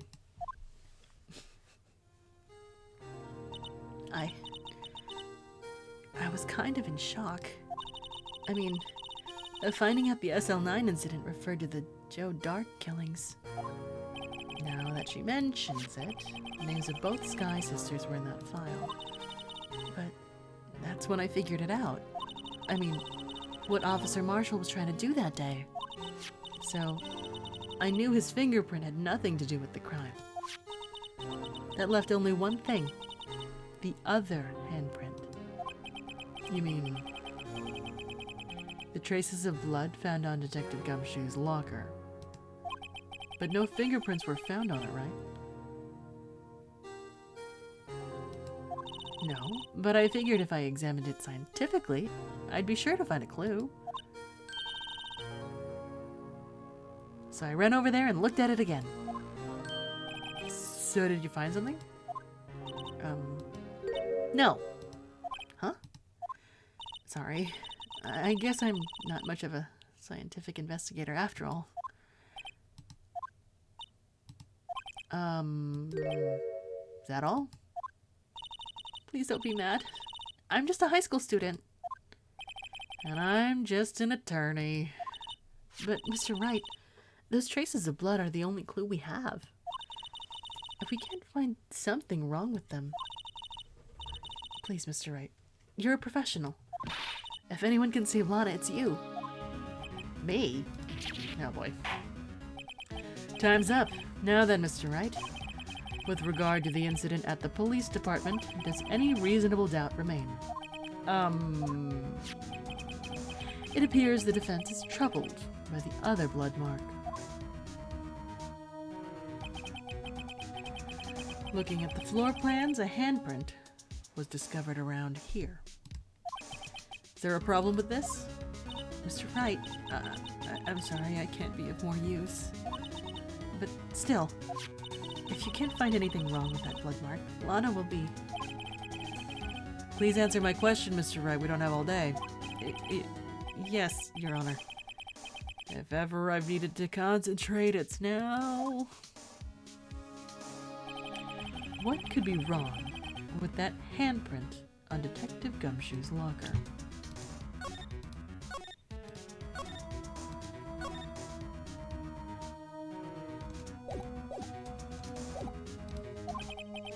Could there be something I'm missing?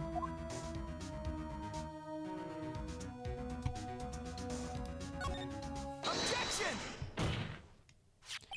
This handprint left at the crime scene clearly shows a contradiction. What? I mean, sure, I guess. The only thing that seems clear is your grasping, Mr. Wright. You've been staring pretty intently at those floor plans. Tell me, is there a problem with them? Yes, this is strange. Take a good look at these floor plans. Something is missing. Missing? You mean something hasn't been drawn on there? Yes. Something that, when drawn, will completely change the meaning of the blood mark. The badger? Let us pray the defense isn't simply trying to bide time. All that very well, Mr. Wright. All this evidence here. There's gotta be something I can use. The question is, which item can prove something is missing in the floor plans? The boy?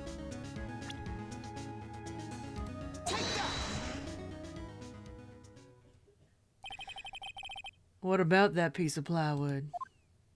The Blue Badger, mascot of the police force. Defender of truth, guardian of proof. Explain yourself, Mr. Wright. please look at the floor plans of the crime scene. The Blue Badger is not here. So watch what happens when we put him in. This is where he was dancing at the time of the crime. Well, what? That's right.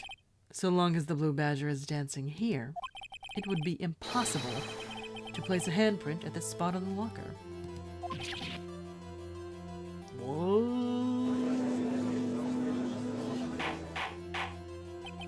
So that means, just exactly what does that mean?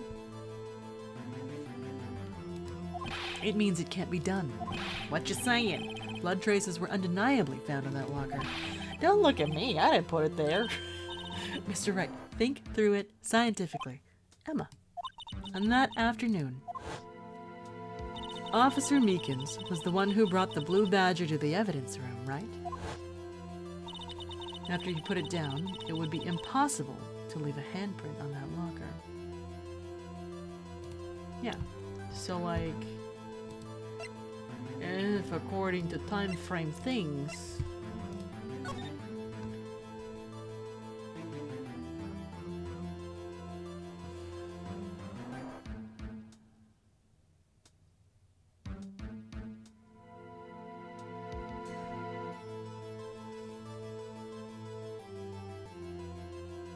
he had to have been in and out, so Meekins would put the Badger in at 4:50. But it would have all had to have been cleared by 4:40.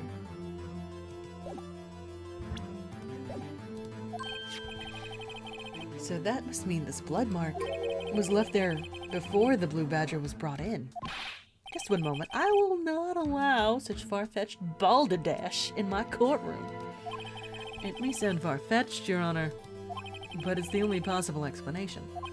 On February 21st, in the police department's evidence room, blood was spilled not once, but twice. But how? One time was captured on this tape, taken by the security camera. Officer Meekins cut his hand, from which a trivial amount of blood fell. The problem is the other time.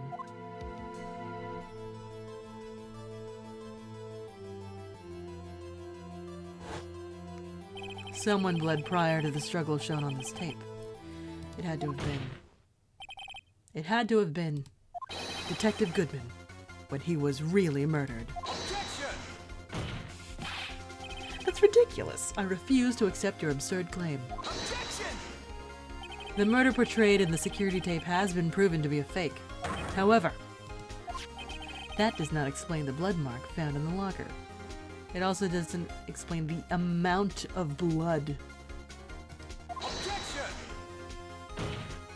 So then, assuming this murder you purport really happened, when did it take place? I demand you show evidence that proves when it occurred. When did the first incident occur? To summarize, the defense claims that prior to Officer Meekins being cut by Jake Marshall, who was posing as Detective Goodman, another incident took place in that evidence room. That's right. The blood mark on the locker proves this. Very well. Then tell us, when did this first incident occur? As Mr. Edgeworth said, proof must be presented. Proof that shows when the murder took place. There's only one piece of evidence that can show that. Now then, will the defense please present its evidence?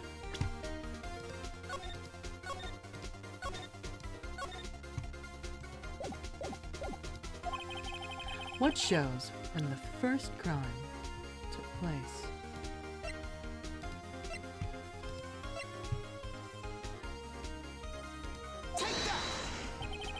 If the crime took place inside the evidence room, then the killer would have had to enter it. And in order to do so, an ID card would have been required. An ID card? Oh, the ID card record. Officer Meekins brought the Blue Badger panel into the evidence room at, let's see here, 4:50 p.m. If the crime took place before that time, then it would be 4:40 p.m. Ah. 4:20. He was in and out. There was... Ah.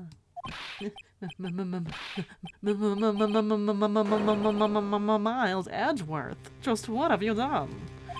I never would have figured you'd have the nerve, boy.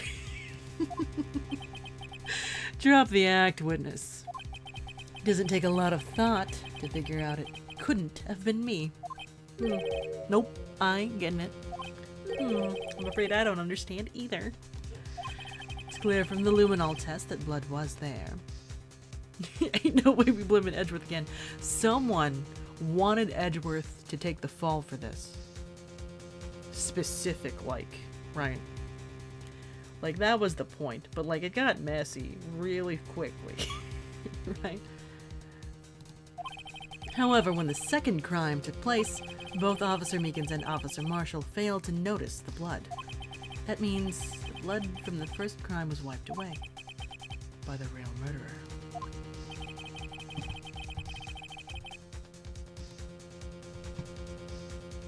Oh. Yeah, okay.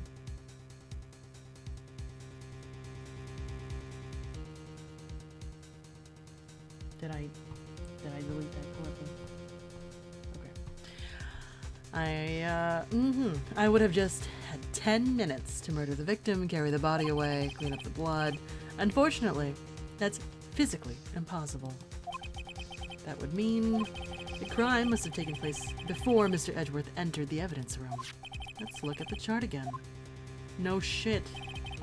Okay, there's only one other card number remaining. 77777777, which is sounding a lot like... maybe Chief of Police, man. Talk about a lucky number. But wait, that doesn't make sense. How could Detective Goodman have entered the evidence room? Since there's no record of his card being used beforehand, he must have entered along with the real murderer. That's the only plausible explanation.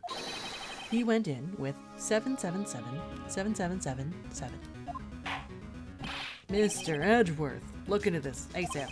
Find out whose ID number is 77777777. That's 17 too many, Your Honor. Unfortunately, I am unable to look up the owner of that ID card. At least, at present. What? Explain yourself, son. The ID number is 77777777. Belongs to someone with a rank of captain or higher. Someone who is a so-called executive officer. You don't have the authority to inquire into such a person's identity. Objection! But that's ridiculous. Just how... I'm not finished talking, Mr. Wright. There is one situation in which we can be granted such authority. If an official charge filed against an executive is accepted. An official charge? You're all alike, aren't you? With your cover-ups and your forgeries. That's how the prosecutor's office operates. Objection! I take pride in my work, Officer Marshall. I would appreciate it if you would keep your slander to yourself. Slander, is it? Okay, let me ask a question. Yes? No, not you. To her. The defendant sitting over there. Your own little executive. Lana? Objection! Don't be stupid. She's been charged with murder. Of course, we've looked up her ID number. And it's not 77777777. Don't blame me for a fool, partner. That's not what I want to ask. All I want to know is one thing about that incident. The SL9 incident? Answer me this, Chief Prosecutor. In that trial 2 years ago, did you really only use legitimate evidence?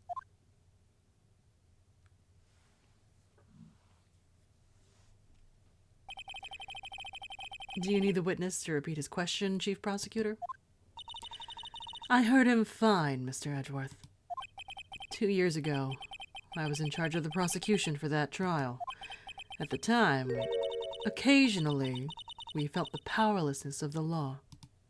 At least, I did. Ba-bang. Lana. I became a prosecutor in order to suppress crime with the law. But before I realized it, we were the ones being suppressed by the law. Defendant, just what are you saying? I'll ask you again, Chief Prosecutor.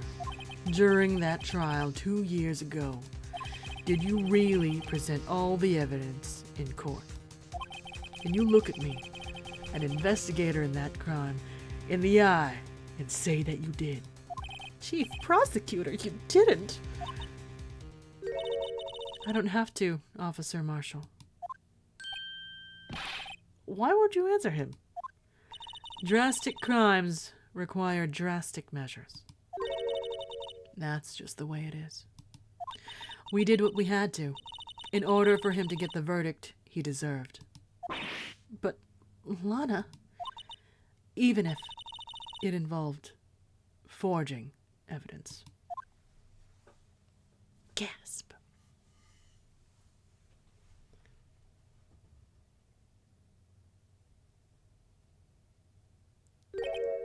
See, that's what I'm talking about. No! Order. Lana's remarks caused such a stir. Chaos in the courtroom could not be quelled. The conclusion of the trial would have to wait until the following day. Bum, bum, bum. All right.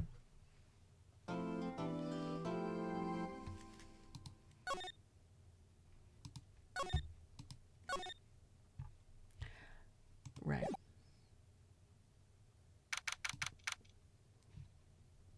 This case is so long. It is. It's quite long.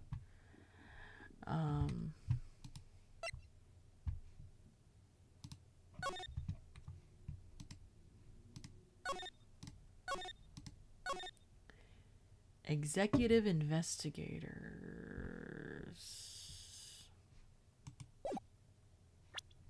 Yeah, I think it's chief of police, man.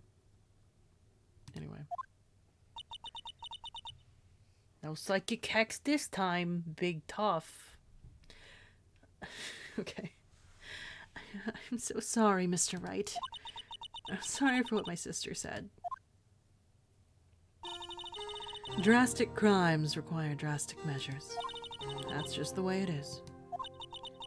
We did what we had to in order for him to get the verdict he deserved.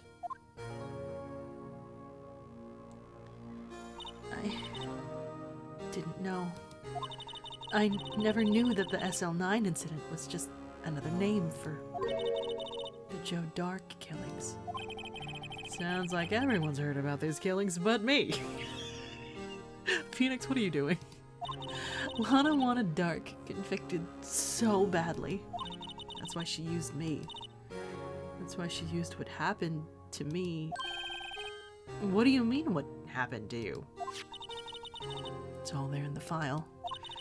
Joe Dark's last victim was prosecutor Neil Marshall. When he murdered Officer Marshall's brother, he left behind an incriminating piece of evidence. What did you have to do with those killings, Emma? On the night prosecutor Neil Marshall was murdered, Joe Dark tried to kill me. What? He tried to kill you? Officer Marshall's brother, Neil, was only trying to save me. So that means you. Yes. I was a witness in the Joe Dark trial. Didn't see that one coming. It happened 2 years ago. It was right around about this time of year too. There was a terrible thunderstorm that day, unusual for the season. I was alone in my sister's office. We were planning to eat dinner together once she finished her work. And suddenly, this terrifying man came bursting into the office. Joe Dark. It seemed like he was running from someone. He pulled out a knife and screamed at me.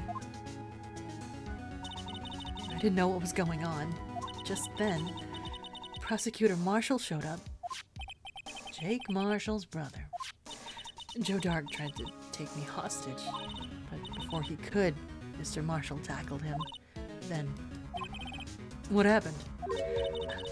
I'll never forget it. Lightning struck and the lights went out. Suddenly, a bolt of lightning flashed outside the window, lighting up the office for an instant. What I saw then burned a permanent picture in my mind.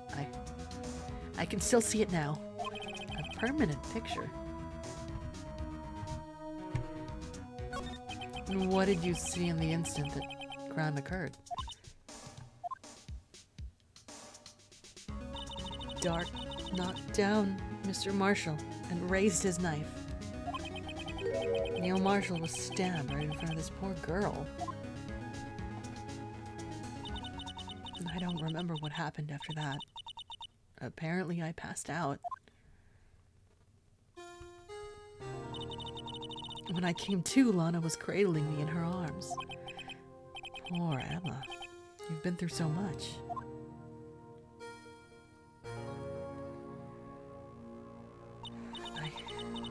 I couldn't bring myself to testify about that instant. I tried, but the words just wouldn't come out. I drew a picture, but it wasn't any good. 2 years ago, you must have been 14. That's understandable.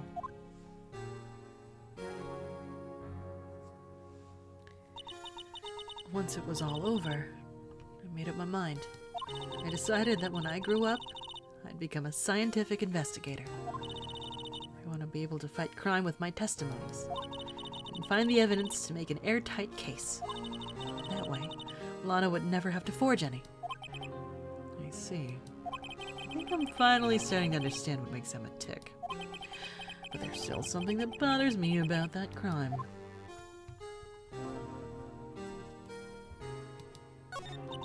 I don't remember the moment when Dark stabbed Mr. Marshall. So you weren't able to testify about that? No, I was only asked about when I was attacked. That must be why she made up the crime. Made it up? You mean provided bogus evidence? The prosecutor's office wanted that guilty verdict so badly. Lana forged the evidence, and Mr. Edgeworth used it. Edgeworth? Yes, but I'm sure he didn't know anything about it. He couldn't have known he was being given false evidence. Even so, that's when it all started. The rumors about Mr. Edgeworth, I mean. It's all my fault. If I could have just testified properly, none of this would have happened. So it's true, even though he may not have known it. Edgeworth really was involved in falsifying evidence. After that case ended, Lana was never the same. She became cold, like she is today. She must not have been able to face what she did, especially not to Emma. There's something that's puzzling me, Emma. What is it? You said you were in Lana's office at that time, right? That's right. Why then would a serial killer come running in there? Not only that, but he was being chased by a prosecutor? Oh, there's no mystery there.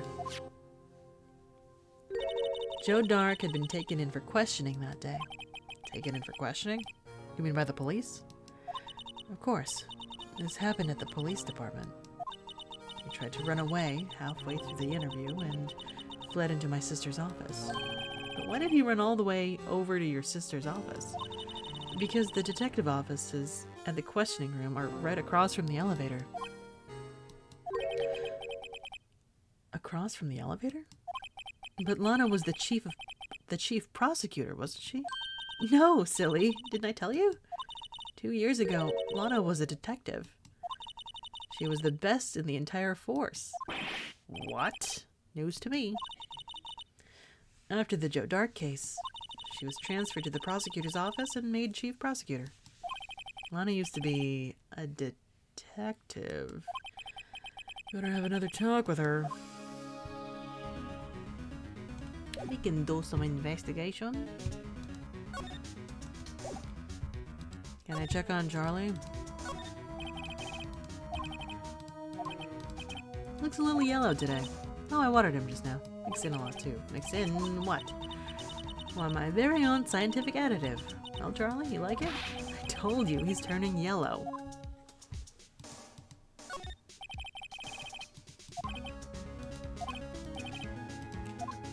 He looks wimpy, but you can tell. There's a sharp edge under that facade. That bellboy's gonna be someone someday. Someone would say that about me.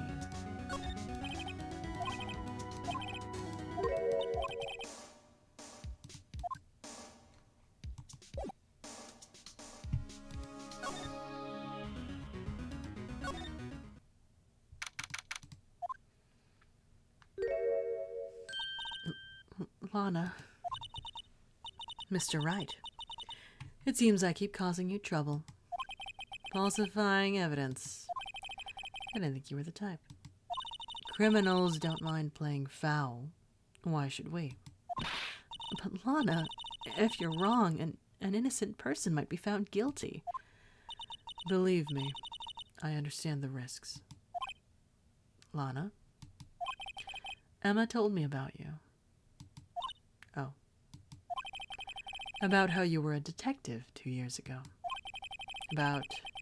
And how the SL9 incident was the reason for your transfer to the prosecutor's office. That's right. Could you fill me in on the details, especially about the unusual change of jobs? I suppose you have a right to know, Mr. Wright.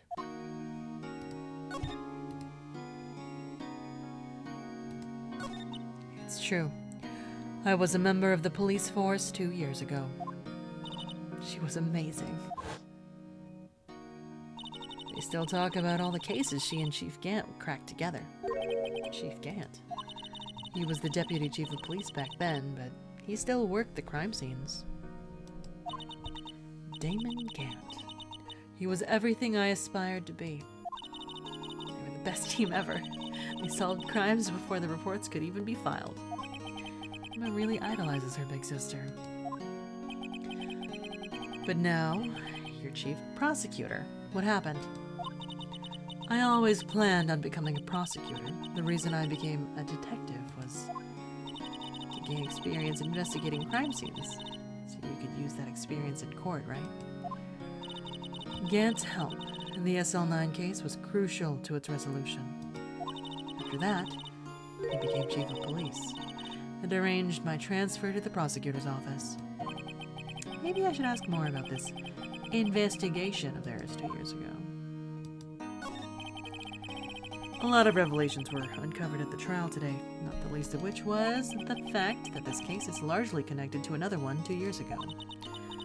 Evidence from that case was stolen as well, though I expected as much. I know how obsessive Officer Marshall can be. That trial, it really wasn't fair, was it?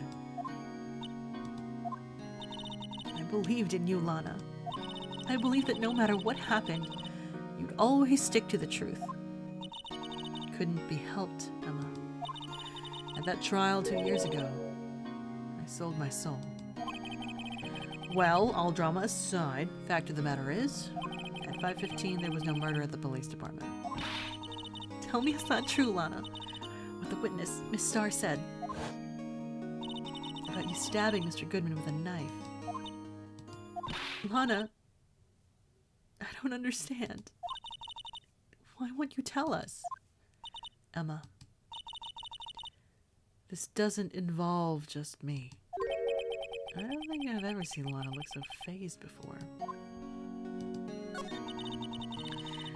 2 years ago, I was second in command of the detectives investigating Dark. Second in command. That means the investigation lead was Damon Gant, right? Yes. Deputy Chief Gant and I shared the same office and the same investigations. We even had the same office. We led a team of the best detectives on the force. Detective Goodman, whose case it was, Jake Marshall, and Angel Starr. It was the first time Marshall worked with his brother. He was quite gung-ho. Without a doubt, Joe Dark was the serial killer. We asked him to come in for questioning. We were desperate for evidence. That was when his final murder took place, when he tried to murder Emma. Prosecutor Marshall was trying to save me from Dark. You see, the first person who happened upon the scene of the crime was me. Now you tell us. Damon Gant and Neil Marshall were the ones questioning Dark that day. The investigation was in its final stages, and Dark must have suddenly panicked. So he waited until Gant and Marshall let their guards down, then fled the room. From there, he ran straight to the office shared by Deputy Chief Gant and myself. That's where he found me. So you were the first person to run to the scene, Lana? It appears so. I was filing some papers while Gant and Marshall were questioning Dark.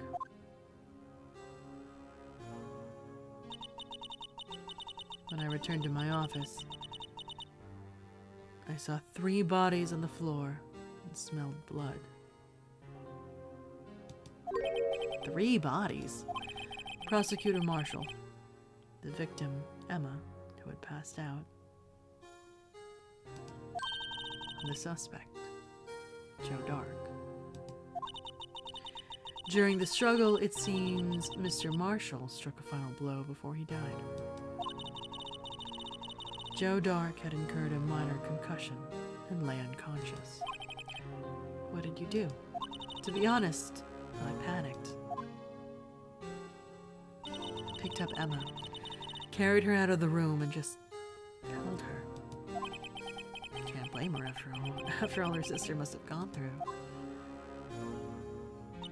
After that, I placed Dark under immediate arrest. Let me get this straight. You were all involved in the SL9 incident?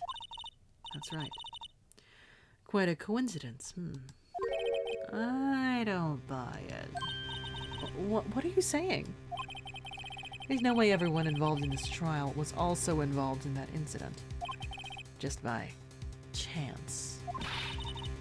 But that case was solved 2 years ago.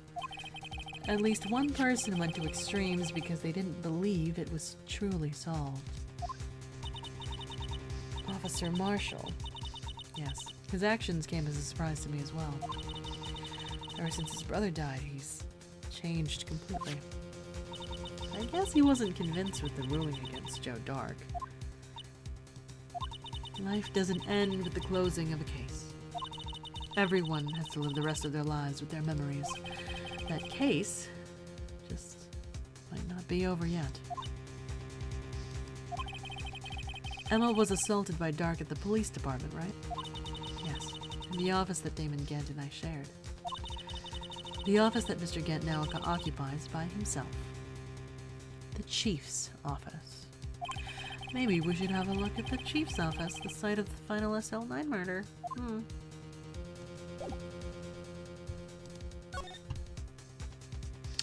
Super suspicious.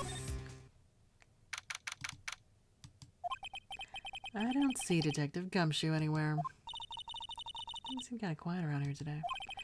You're right. Chief of Detectives seems the same, though. Why don't we go look for some other people to talk to? Right. We can come back here later.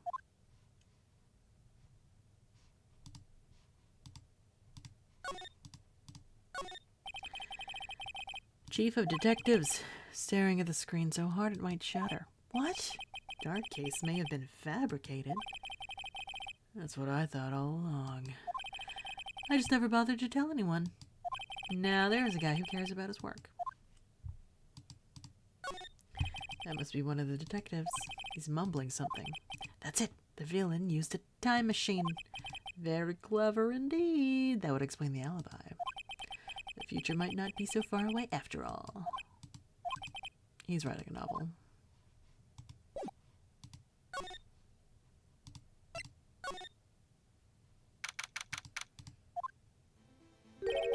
Howdy, Bambina. Oh, Mr. Marshall. I never thought things would turn out this way when I woke up this morning. Que sera, sera. Never know when life will lead you, where life will lead you, eh, Bambina? I should have known my luck had run out when old Billy dried up this morning.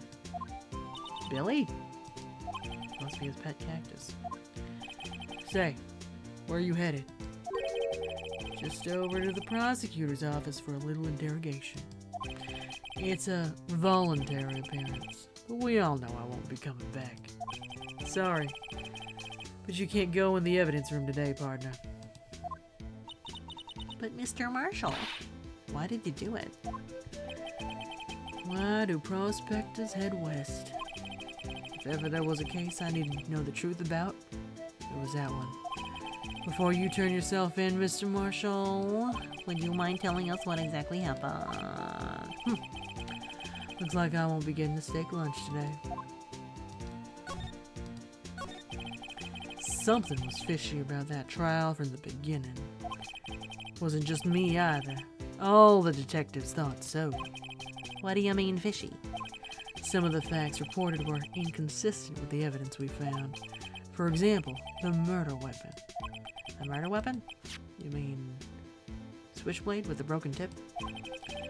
That was Joe Dark's, all right.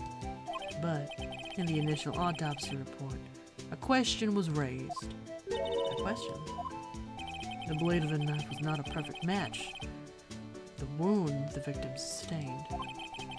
What does that mean? It means there is a good chance the knife was not the murder weapon. However, in the report that was finally submitted, that possibility had been erased. Could the facts have been concealed with forged evidence? That case left behind scars on all of us. The scars that the SL9 incident left behind. I got the looks, but he got the brains. He was one of the best prosecutors around. I just made a detective when it went down. It was our first case together. How old was he, your brother? He was 27 at the time. He was awarded the highest honor that very day. The highest honor? You mean the King of Prosecutors. I knew it. What are you looking at me like that for? That's an honor for a prosecutor. Mr. Marshall must have really been close with his brother. The day the SL9 incident took place, that wasn't the same day as... That's right. It was the day of the evidence transferal. Interesting. It was drizzling that morning, and by nightfall there was thunder. Can't believe 2 years have gone by already. Tried to seal the evidence so the case wouldn't die. Apparently someone tried to stop you. Detective Goodman was murdered. The evidence locker was empty. There was something going on behind the scenes in that case. We all knew that later. But every detective involved in that investigation, save one, was taken care of. Miss Starr was fired, and I was demoted and boxed away in a tiny room. What about Detective Goodman? They did something to him too? The commissioners would get suspicious. No, they were careful enough not to be too obvious. They? Who are you talking about? Don't get upset, Bambina. I mean, Damon Gant and Lana Skye. The investigation lead, Damon Gant, and his second in command, Lana Skye.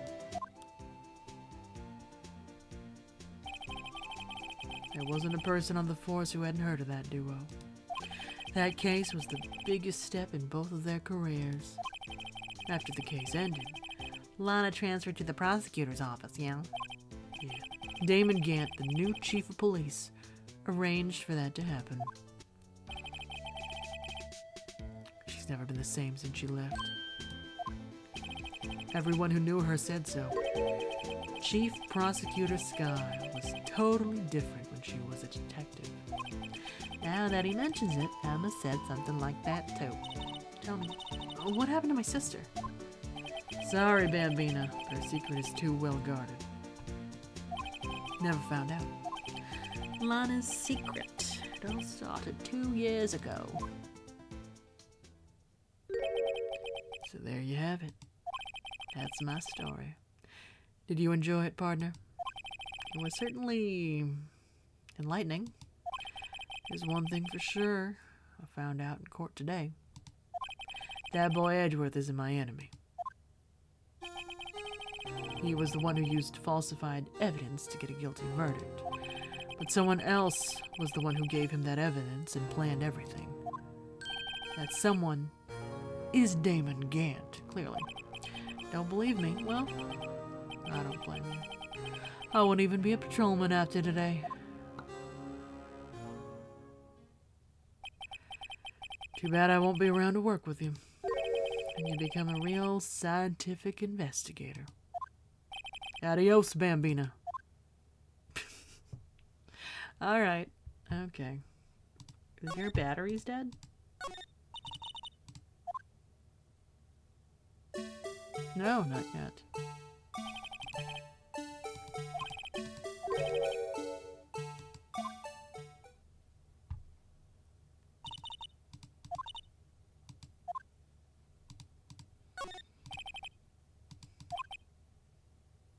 So I cuffed the lout, right? Then you know what he says?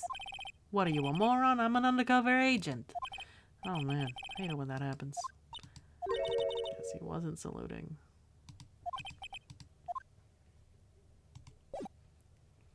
Alright, I can do a little bit more of investigating and then it's bedtime.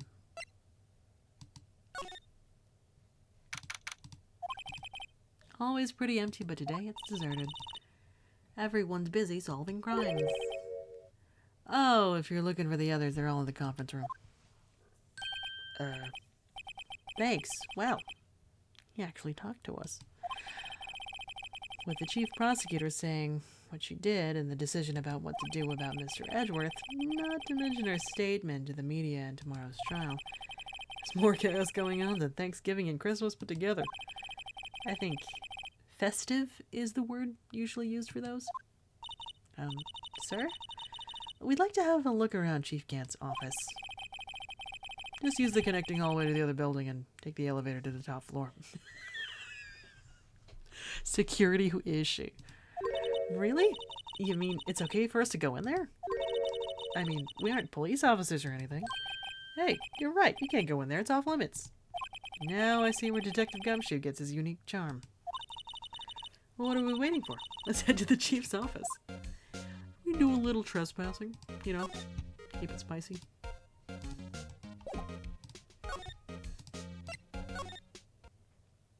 What the fuck?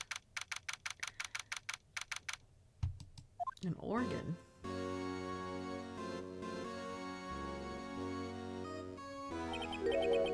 Whoa, where am I? Choich? In the chief's office, silly. At least that's what it said on the door. Check out the pipe organ. That's real, isn't it? Hey, I used to take organ lessons in kindergarten. They used to call me Little Miss Bach. I thought I was a genius until they tried to teaching me notes.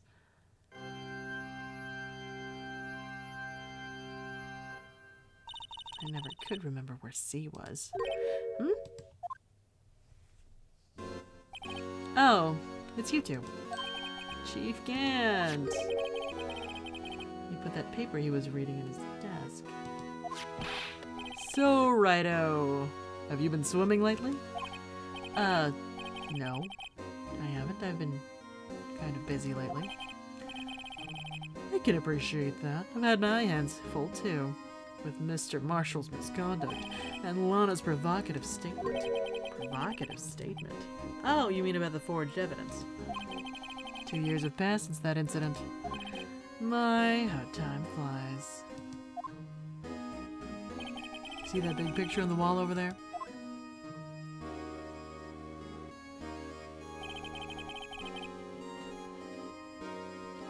That's a picture of Lana, Neil, and me.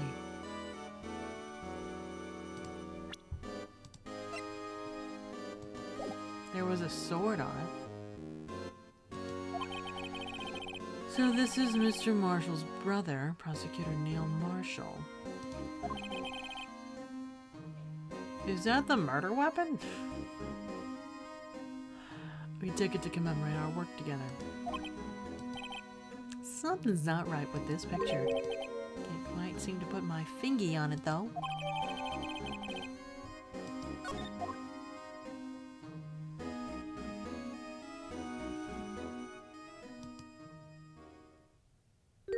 Anyway, I'd like to reminisce all day, but there are matters that need my attention. I'm gonna lock up here, so let's go out together. Oh, but this office, it was a crime scene 2 years ago, wasn't it? That case has long since been over. There's no need to investigate it anymore.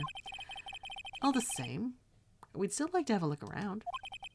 Perhaps you didn't hear me. I said there's no need to investigate it anymore. Now hurry up and get out. I have a meeting to attend. Looks like we aren't welcome. Seems that case isn't over with yet after all. What do you mean? Chief Gant denied our request to search the crime scene. That means there must be a reason he doesn't want us looking around in there. You mean like a clue? There's gotta be a way we can get inside the chief's office.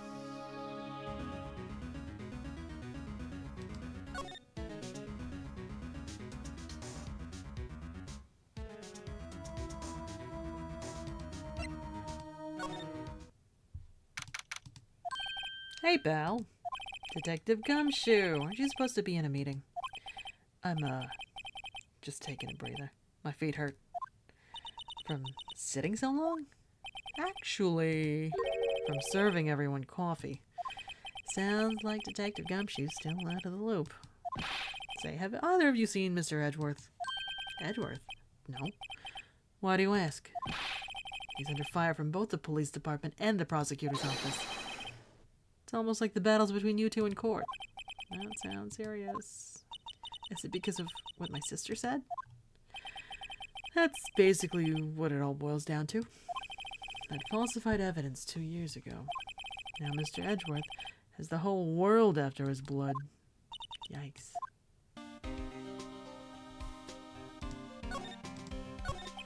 But why would Edgeworth be blamed? It's not like he knew the evidence was forged.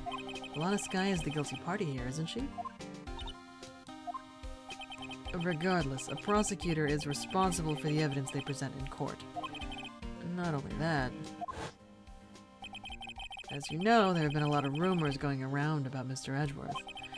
His amazing talent as a prosecutor has kept him safe from those who don't like him. But now, with this, are there really so many people who hate him? In our world, only those with talent rise to the top. Mr. Edgeworth not only has that, but he's young. There's no better recipe I know of for making enemies. Hey, Dick, keep up the good work. Yes, sir. Let's go out for lunch again sometime, my treat. Yes, sir. You gotta take me back to that joint sometime, okay, Dick? Yes, sir. Seems you don't have any problems with enemies. Yeah, well, I'm careful not to stick out. Anyway, I'm a bit worried about him. Under all this pressure, I'm afraid Mr. Edgeworth just might crack.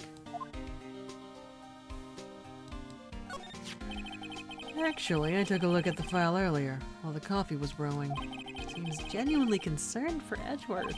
Well, did you find out anything? The only evidence Stark left behind was during his final attack. His final attack? You mean when he killed Prosecutor Marshall, who was trying to protect some girl? Me. It seems Detective Gumshoe never realized Emma was the girl. That's when he left the most incriminating evidence of all. What? What was it? Oh, well, let's see. I think it had something to do with the murder weapon. Oh, I forget. Look, it's all written somewhere in here, okay? His powers of recollection never fail to impress. Maybe we should show him the murder weapon. Might jog his memory. Well, yes, but I won't. Joe Dark was 42 at the time of the crime. It was just your run-of-the-mill businessman. Businessman? What made him take to serial killing? One day on his way home from work, he hit someone with his car. With his car? So, accident? An accident, yes, but it transformed him into an animal. An animal? He killed a man that witnessed the accident. Then he killed a lady who saw the second crime. Kid walked by just then, so he killed him too. Then he was burying the bodies. A jogger came upon the scene, was killed as well. Finally, he turned himself in. Seems he was a pretty careless animal. Of course, this was all conjecture. There wasn't a single shred of evidence. So he turned himself in. Yes, but in the middle of his questioning, he fled and murdered his final victim, Prosecutor Marshall. The crime was witnessed by someone too, but luckily, Dark was arrested on the spot. Good thing that last witness wasn't killed. That last witness, aka Emma.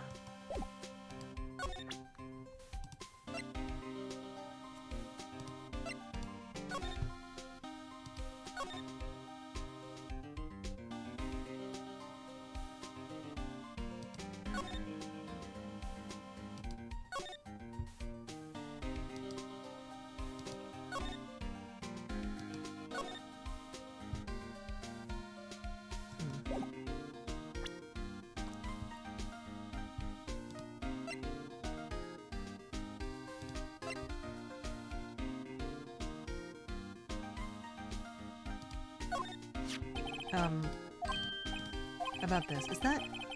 It has a tag attached to it with the label SL9 incident on it. I believe this would be the broken murder weapon you were speaking of. What are you doing with that? Hanging out? Ever since that case was closed, that knife's been locked away in a locker. On the day Detective Goodman was murdered, it suddenly disappeared from the locker and was found in Mr. Edgeworth's car muffler. That's it. Now I remember what that incriminating piece of evidence was. When you showed me that knife, it all came back to me. Well, what is it, Detective? Quick, before you forget again.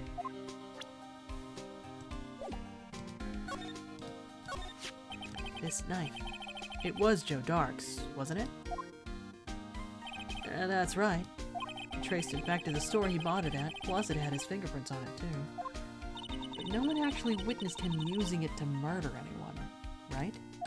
That's where his luck ran out. When you take a good look at the knife, you'll see it's broken. You don't have to take a good look at it to notice that. Yeah, well, anyway. Take a guess where the broken off tip of the knife was found. That's what did him in. Where was it? The victim, Neil Marshall, was carrying it inside his own body. It was found deep inside the stab wound. Did it match Dark's knife? You bet. Down to the last fiber. That's pretty conclusive. Stabbed in the back. Poetic, aren't we?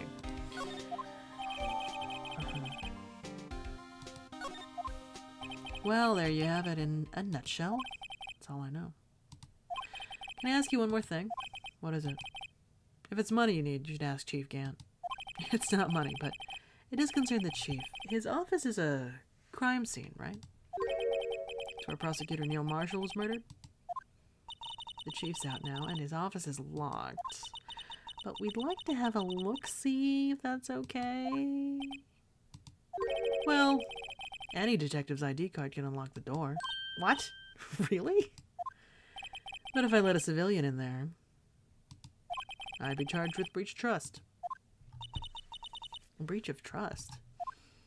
Simply put, I'd be canned. Oh. Sorry, pal. I don't plan on getting fired because of you. How about this ID card? It was Detective Goodman's. That won't work either. The data was deleted the day he died. Oh. So in other words, Gumshoe is our only chance of getting into that office. What if there's something we could show him that would make him change his mind?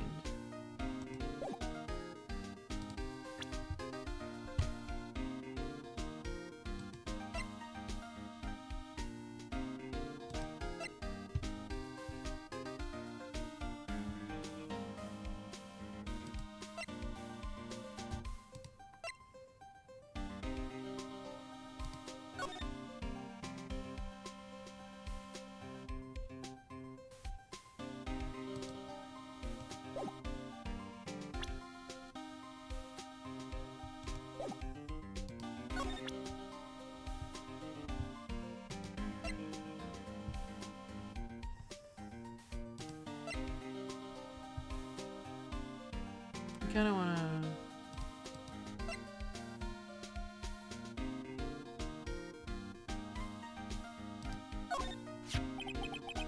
About that jar, I think I've seen it before somewhere. Somewhere? Or maybe it's one of those memories people have from previous lives. This must be the most uninformative detective I've ever met. Something about it makes me feel uneasy. It's like I'm in the chief's office and he's yelling at me. Chief Gant. Where could I have seen that before? Behind them.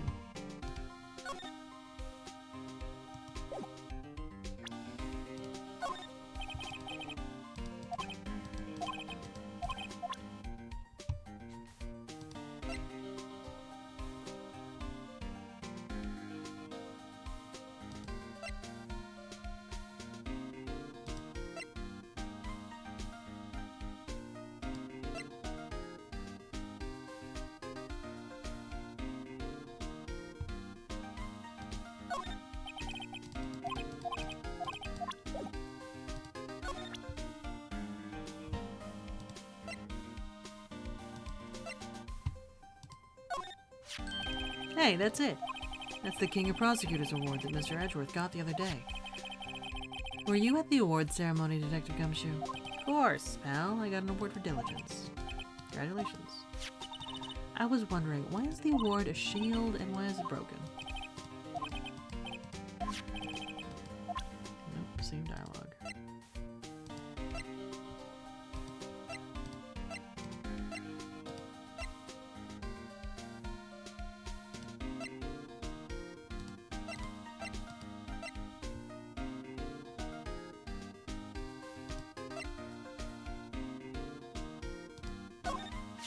Oh, a lost item report, huh?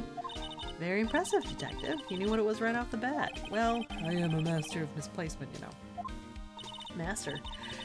That is such a cool ring to it.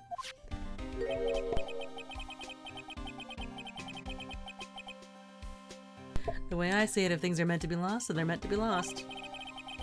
There's a higher power at work here. Wow, higher power. Maybe I shouldn't let Emma hold any evidence.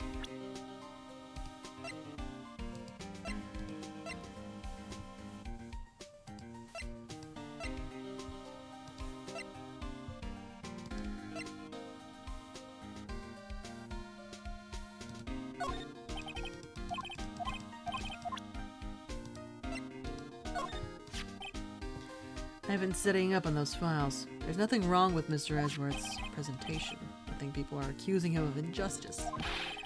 I, for one, ain't buying it, pal. You're looking into the case for Mr. Edgeworth? Yeah. It was a pretty big deal while it was going on, you know. After all, a serial killer was on the loose. Lana was pretty clear in her confession. She forged evidence in order to prove Joe Dark guilty.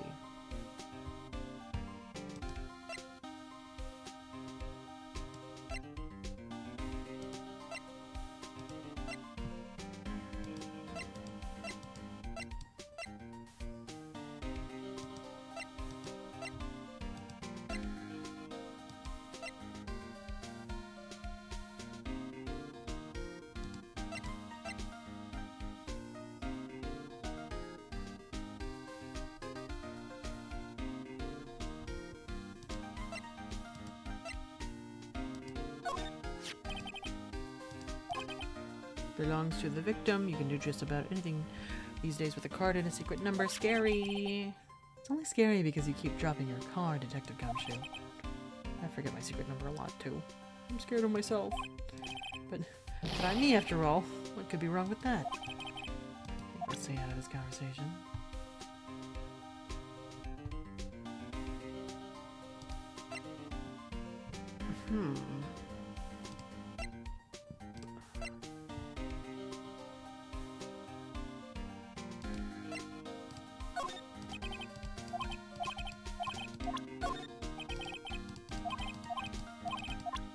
Ah.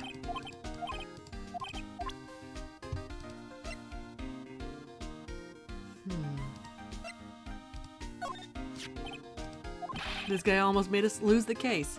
What are you talking about? He was guarding the bloodstain on that evidence locker with his life. More than you can say about most officers nowadays. Would have saved us a lot of trouble if he hadn't guarded it so well. I have to admit he's right, though. Thanks to the Blue Badger, we were able to prove another possibility today. The possibility that another murder took place prior to 5:15 p.m.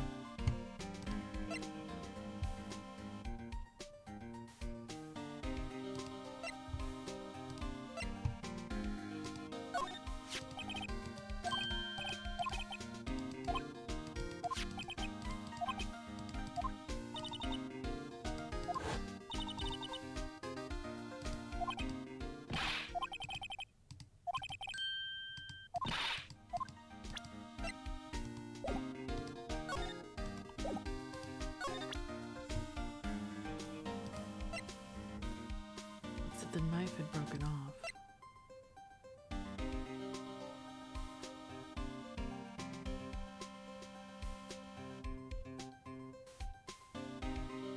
But he had a concussion. And there are pieces missing.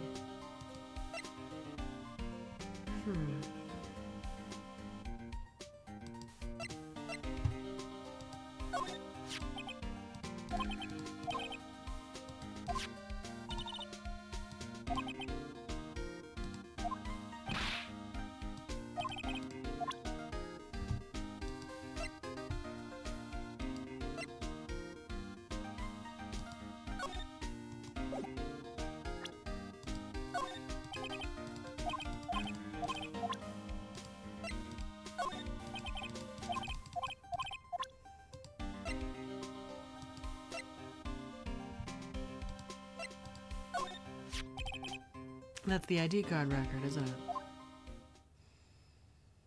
Yes. There's only one number left to investigate at 4:20 p.m. The victim, Detective Goodman, must have entered the evidence room along with someone else. Someone with an executive officer number. 7777777. That's 17 too many. An executive officer? I just might have a hunch.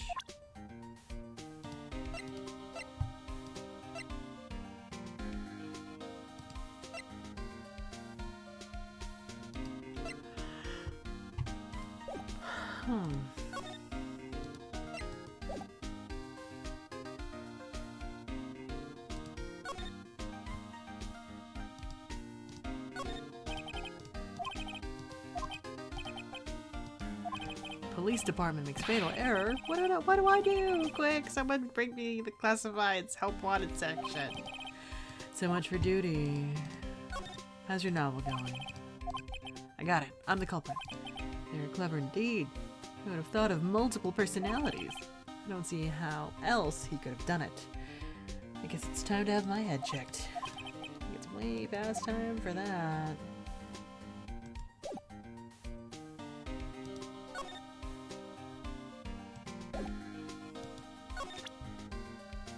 How to convince him?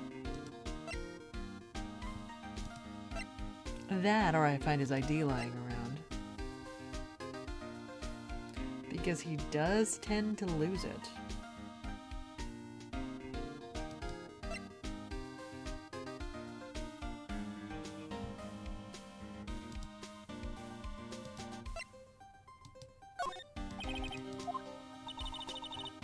You know Officer Marshall? Of course I do. He was like a mentor to me. When I first started out, he even gave me a small cactus. Really? He said, Dick, she'll listen to all your troubles. Aw. Note to self, Detective Gumshoe talks to a cactus. Hard to believe he's just a patrolman now. Someone ought to trade places with him. What? Why are you looking at me like that?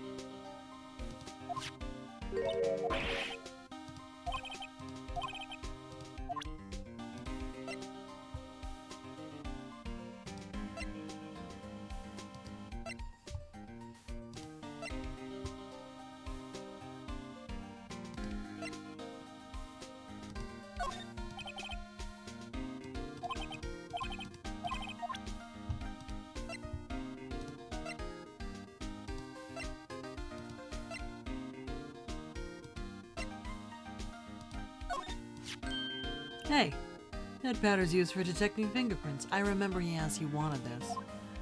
Yeah, Mr. Edgeworth gave it to us. He did what?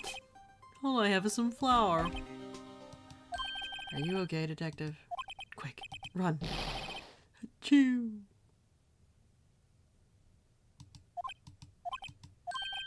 It's any help? One time I took a nap on a bench with wet paint. Why am I not comforted?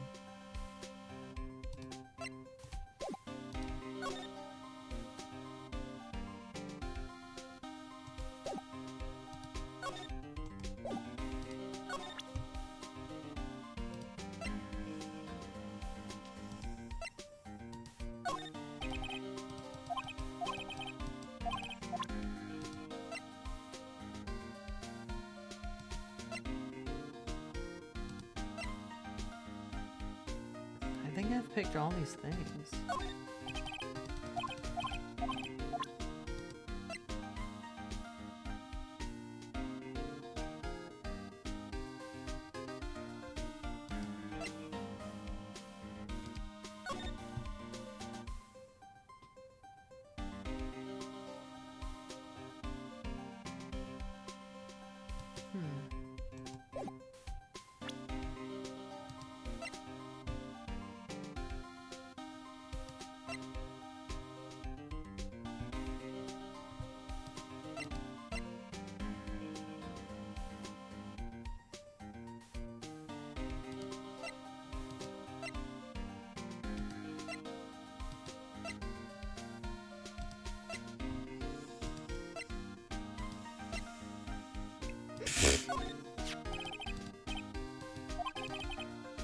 You show this to me every time we meet, Belle.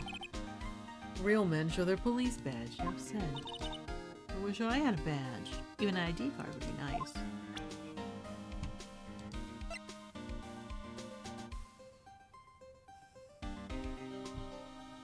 I tried all these things.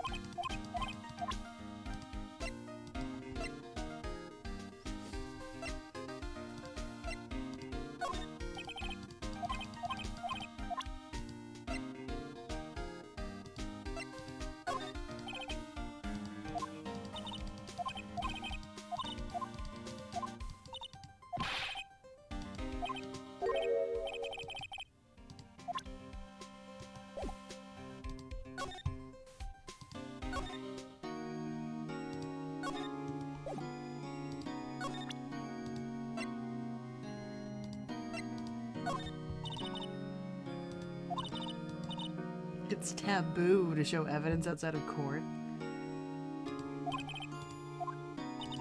Lana.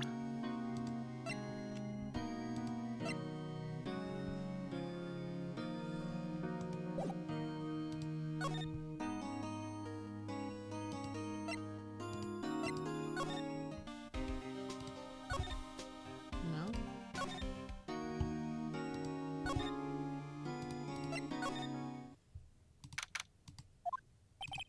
No one's here today, not even Miss Starr. Everyone's probably busy looking into what exactly went down in the evidence room. That must be where the detectives are. But we proved in court today that on the day of the crime, no one was murdered in the evidence room at 5:15 p.m. Yeah. We're finally making some headway in our case.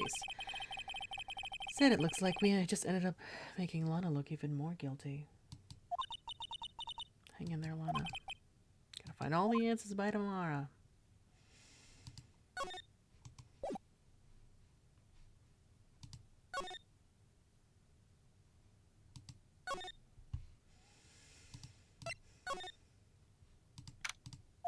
I wonder if Edgeworth's back yet. There he is. Looks like he's writing something. What are you doing here? He sure was quick to throw that paper on the floor. Tough day in court, huh? Had to live the past 2 years with rumors flying around. What's another allegation to me? Cheer up, Mr. Edgeworth. I'm rooting for you. That's Edgeworth for you. Always trying to hide his real feelings. So what do you want? Like some people, I don't have all day.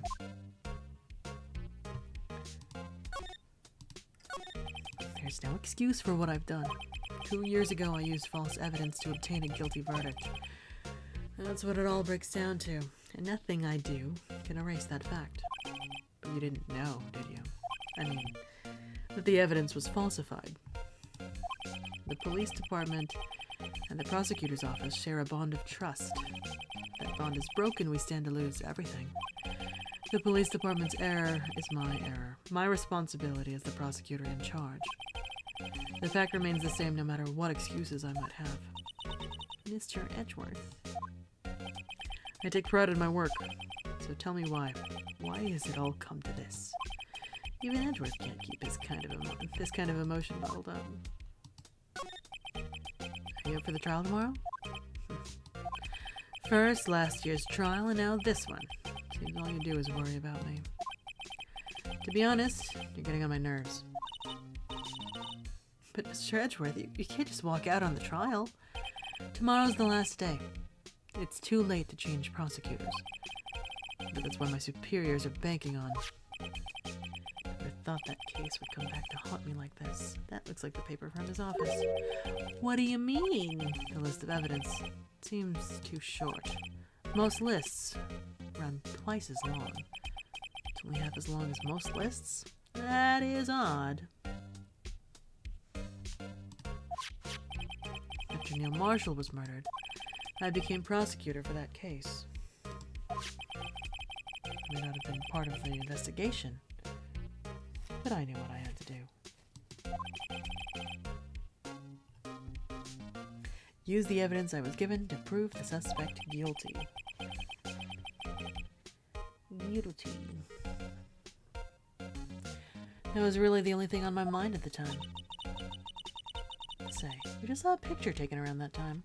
That picture, something seems strange about it. Could you tell us again about what happened that day? The day Detective Goodman was murdered. You were participating in a ceremony over the station, right? I've never cared for ceremonies, but I had to attend that one. Because you were awarded this. Those receiving awards can't exactly skip out on the ceremony. Finished up at the office in the morning, drove over to the police department. You finished up at the office? Yes. Just odds and ends. Clerical stuff.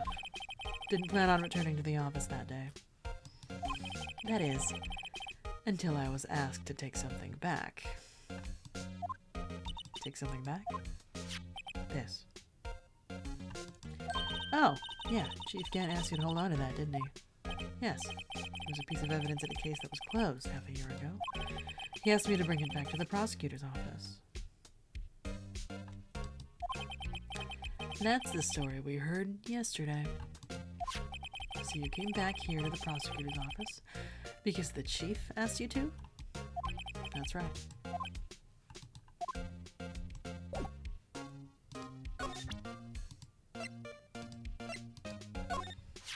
This picture was hanging on the wall in Chief Gant's office. Prosecutor Neil Marshall had just started making a name for himself.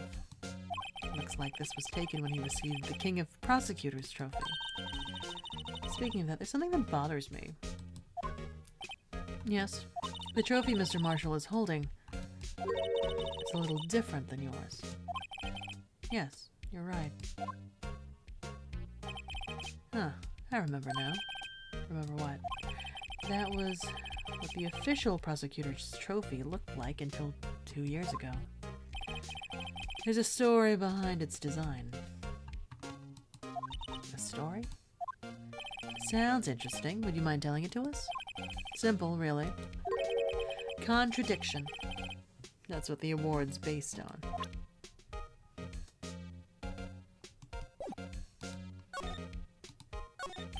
This award originates from an ancient Chinese tale. In Chinese, the word contradiction is written with 2 characters. The first means halberd, and the second means shield. Have you heard the story? Me? Oh, sure. Yeah, everyone knows that. Why don't you tell it, though, for Emma's sake? Very well.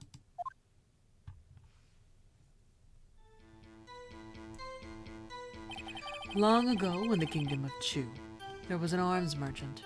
One day, he presented the king with 2 items. The first was a halberd he claimed could slice through any shield or armor. The second was a shield he claimed could withstand any weapon. Wait a minute. Objection! These claims contradict each other. Very perceptive. But then again, you've heard this story before, right? Anyway, as you mentioned, the very descriptions of these items discredit them both. When the king pointed this out, the merchant was left speechless, and thus the Chinese word for contradiction was born.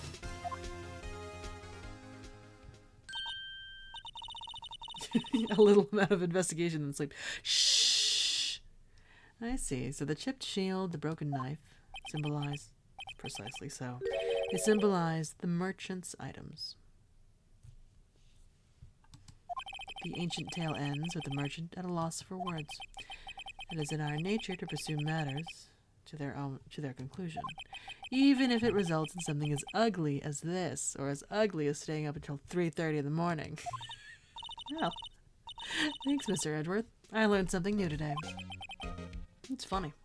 And if that's so, then why were you only given a shield?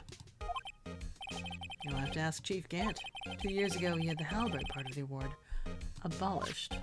Chief Gant, King of Prosecutors Trophy.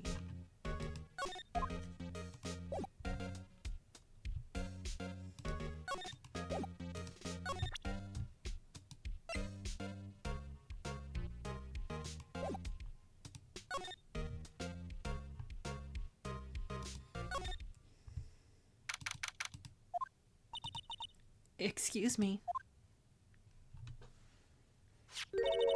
Would either of you care for a quarter-pound of roast beef? Miss Starr! She's out of lunches. Certainly are the curious sort, aren't you? Kind of like the first person who sucked a cow's nipple to discover milk. Still, I never thought you'd go digging up that case from 2 years ago. Everyone in this trial was involved in the SL9 incident.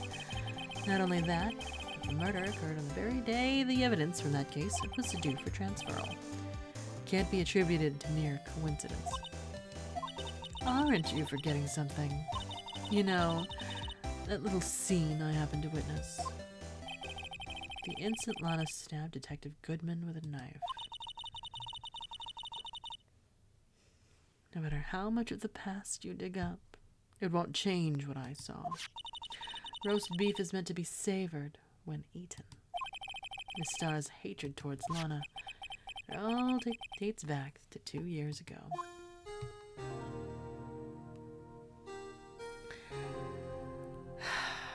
Alright, I think I can leave this discussion part for tomorrow. This is a long case. Alright. Well. Yeah, we'll have to prove the murder tomorrow. There's a lot. There's a lot. It's long. And I'm sleepy. Like, I want to know, but I'm also sleepy.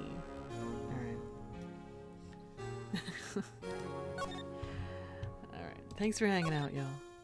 I appreciate the company. I hope y'all have a good day, good night, wherever you are. I'm gonna get some rest. Oh, y'all, swim my mirrors. Thank you. Thank you, thank you, thank you. Good night. Thank you, bye-bye.